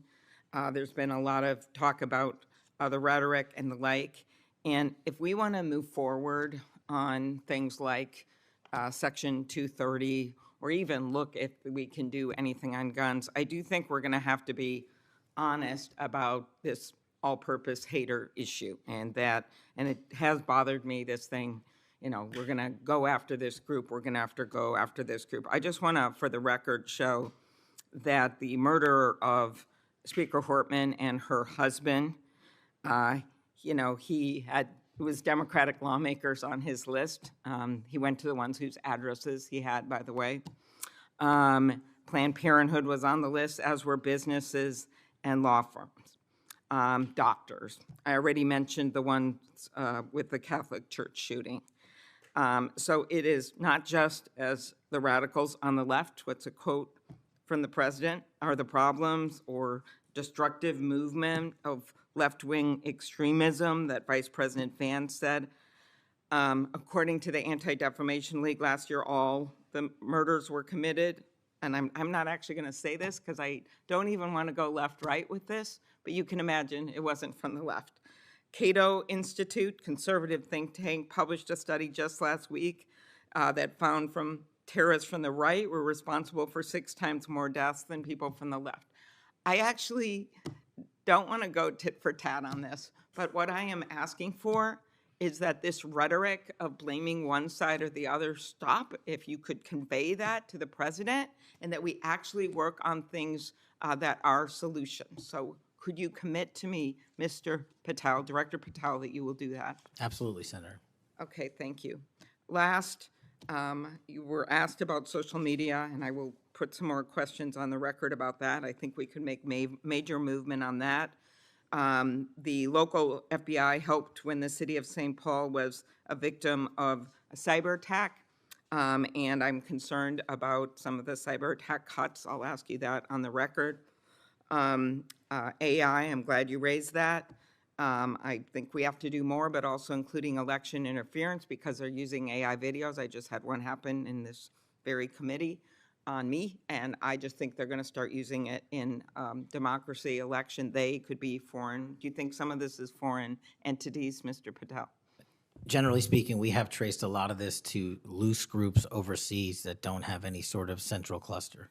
There's going to be a lot on you then. And then last, I'll put on the record just my concern about protecting journalists, the new guidance that came out of the department. Have you deployed any FBI resources to investigate members of the media for activities related to news gathering, reporting, or reporting on government whistleblowers, something near and dear to the chairman's heart? The only time we would involve an investigation of a journalist if they've conducted or committed an allegation of separate criminal activity, most prominently leaks of classified information. Thank you. Senator Hawley. Thank you, Chairman Grassley. Thank you, Chairman, for calling this hearing. I'm grateful we're continuing this committee's long tradition of oversight, and in particularly today, oversight of the FBI. Director Patel, thank you for being here. There's a number of issues I hope that we can speak to. I want to start by reading something you said to me during your confirmation hearing under oath. I have no interest, no desire, and will not, if confirmed, go backwards. There will be no politicization at the FBI. Then you looked me in the eyes and said there will be no retribution actions taken by the FBI should I be confirmed as director. I told you that in your office. I tell you that again today. I'm concerned that that's not what's happened, that since you took over as director, you've cleaned house or forced out senior leaders across the Bureau, in particular targeting those that worked on investigations of President Trump. The former acting director has just sued you for firing him for political reasons. So did a leader in the DC field office. And the well-respected leader of the Salt Lake City office was pushed out last month, leaving that office shorthanded at a particularly difficult time. I'm worried that these actions compromise the Bureau's ability to keep Americans safe. Hundreds of agents have resigned. You are lowering application standards to fill vacancies. You've reassigned large numbers of agents to work on immigration and street crime, issues other law enforcement agencies can handle, perhaps more effectively with the FBI, but I'm concerned that this compromises the Bureau's ability to address national security risks, uniquely its capability. In fact, you've shut down the Office of Integrity and Compliance, which makes sure that agents act in a lawful and ethical way, and reassign staff away from domestic terrorism investigations exactly at a moment I think we are all concerned about it. I also have to ask, you came before the Appropriations Committee in May and told us you wanted a $500 million budget cut for the FBI, literally an effort to defund the police. I am grateful for the work of the men and women of the FBI. They've done great work this year in Delaware, partnering with the Dover Police Department to support human trafficking victims, partnering with the Middletown Police Department on armed robbery and carjacking. And it's urgent, I think, that we fix the direction and the prioritization within the FBI. And I wish we could focus on those efforts today. But I'm seeing an FBI leadership more focused on social media clout and on political revenge than on fighting crime. Director, have you ever ordered that an FBI employee be terminated because he or she worked on an investigation into President Trump? Senator, thank you. One quick correction for the record. There's 280 NV investigations. I gave the incorrect number to Senator Hawley. Thank you. Understood. As far as a lot of your statement, I disagree with it, and I'm happy to address it. But the only way, generally speaking, an individual is terminated at the FBI is if they have violated their oath of office, violated the law, or failed to uphold the standards that we need them to have at the FBI. So those who say that they've been fired because of working on investigations into President Trump are lying or misrepresenting? Well, those matters are alleged in litigation, which is ongoing, so I can't comment on those specifically. Could you comment on why you fired former acting FBI Director Driscoll? I can't because it's ongoing litigation. Could you say now definitively under oath that the rank and file agents who were assigned to work January 6 cases will not be terminated because that's what they were assigned to do? I've said it before and I've said it again. Your case assignment, as I was given case assignments when I was a young prosecutor, does not dictate your career or your termination. Thank you. Then let me go to the appropriations question. In May, you testified before the subcommittee on which I serve, defending the president's request that we slash the FBI's budget by about $500 million. The day before, you testified the opposite in front of the House.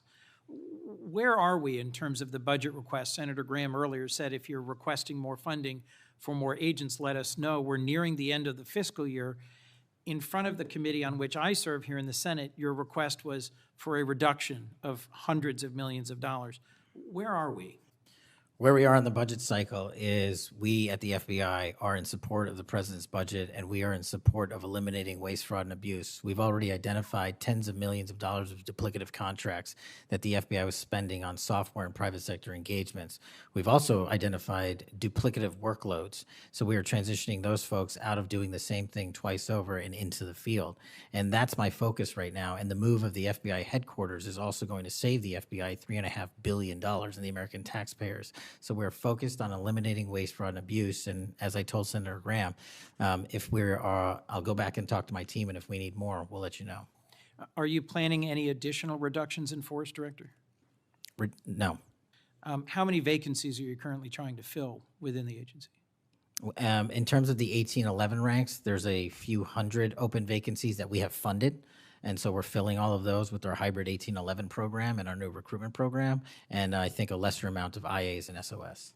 So if hundreds of agents have retired or taken the fork in the road offer, and you have vacancies, but you're requesting $500 million less, how does having fewer FBI agents help you tackle violent crime and address our national security issues? Just to put it in perspective, cybersecurity Senator, issues? sorry, I didn't mean to cut you off. If we had this $500 million, we've done the math. It would take us 14 years to onboard every vacancy that's on the books currently at the FBI, because we can't hire these folks and train them overnight. It's a years-long process. So we are currently focused on recruiting the best and filling the positions to the best of our needs.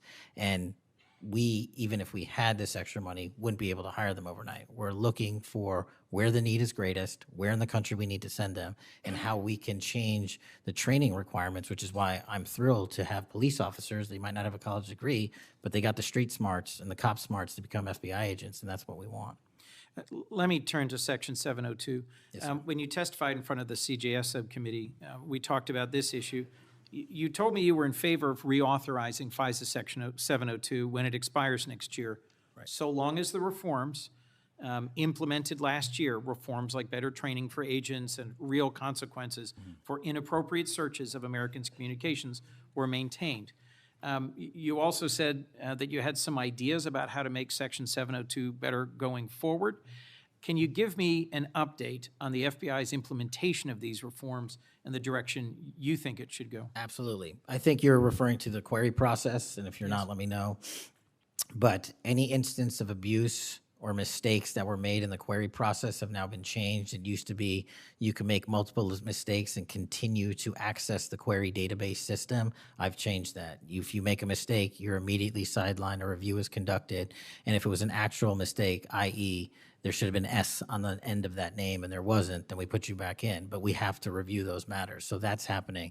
And if there was an intentional mistake, you have no more access to the 702 query system and its database. So we've also done an audit of the entire 702 system and the query databases, and now we are nearly 100% of the audit. And I think we found one or two, I'll have to get back to you, quote unquote mistakes within that system, which are currently being reviewed.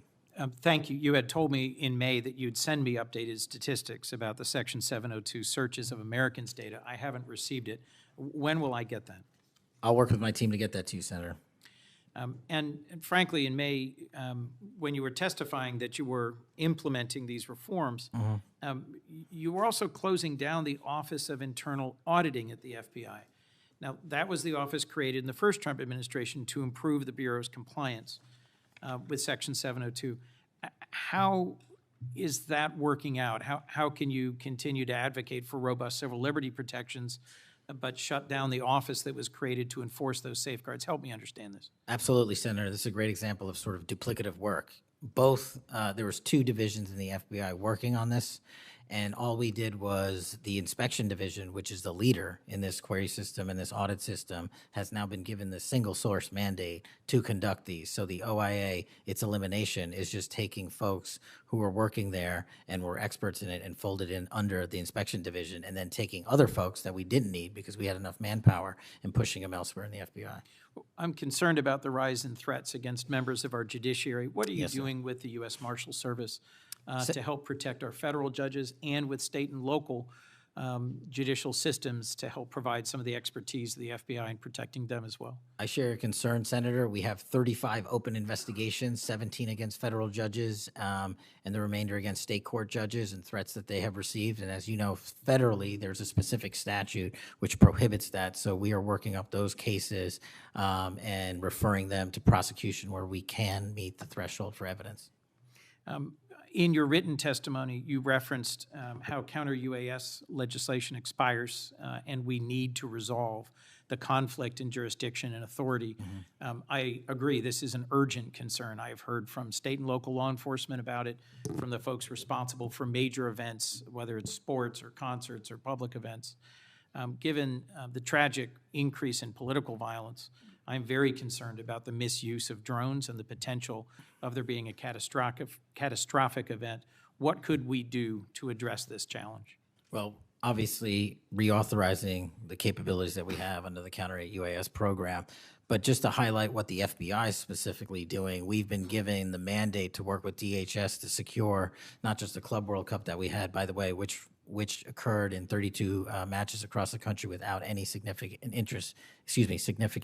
incident, which we're proud of, and we're taking that model for the next World Cup and also the Olympics. But the reason I bring that up is because we pushed out our counter-UAS programs to address the security needs, and that's where our focus is on events like that. Mr. Director, thank you for your testimony. I look forward to working on actually solving criminal problems and reducing the extent to which what we're going back and forth about is more political and partisan point scoring and more actually solving crimes for the American people. Yes, sir. Senator Kennedy. Thank you, Mr. Chairman. Mr. Chairman, glad to be on this committee and take our responsibility seriously to conduct oversight of the FBI, obviously one of the most critical law enforcement agencies in the country. As Senator Klobuchar and others on this committee have reminded us, the last several months have provided far too many reminders of the political violence crisis in America today and the gun violence crisis in America today, including the tragic killing just last week. Director Patel, this committee takes seriously its not just oversight role, but recognizing the FBI's important role in protecting the public from gun violence while respecting constitutional rights. If you recall, this was a significant subject area of my questioning during your confirmation hearing. The Bureau plays a central role in enforcing federal firearm laws, ensuring the accuracy of background checks and monitoring trends like machine gun conversion devices and lost or stolen firearms. Now, during your confirmation hearing, you pledged that the FBI would enforce firearm laws fully and fairly, consistent with the Second Amendment. Yet we continue to see a sharp rise in lost and stolen firearms reported by federal licensees. Can you point to any measurable enforcement results like arrests, not just arrests, but also prosecutions or task force expansions since you became director? I'll get those to you, Senator. Nothing you can share here today? No, I'll get the full list to you. You came unprepared today to respond to questions which you knew were important going back to your confirmation hearing. Now, the Bureau has warned about the public safety threat posed by machine gun conversion devices, which convert semi-automatic weapons to automatic ones. Can you at least reference what resources you're dedicating to this threat? Absolutely, Senator. Part of tracking ghost guns, as you alluded to, is having a sustainable database, which is hubbed out of our CJIS division in West Virginia. And we've allocated more resources so that FFLs can track and trace firearms that are stolen and make sure they don't get into the population. That's one of my primary concerns, that we don't want stolen weapons anywhere near anything. But the numbers continue to go up as reported by federal licensees. Let me get to my next question on this topic. You previously stated that you hadn't reviewed FISA, a federal law that improves reporting to the National Criminal Background Check System. 8 months into your job, what concrete steps have you taken to ensure that NICS records are complete, accurate, and timely? That's actually a great question that we have dedicated a lot of resources to, again, at CJIS. The NICS system has been trying to get to 100% within 15 minutes. We are currently at 93%, with 87% of those being responsive in less than 60 seconds. So we got more Do you work to do. think additional resources would be helpful in getting to 100%, or do you still argue that less resources are necessary to get from 93 to 100? No, I just think we have to work on how fast our actual infrastructure processes these things. On to a question about resources. The FBI's core mission is to counter terrorism, espionage, and major criminal threats. Now, recent large-scale reassignments to immigration enforcement or politically motivated investigations cause me concerns that other critical missions are being neglected. One example, in March of this year, you created a Tesla-related task force and diverted personnel from the domestic terrorism operations section to work on that task force. What risk analysis justified that decision, and do you still consider domestic violent terrorism to be a lower priority? Any form of terrorism, domestic or national, is the highest priority at the FBI. And But when why you say, divert resources away from those missions? I don't believe that's accurate. We did not divert resources away. When cars were exploding and people were being set on fire, I directed resources to address it. Well, then I'll suggest in your follow-up, and we can make this more explicit in our questions for the record, that you provide the accurate information about the diversion of resources. Because, again, when I understand that you authorize large-scale agent reassignments from counterintelligence and cybercrime to not just immigration cases, but others, it has an impact on the other priorities like nation-state threats and ransomware investigations. Moving on to a different subject area. Safeguarding our elections is a core FBI responsibility. The public needs confidence that election security work is driven by facts and free from political influence. Mr. Director, do you agree with Attorney General Bondi's decision to disband the FBI Foreign Influence Task Force? The disbanding of that task force did not in any way reallocate or take away resources from that critical mission set. So then how are you mitigating the risk of foreign actors interfering in U.S. elections heading in? As I've highlighted through our cyber programs, which have seen a 40, 50, 60% increase in arrests for cyber threat actors looking to not just harm our critical infrastructure systems, but also interfere in our elections. We've had multiple arrests this year of individuals who are interfering in that process.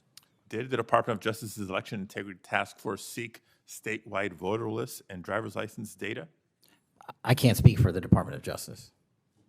You're a member of the Department of Justice. I can Did speak the for the FBI play a role in those requests? Whatever request that we had pursuant to the department's direction were provided. So then you can speak for the to FBI. Those actions. For the FBI. So you can speak to those actions. For the FBI. So what role did you play in those requests? Whatever requests we get from the department, I don't have those details in front of me. We provide whatever requests they have. I have not many details in front of you on a lot of the questions coming from this side of the aisle. So I do hope that there are substantive and accurate responses to our questions in writing.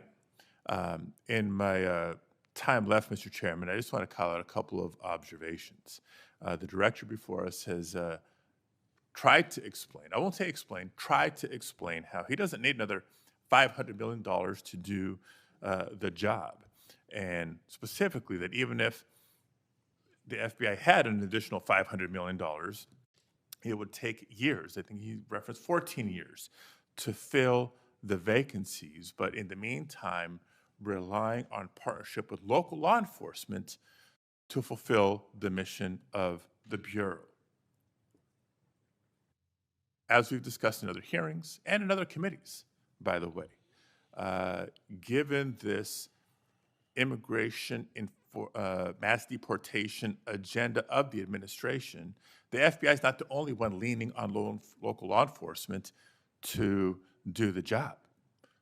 ICE has made it clear that they're doing the same. Other law enforcement agencies within DHS is doing the same. So much so that ICE's recruitment, because they're not only not advocating for cuts, they're actually requesting additional dollars and have issues about policy with them.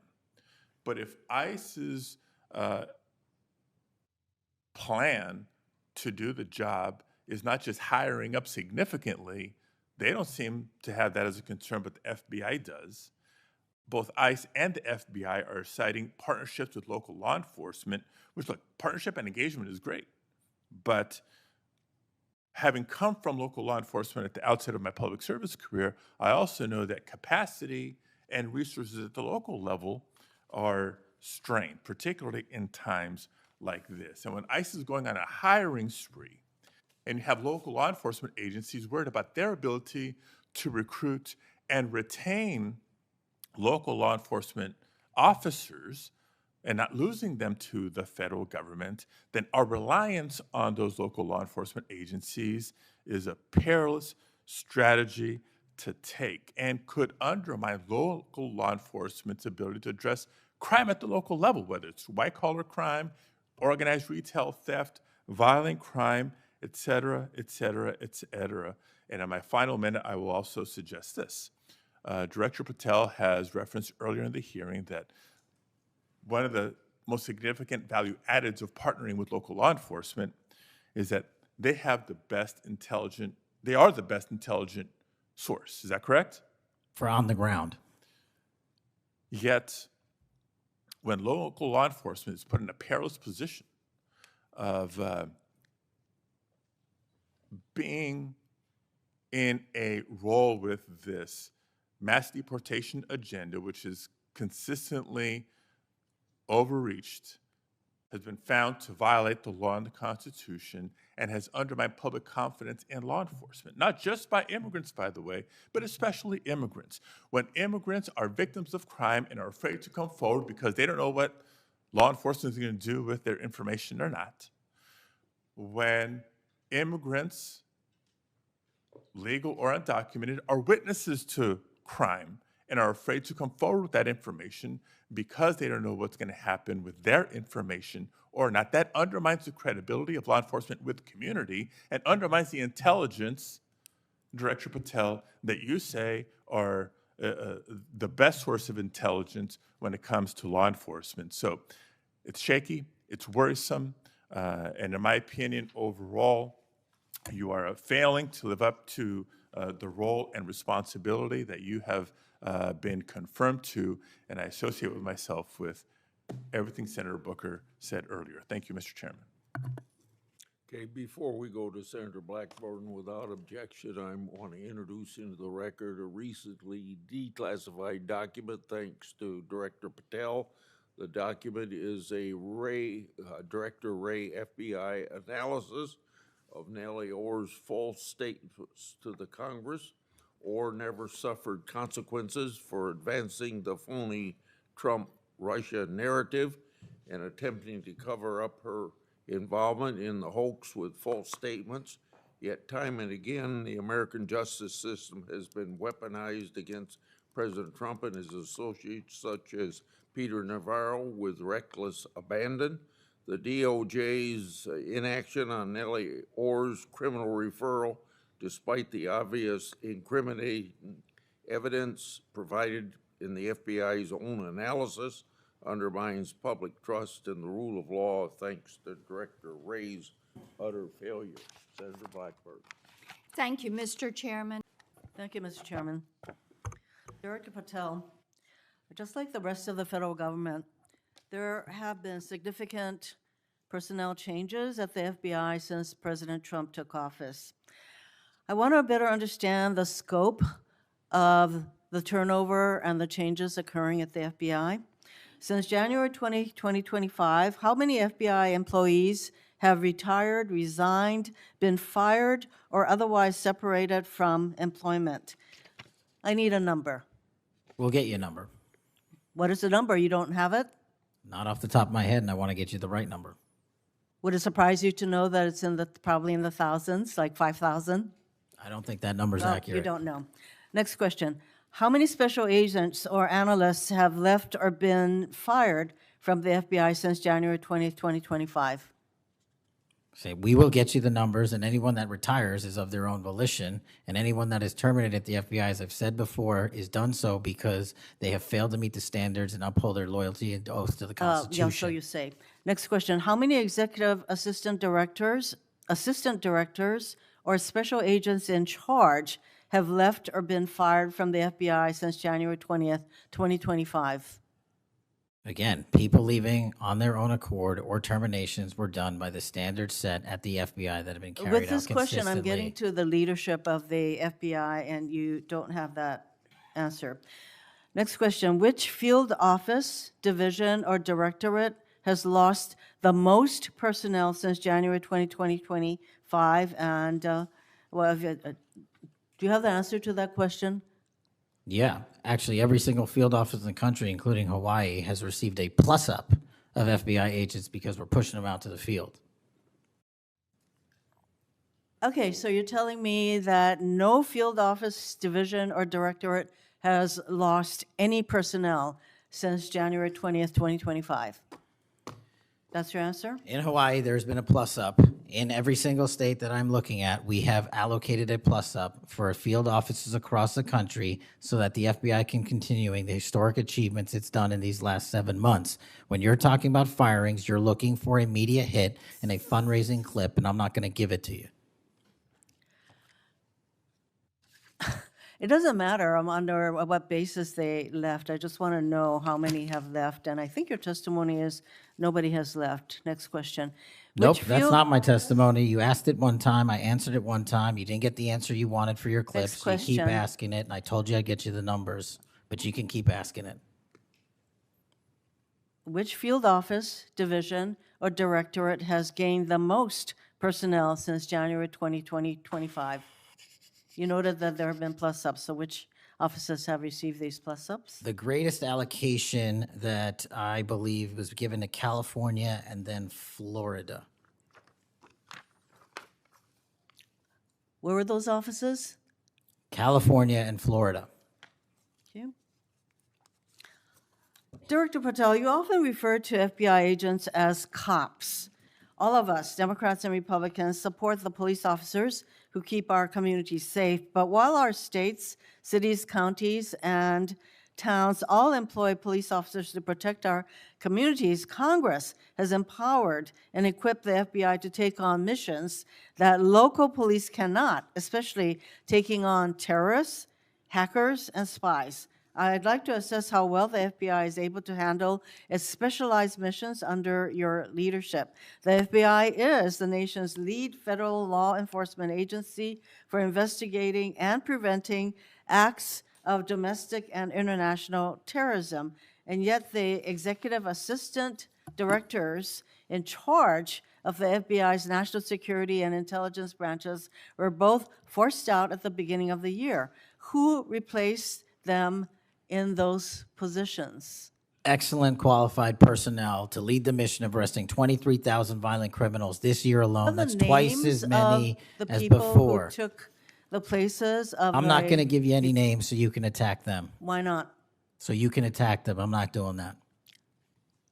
The You're not people gonna sitting give in me the those seats names are of- extremely qualified to handle the job. You're We not would gonna not give have me the the names results. of We would- personnel who We would should not be have the on your- reduction Right, of fine, violence in the moving state on. of Hawaii if we did not allocate the Earlier resources we this did. year, FBI counterterrorist special agents and investigators were reassigned to assist with immigration enforcement. Reportedly, these counterterrorism experts were returned to the jobs they trained for in late January after Iran threatened to retaliate for our strikes on their nuclear facilities. Have those experts remained in the jobs they trained for since that time? Yes or no? FBI agents' primary responsibility is exactly what they are assigned to do. We always work with our So since they interagency returned part. to their positions, If you're not are going to they let me still in answer, those why don't you positions? just do your soliloquy in the 4.5 minutes you have I left? am not asking for a soliloquy. It's just a yes or no. Are those people who were returned to their jobs still on those jobs? Yes or no? They never left.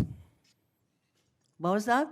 They never left their primary job. It is a surge of resources in law enforcement working with the interagency to combat violent crime and reduce They were violent never- crime in okay, they were never historic reassigned to do immigration. proportions.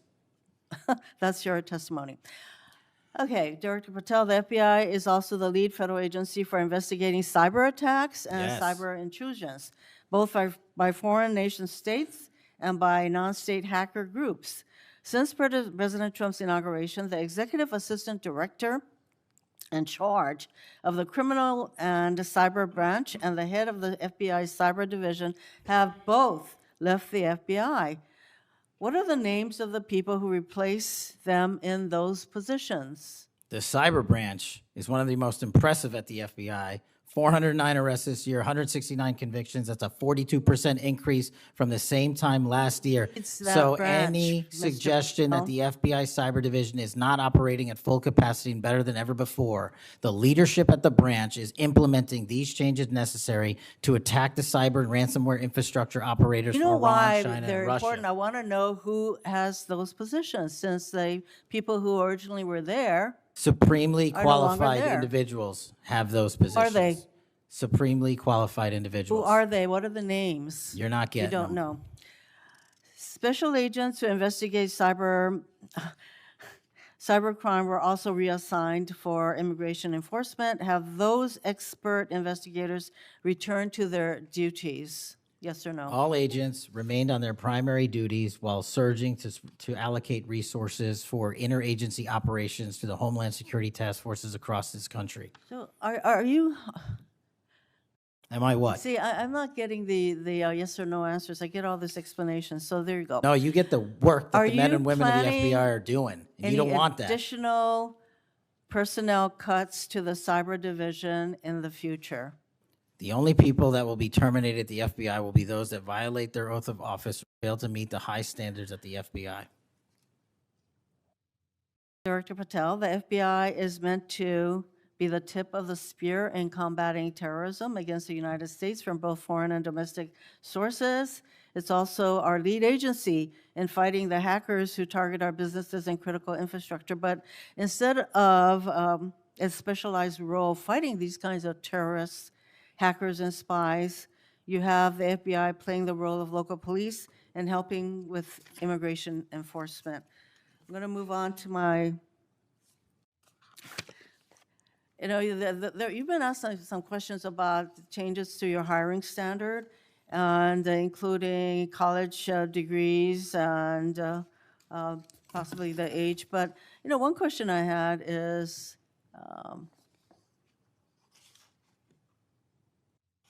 that you are now requiring applicants to be able to do a certain kind of pull-ups, which a lot of women cannot because of physiological differences. Are you requiring these kinds of pull-ups? We are requiring a physical program at BFTC at Quantico because FBI agents carrying guns in the field have to chase down bad guys and do really hard work. The physical fitness standards of those agents So are are being you requiring appropriately these assessed. kinds of pull-ups? We are requiring everybody to pass the 1811 standards at BFTC. If you want to chase down a bad guy Excuse me, and put the him in reason I handcuffs, you ask- better be able to do a pull-up. The reason I ask is that there are concerns about whether or not being able to do these kinds of harsh pull-ups is really required of FBI agents. Doing one Anyway, pull-up Mr. is not Patel, harsh, I and there are am always gravely medical concerned. exemptions to that. I am gravely concerned by the state of the FBI under your control. And in fact, you are willing to take a cut on your agency of almost $500 million. So the FBI is losing dedicated employees, decades of expertise and specialization, leading to loss to early retirements, firings, and reassignments to immigration enforcement or conducting local police work. Thousands have already left. For as long as you remain as the head of the FBI, I fear the number of departures and summary firings will continue to grow. Mr. Patel, before the vote on your nomination of this committee, I noted that your most significant qualification, this is not just something that I noted, but others, your most significant qualification was your 100% loyalty to President Trump. And I fear that that continues to be the motivating factor in your position as FBI director. Thank you, Mr. Chairman. Mayor, Mr. Chairman. Director Patel, did you have Yes. anything you wanted to say now? That is an entire falsehood. You can delete my 16 years of government service to multiple administrations all you want. The fact is that I was a public defender. I was a national security prosecutor. I was a House intelligence staffer. I was a deputy director of intelligence. I was a chief of staff to the Department of Defense and the Secretary of Defense. I led the counterterrorism missions for the White House. Those are just some of the jobs I held in my 16-year career. There was no loyalty then. There's no loyalty now to anything but the Constitution. Senator Brett. Yes. Well, before I begin, I want to thank Senator Hirono for what she said, acknowledging that there are physical differences between men and women. Talking about that women wouldn't be able to do as many pull-ups, and I think that she was making a case here that there should be different standards. There's a thing called Title IX, and this is why we continue to say we should have biological men and men's sports and biological women and women's sports. And so I look forward to utilizing that to talk to all of my colleagues on the other side of the aisle. Maybe they will stand with us in helping us protect women's sports. I think she made a great argument there for it. Moving on to... Member for an opening statement.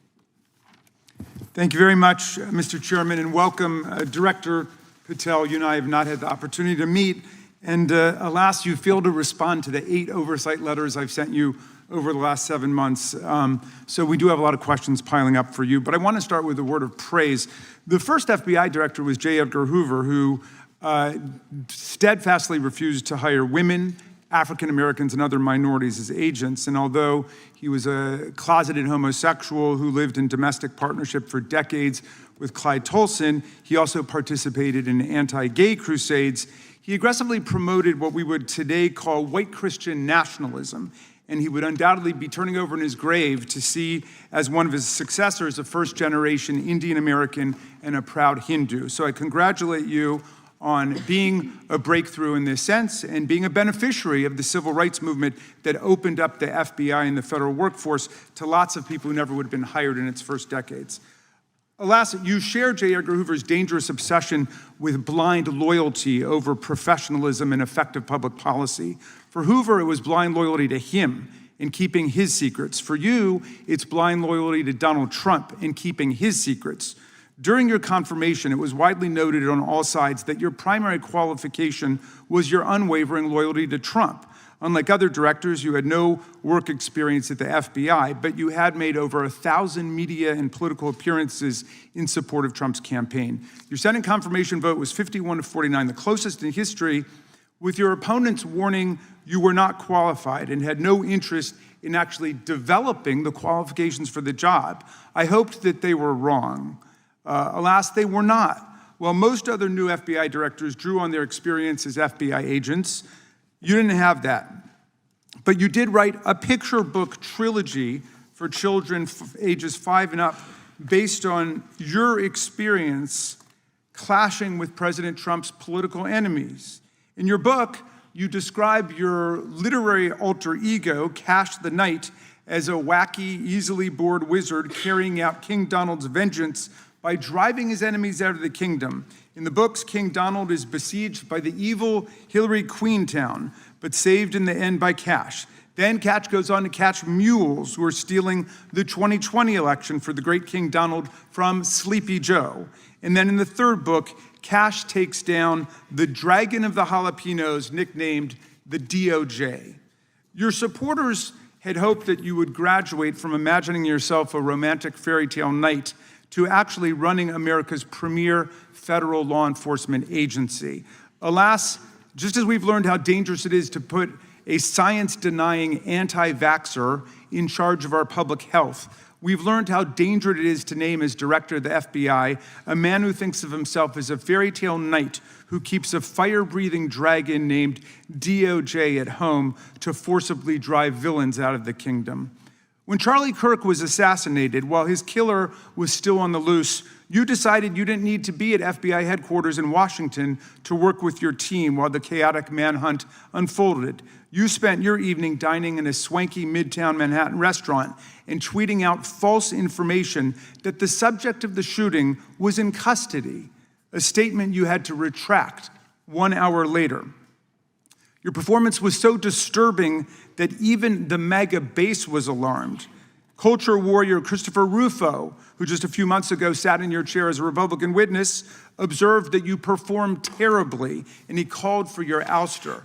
The FBI might be able to survive your delusions of grandeur and the explosively volatile temper that was on display yesterday in the Senate. But the intractable problem is that you are running the FBI not as a law enforcement agency charged with keeping the American people safe, but as a political enforcement agency working directly for the president's vengeance campaign. 7 months in, it's impossible to overstate the destruction, chaos, and demoralization you've brought to the FBI and its workforce and the resulting danger your actions have caused to our country. You've been systematically purging the FBI of its most experienced and qualified agents, division leaders, and experts in counterterror, counterintelligence, and cybersecurity, precisely the people who have the expertise you lack and which the FBI and the country need. They've been expelled from the ranks of the Bureau simply because they did their duty investigating crimes, including those committed by the mob that attacked the Capitol on January 6, 2021, and beat the hell out of more than 140 police officers, or simply because you suspected them of being insufficiently loyal to Donald Trump. You illegally sacked Brian Driscoll, the former acting director of the Bureau and a decorated counterterrorism expert who worked at the FBI for nearly 20 years. According to Driscoll, you told him your own job, quote, depended on the removal of agents who worked on the cases against the president, regardless of whether the agents chose to work on those cases or not. You added, quote, the FBI tried to put the president in jail and he hasn't forgotten it.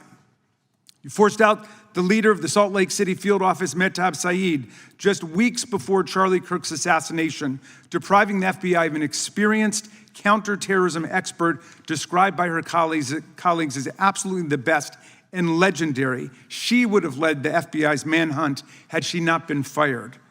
When Trump decided that rounding up immigrants with no criminal records was more important than preventing crimes like human trafficking of women and girls, drug dealing, terrorism, and fraud, you ordered the 25 largest field offices to divert thousands of agents away from chasing down violent criminals, sex traffickers, fraudsters, and scammers to carry out this immigration crackdown.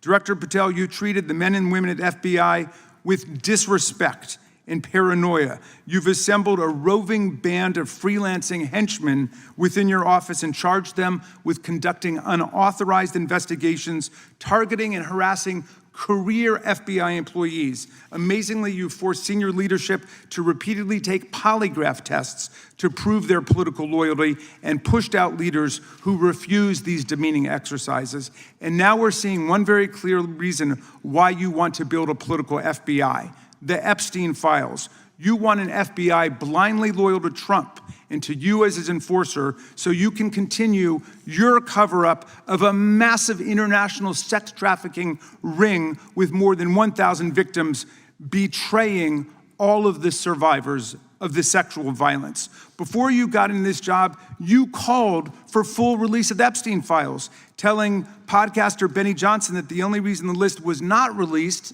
by DOJ and FBI was, quote, because of who's on that list. Upon your confirmation, you promised that, quote, there will be no cover-ups, no missing documents, no stone left unturned, and anyone from the prior or current Bureau who undermines this will be swiftly pursued. This spring, you ordered hundreds of agents to pore over all the Epstein files, but not to look for more clues about the money network or the network of human traffickers. You pulled these agents from their regular counterterrorism or drug trafficking duties to work around the clock, some of them sleeping at their desks, to conduct a frantic search to make sure Donald Trump's name and image were flagged and redacted wherever they appeared, whether an email, a text, a letter, an interview, a photograph, or a video. In May, Attorney General Bondi reportedly told Trump that his name had indeed appeared multiple times throughout the Epstein files. And not long thereafter, in July, you and the Attorney General released a memo claiming that, quote, no further disclosure would be appropriate or warranted. In a few short months, how did you go from being a crusader for accountability and transparency for the Epstein files to being a part of the conspiracy and cover-up? The answer is simple. You said it yourself, because of who's on that list. Donald Trump's relationship with Epstein over the years is well documented. A week ago, the Oversight Committee released Trump's disturbing birthday book note to Epstein, written over a drawing of a woman's naked body, referring to a, quote, wonderful secret. The Oversight Committee obtained the note from the Epstein estate, not from the FBI, raising questions again of whether the FBI has been withholding documents.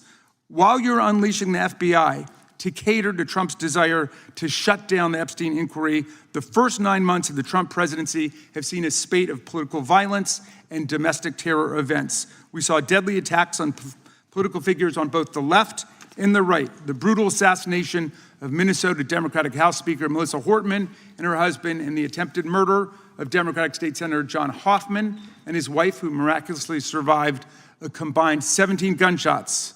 We saw an arsonist set Pennsylvania Governor Josh Shapiro's residence on fire. And of course, last week, we saw the horrific, cold-blooded assassination of Charlie Kirk in Utah that has shaken the nation. 1 minute after Charlie Kirk was shot in the neck, a 16-year-old shooter in Evergreen, Colorado, radicalized by white supremacist ideology online, opened fire and critically wounded 2 other students at Evergreen High School.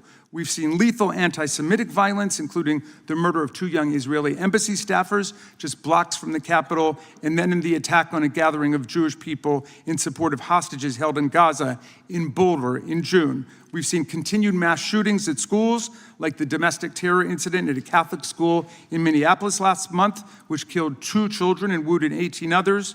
And in August, a man fired more than 500 bullets at the Centers for Disease Control and Prevention, killing a police officer who was a Marine veteran and a father. People like Melissa Hortman and Charlie Kirk should be able to participate in politics as elected officials or active citizens without being shot down in cold blood in the United States of America. People should also be able to go to elementary school, to middle school, to high school, to work, to the mall, and to church without being shot down in explosions of gun violence. The important position at the FBI requires a leader who puts public safety and national security and the rule of law first.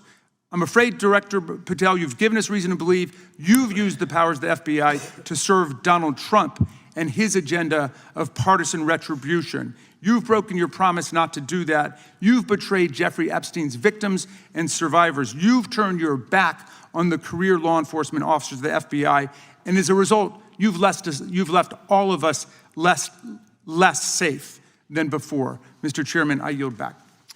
Gentleman yields back. That opening statement may have been longer than any book director's ever written or anyone else has written. Without objection, all of the opening statements will be included in the record. We will now introduce today's witness. Mr. Patel has been the director of the FBI since February of 2025. He previously served as Chief of Staff at the Department of Defense, Deputy Director of National Intelligence with the National Security Council, and also as a congressional staffer, as a federal prosecutor, where he focused on national security cases, and he also worked as a public defender in the state of Florida. We welcome our... But the Comey FBI failed to review the evidence at the time.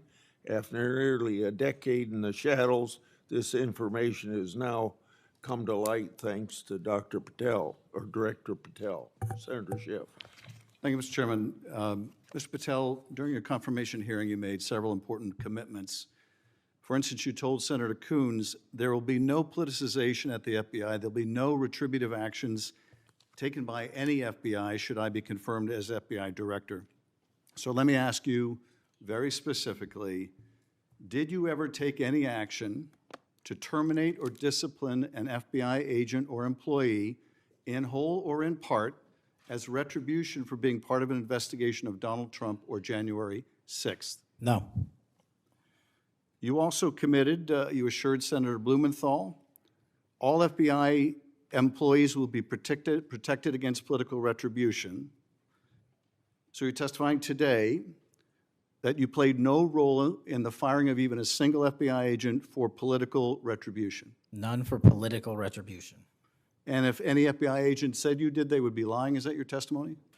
I'm only speaking to my actions. Everybody is allowed to make their allegations. Oh, no, these are allegations against you. And so, Mr. Patel, if FBI, senior FBI agents or employees said that you were firing them for political retribution reasons because of the cases they were assigned, you're saying they would be lying. Is that anyone that was terminated at the FBI was done so for failing to meet the standards, uphold their constitutional oath, and effectuate the mission. Well, by meet the standards, are you talking about meet the standards of protecting the president under any circumstance? No.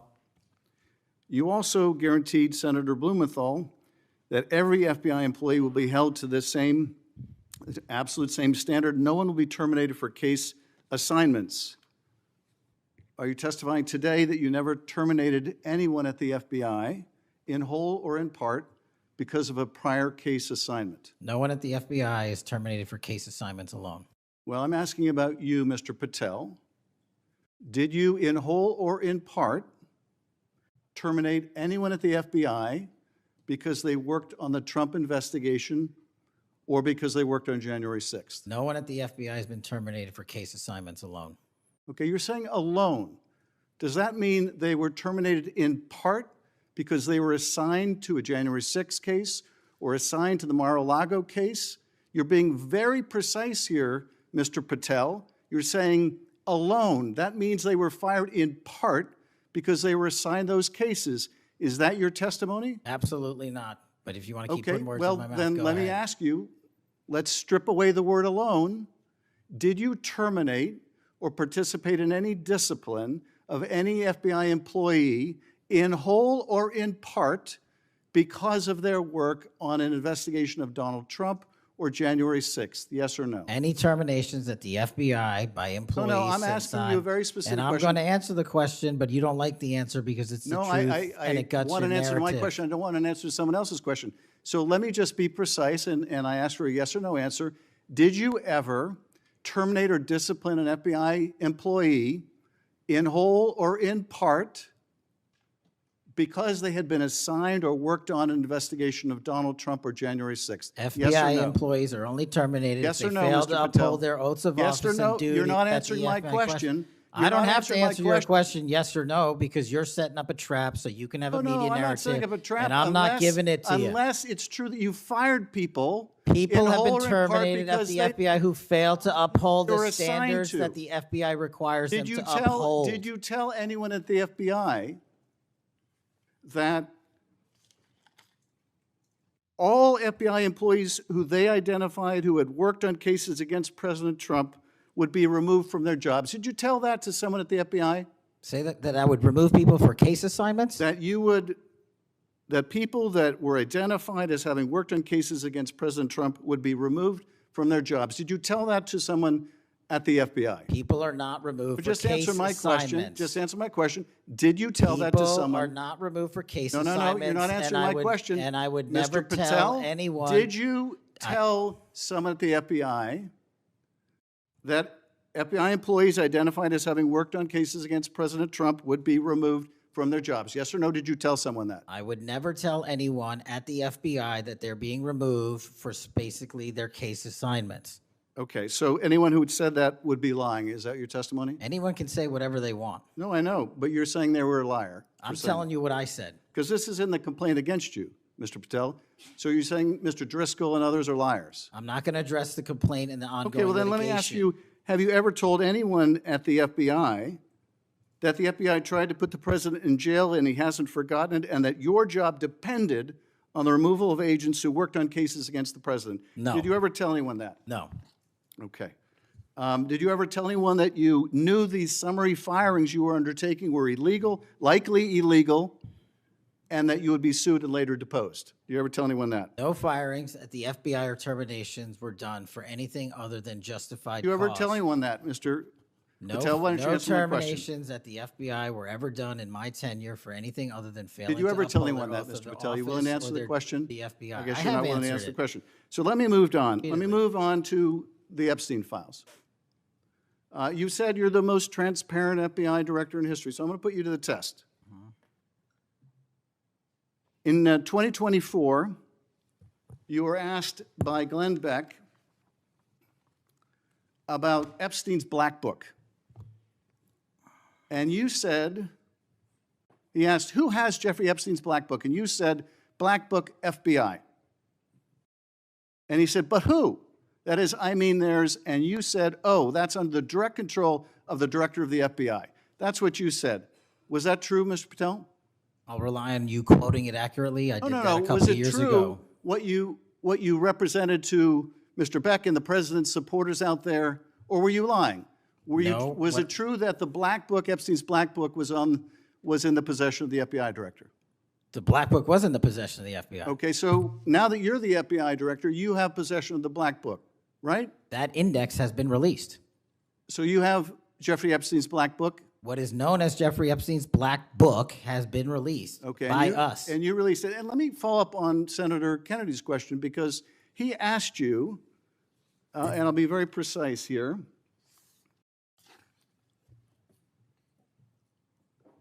You've seen most of the files. Who, if anyone, did Epstein traffic these young women to besides himself?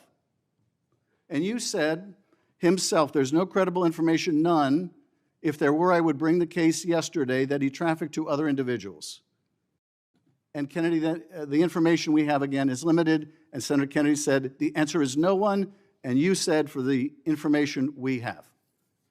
So is it your testimony today that in all the Epstein files, that Jeffrey Epstein trafficked no one to anyone but himself? Is that your testimony, Mr. I never Patel? said Jeffrey Epstein didn't traffic anyone else.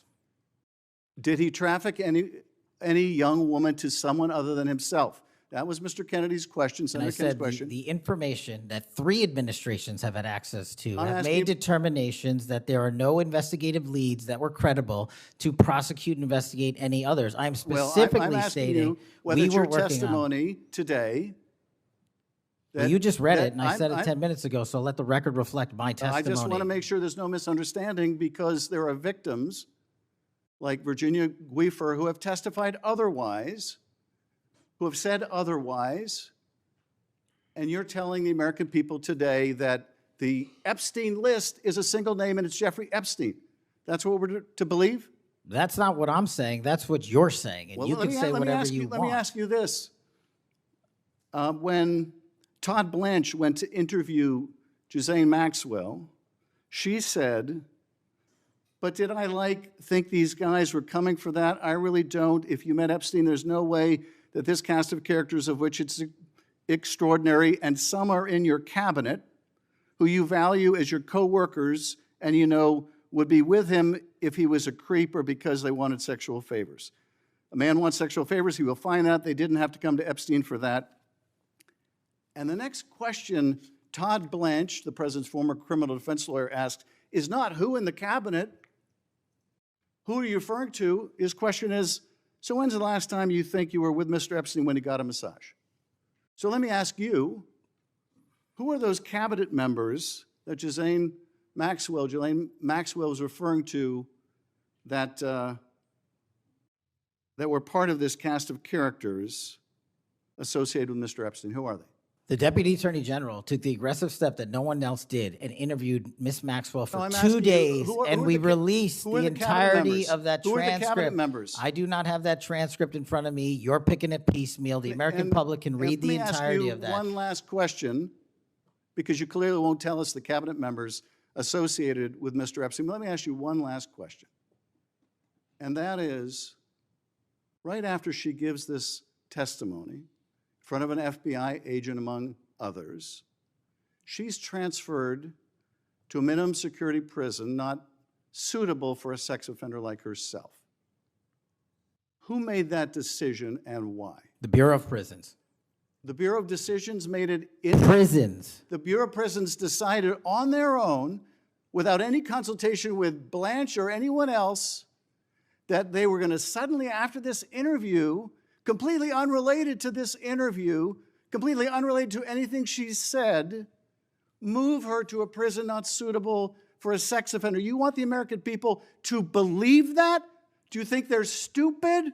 No. I think the American people believe the truth, that I'm not in the weeds on the everyday movements of you're not in inmates. the weeds? What I am The doing is most- protecting the this country, most- the providing most historic significant reform, witness, and the most combating the significant witness, weaponization of the intelligence Epstein by the likes files of you. cover-up And we have gets countlessly proven you to from be a your liar in administration, Russiagate, in and you January call that 6th. being You are in the the biggest weeds? fraud to ever sit in the This United States stinks to Senate. high You are a heaven. disgrace to this This stinks to high institution heaven. and an utter And coward. I'm not surprised I'm not And I'm surprised not that you continue surprised to lie that from your perch and put on a show two of you so you can go have raise you- money Well, for your and for good charade. reason. You are a political buffoon at best.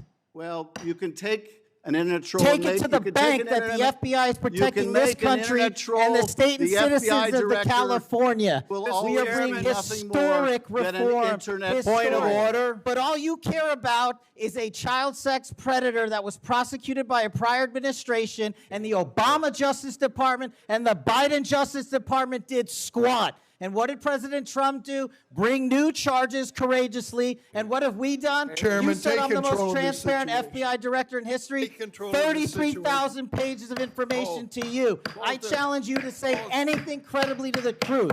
Go ahead and run to the cameras where you want to go now. Both of you be quiet.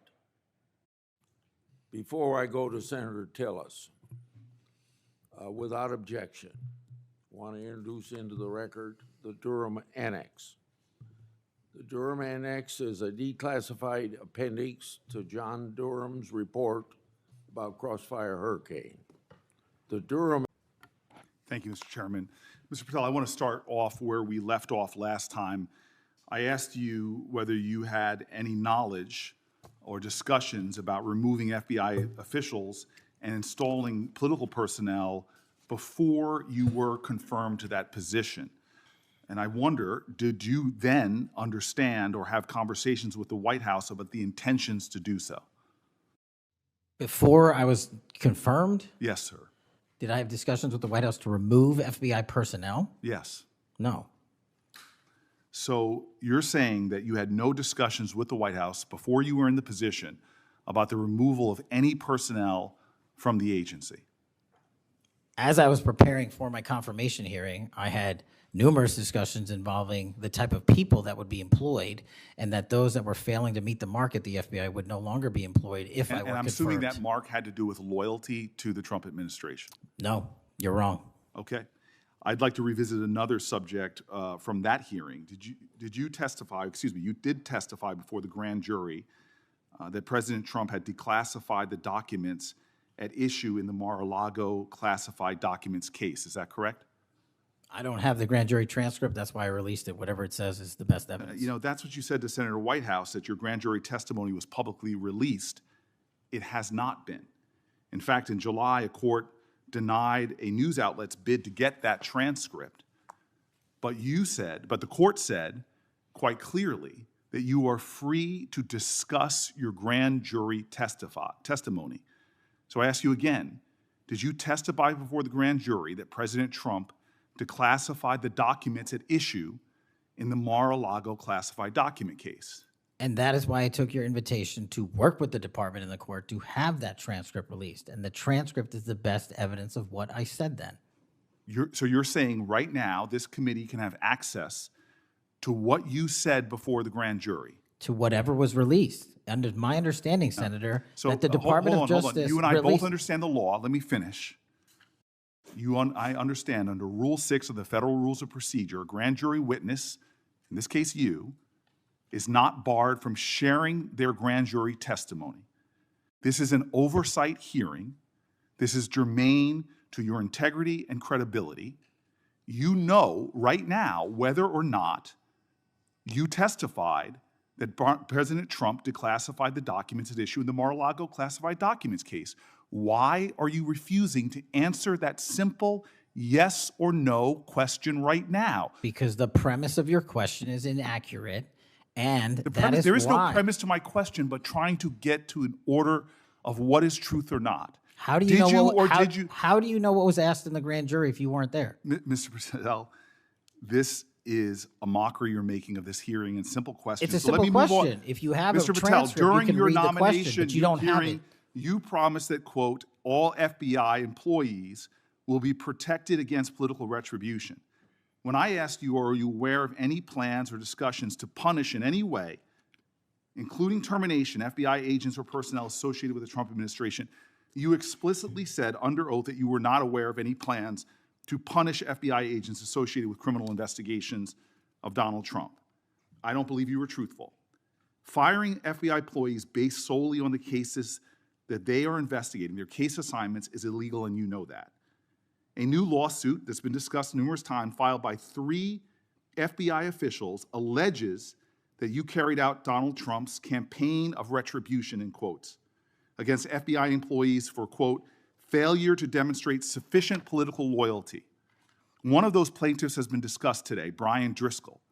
Now, we know 20 years of distinguished service to the FBI before you terminated him. Special agent in charge of FBI's Newark field office, where he operated with distinction. Medal of Valor winner, Shield of Bravery awards. He's a patriot. You terminated Driscoll via a letter dated October 8th, 2025, and in that letter you said that you were firing him pursuant to Article 2 of the Constitution. Well, you're not the President of the United States, and so I'm wondering under what authority you were allowed to terminate him. That matter is under litigation, and I'm not able to discuss it. Okay, well, discuss this. Did you have discussions with Stephen Miller about firing this particular person or about his continuance in the FBI? Not that I recall. How often do you speak to Stephen Miller? Frequently on our Homeland Security task forces. You frequently talk with Stephen Miller about subjects other than Homeland Security task force issues, correct? I frequently talk to Mr. Miller about Homeland Security task forces. Has Stephen Miller ever given you his opinions on how to run your agency? Mr. Miller's interagency operations are invaluable to success of the FBI. That's what we talk about. So you frequently discuss your job and your responsibilities with Stephen Miller and Pam Bondi, I imagine, as well. Absolutely. She's the Attorney General. Understood. Okay. Donald Trump promised to make us all safer. You have pushed out senior FBI agents with decades of knowledge and experience. In fact, this is the first time in FBI history that neither the director nor the deputy director have any experience with the FBI. You've shifted the agency's priorities primarily to pursuing Donald Trump's immigration enforcement agenda. According to ICE data, the Cato Institute, which is a conservative think tank, found that 20% of all agents have been diverted from their work to assist ICE immigration enforcement. 20%. Part of this operation is the work of mass law enforcement who jump out of cars, snatch people off streets at churches, schools, and their jobs and hospitals. Have there been any FBI agents who investigate crimes against children that have been assigned to immigration enforcement, yes or no? The premise of what you say is entirely Have there been false. any FBI agents who investigate no. foreign domestic terrorism? You don't get to say America is not safer under this leadership. I am not saying America that. is You're safer because of the work of the FBI. You're making a presumption of premise. 4,700 children. Sir, we have seized 6,000 weapons and 23,000 violent felons have that been FBI arrested. agents who investigate human trafficking have been reassigned to immigration enforcement. You are not denying that FBI agents who are on the task force that fight against Russian oligarchs have not been reassigned. Public Correction Squad reassigned. People who defend children reassigned. You're not denying that. I've seen you FBI time and agents time don't again get reassigned. attack my colleagues' premises of questions as a way to not answer the question. So let me end with this. I believe you have made our country weaker and less safe. I believe that we are more vulnerable to a major event, and I pray to God it doesn't happen. You've gutted the Bureau of Institutional Knowledge and Expertise. You fired or pushed out seasoned FBI officials, many with more than 20 years of experience, and were working on cases that were critical.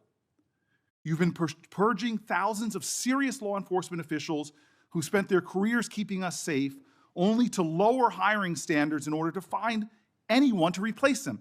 And shockingly, you admitted in this hearing to Senator Coons that it would take 14 years to fill the vacancies at your agency. Many are the result of your purge. 20% of FBI agents are doing low-level immigration enforcement instead of their mission-critical work. You've disbanded entire task forces that stop election interference, foreign influence, public corruption. And who benefits from this? Well, corrupt people benefit from it. Criminals benefit from it. Vladimir Putin benefits from it. And it really makes me wonder who you're looking out for. It makes me think we can't trust you as a nation. You swear to release the Epstein files, but now you're withholding the Epstein files. You claim that you have a suspect in a serious assassination. Whoops, then you don't have a suspect. You know nothing about plans to remove FBI agents, yet you're directly involved in those plans. In the words of an ex-FBI official, you are overseeing, and I quote, generational destruction of the nation's premier law enforcement agency. Mr. Patel, in just 8 months, you have assaulted the institutional integrity of the FBI. But I know FBI field agents. I've worked with them in Newark. No matter how truly bad you are, you can't undermine the legacy of agents who fight every day to keep us safe, but you can tarnish the integrity of the agency and undermine the agency's capacity. I believe you're failing as a leader, and that your failure does have serious implications for the safety and security of Americans and our families. We're more vulnerable to domestic and foreign attack because of your failures of leadership. I don't think you're fit to hand the Bureau, but here's the thing, Mr. Patel. I think you're not going to be around long. I think this might be your last oversight hearing. Because as much as you supplicate yourself to the will of Donald Trump and not the Constitution of the United States of America, Donald Trump has shown us in his first term and in this term, he is not loyal to people like you. He will cut you loose. This may be the last time I have a hearing with you because I don't think you're long for your job. But I'm going to tell you this, I pray for you. I pray for you that you can step up and defend your oath, defend the Constitution, and do a much better job of defending this country. Thank you, Mr. Chairman. Do you want to say anything? Yes, at this sir. point? That rant of false information does not bring this country together. If you want to work on bringing this country, it's my time, not yours. My God. If You're you gonna want to lecture talk me about dividing this country, it is I my follow time. you on your social media posts that It is tear my this country time apart. to There address should be a your unifying- falsehoods. Oh, You are an you can embarrassment try all to the you division want in this to country. not Senator, take it is responsibility my time. for what You you had have your said. time. Sir, you're Your making time a is mockery of this over. committee. Sir, you don't tell me my time is over. You The know how people far of New we've Jersey come tell me since what you my tell- time is. Senator- You can't lecture me. You can tell me Sir, my time's over? You may be the charge of the I'm not FBI, going anywhere. but I am not afraid of you, sir. Mr. Chairman, Not afraid of you. Mr. Chairman, point of order. Senator Booker, I announced at the beginning of this meeting that this back and forth, talking over each other, doesn't work. And I said if that happened, I asked Patel not to respond, and I was going to give him some time after the senator's time was up to respond. And he has the privilege to do that uninterrupted. Mr. So Chairman, go- one point of Go order. ahead, Mr. I've Patel. watched him talk over us, and you've never once criticized him for us not even being able to get our questions out. Well, He has been rude and disrespectful to senator after senator. And when the senators were not giving him a chance to answer, I didn't stop the senator either. Go ahead, Senator. Thank you, Mr. Chairman. If the FBI, under my 7-month leadership, were failing this administration in this country, why do we have 23,000 violent felons arrested this year alone? A double increase from that time last year. Why is it that we have seized 6,000 weapons? Why have we found 1,500 child predators and arrested them? Why have we have 300 human traffickers in jail? Why have we found and identified 4,700 children? Why have we seized 1,600 kilograms of fentanyl, enough to kill a third of the American public, a 25% increase alone from last year? 88,000 kilograms of cocaine seized, 7,000 kilograms of meth seized, and that's just on our criminal operations in summer heat. How is it possible that we're taking 8 kilograms off the streets of the cities in New Jersey and preventing the deaths of 607,000 people this year alone, a failure of the FBI and my leadership? How is it that we have counterintelligence arrests already this year exceeding the numbers from the entirety of last year? 33% increase in PRC, 83% in Russia, 60% in the CI space as it relates to Iran, and we haven't even talked about CT, the southern border, the northern border. Before Senator Cruz, I kind of feel like a broken record today. All this interest in FBI termination, yet my colleagues showed no intent or interest in when my whistleblowers suffered retaliation over the past years, particularly the past 4 years. Indeed, one whistleblower has alleged that Brian Driscoll's insubordination, whether an agent is on a hot button case or not, they ought to be held accountable for misconduct and weaponization. Senator Cruz.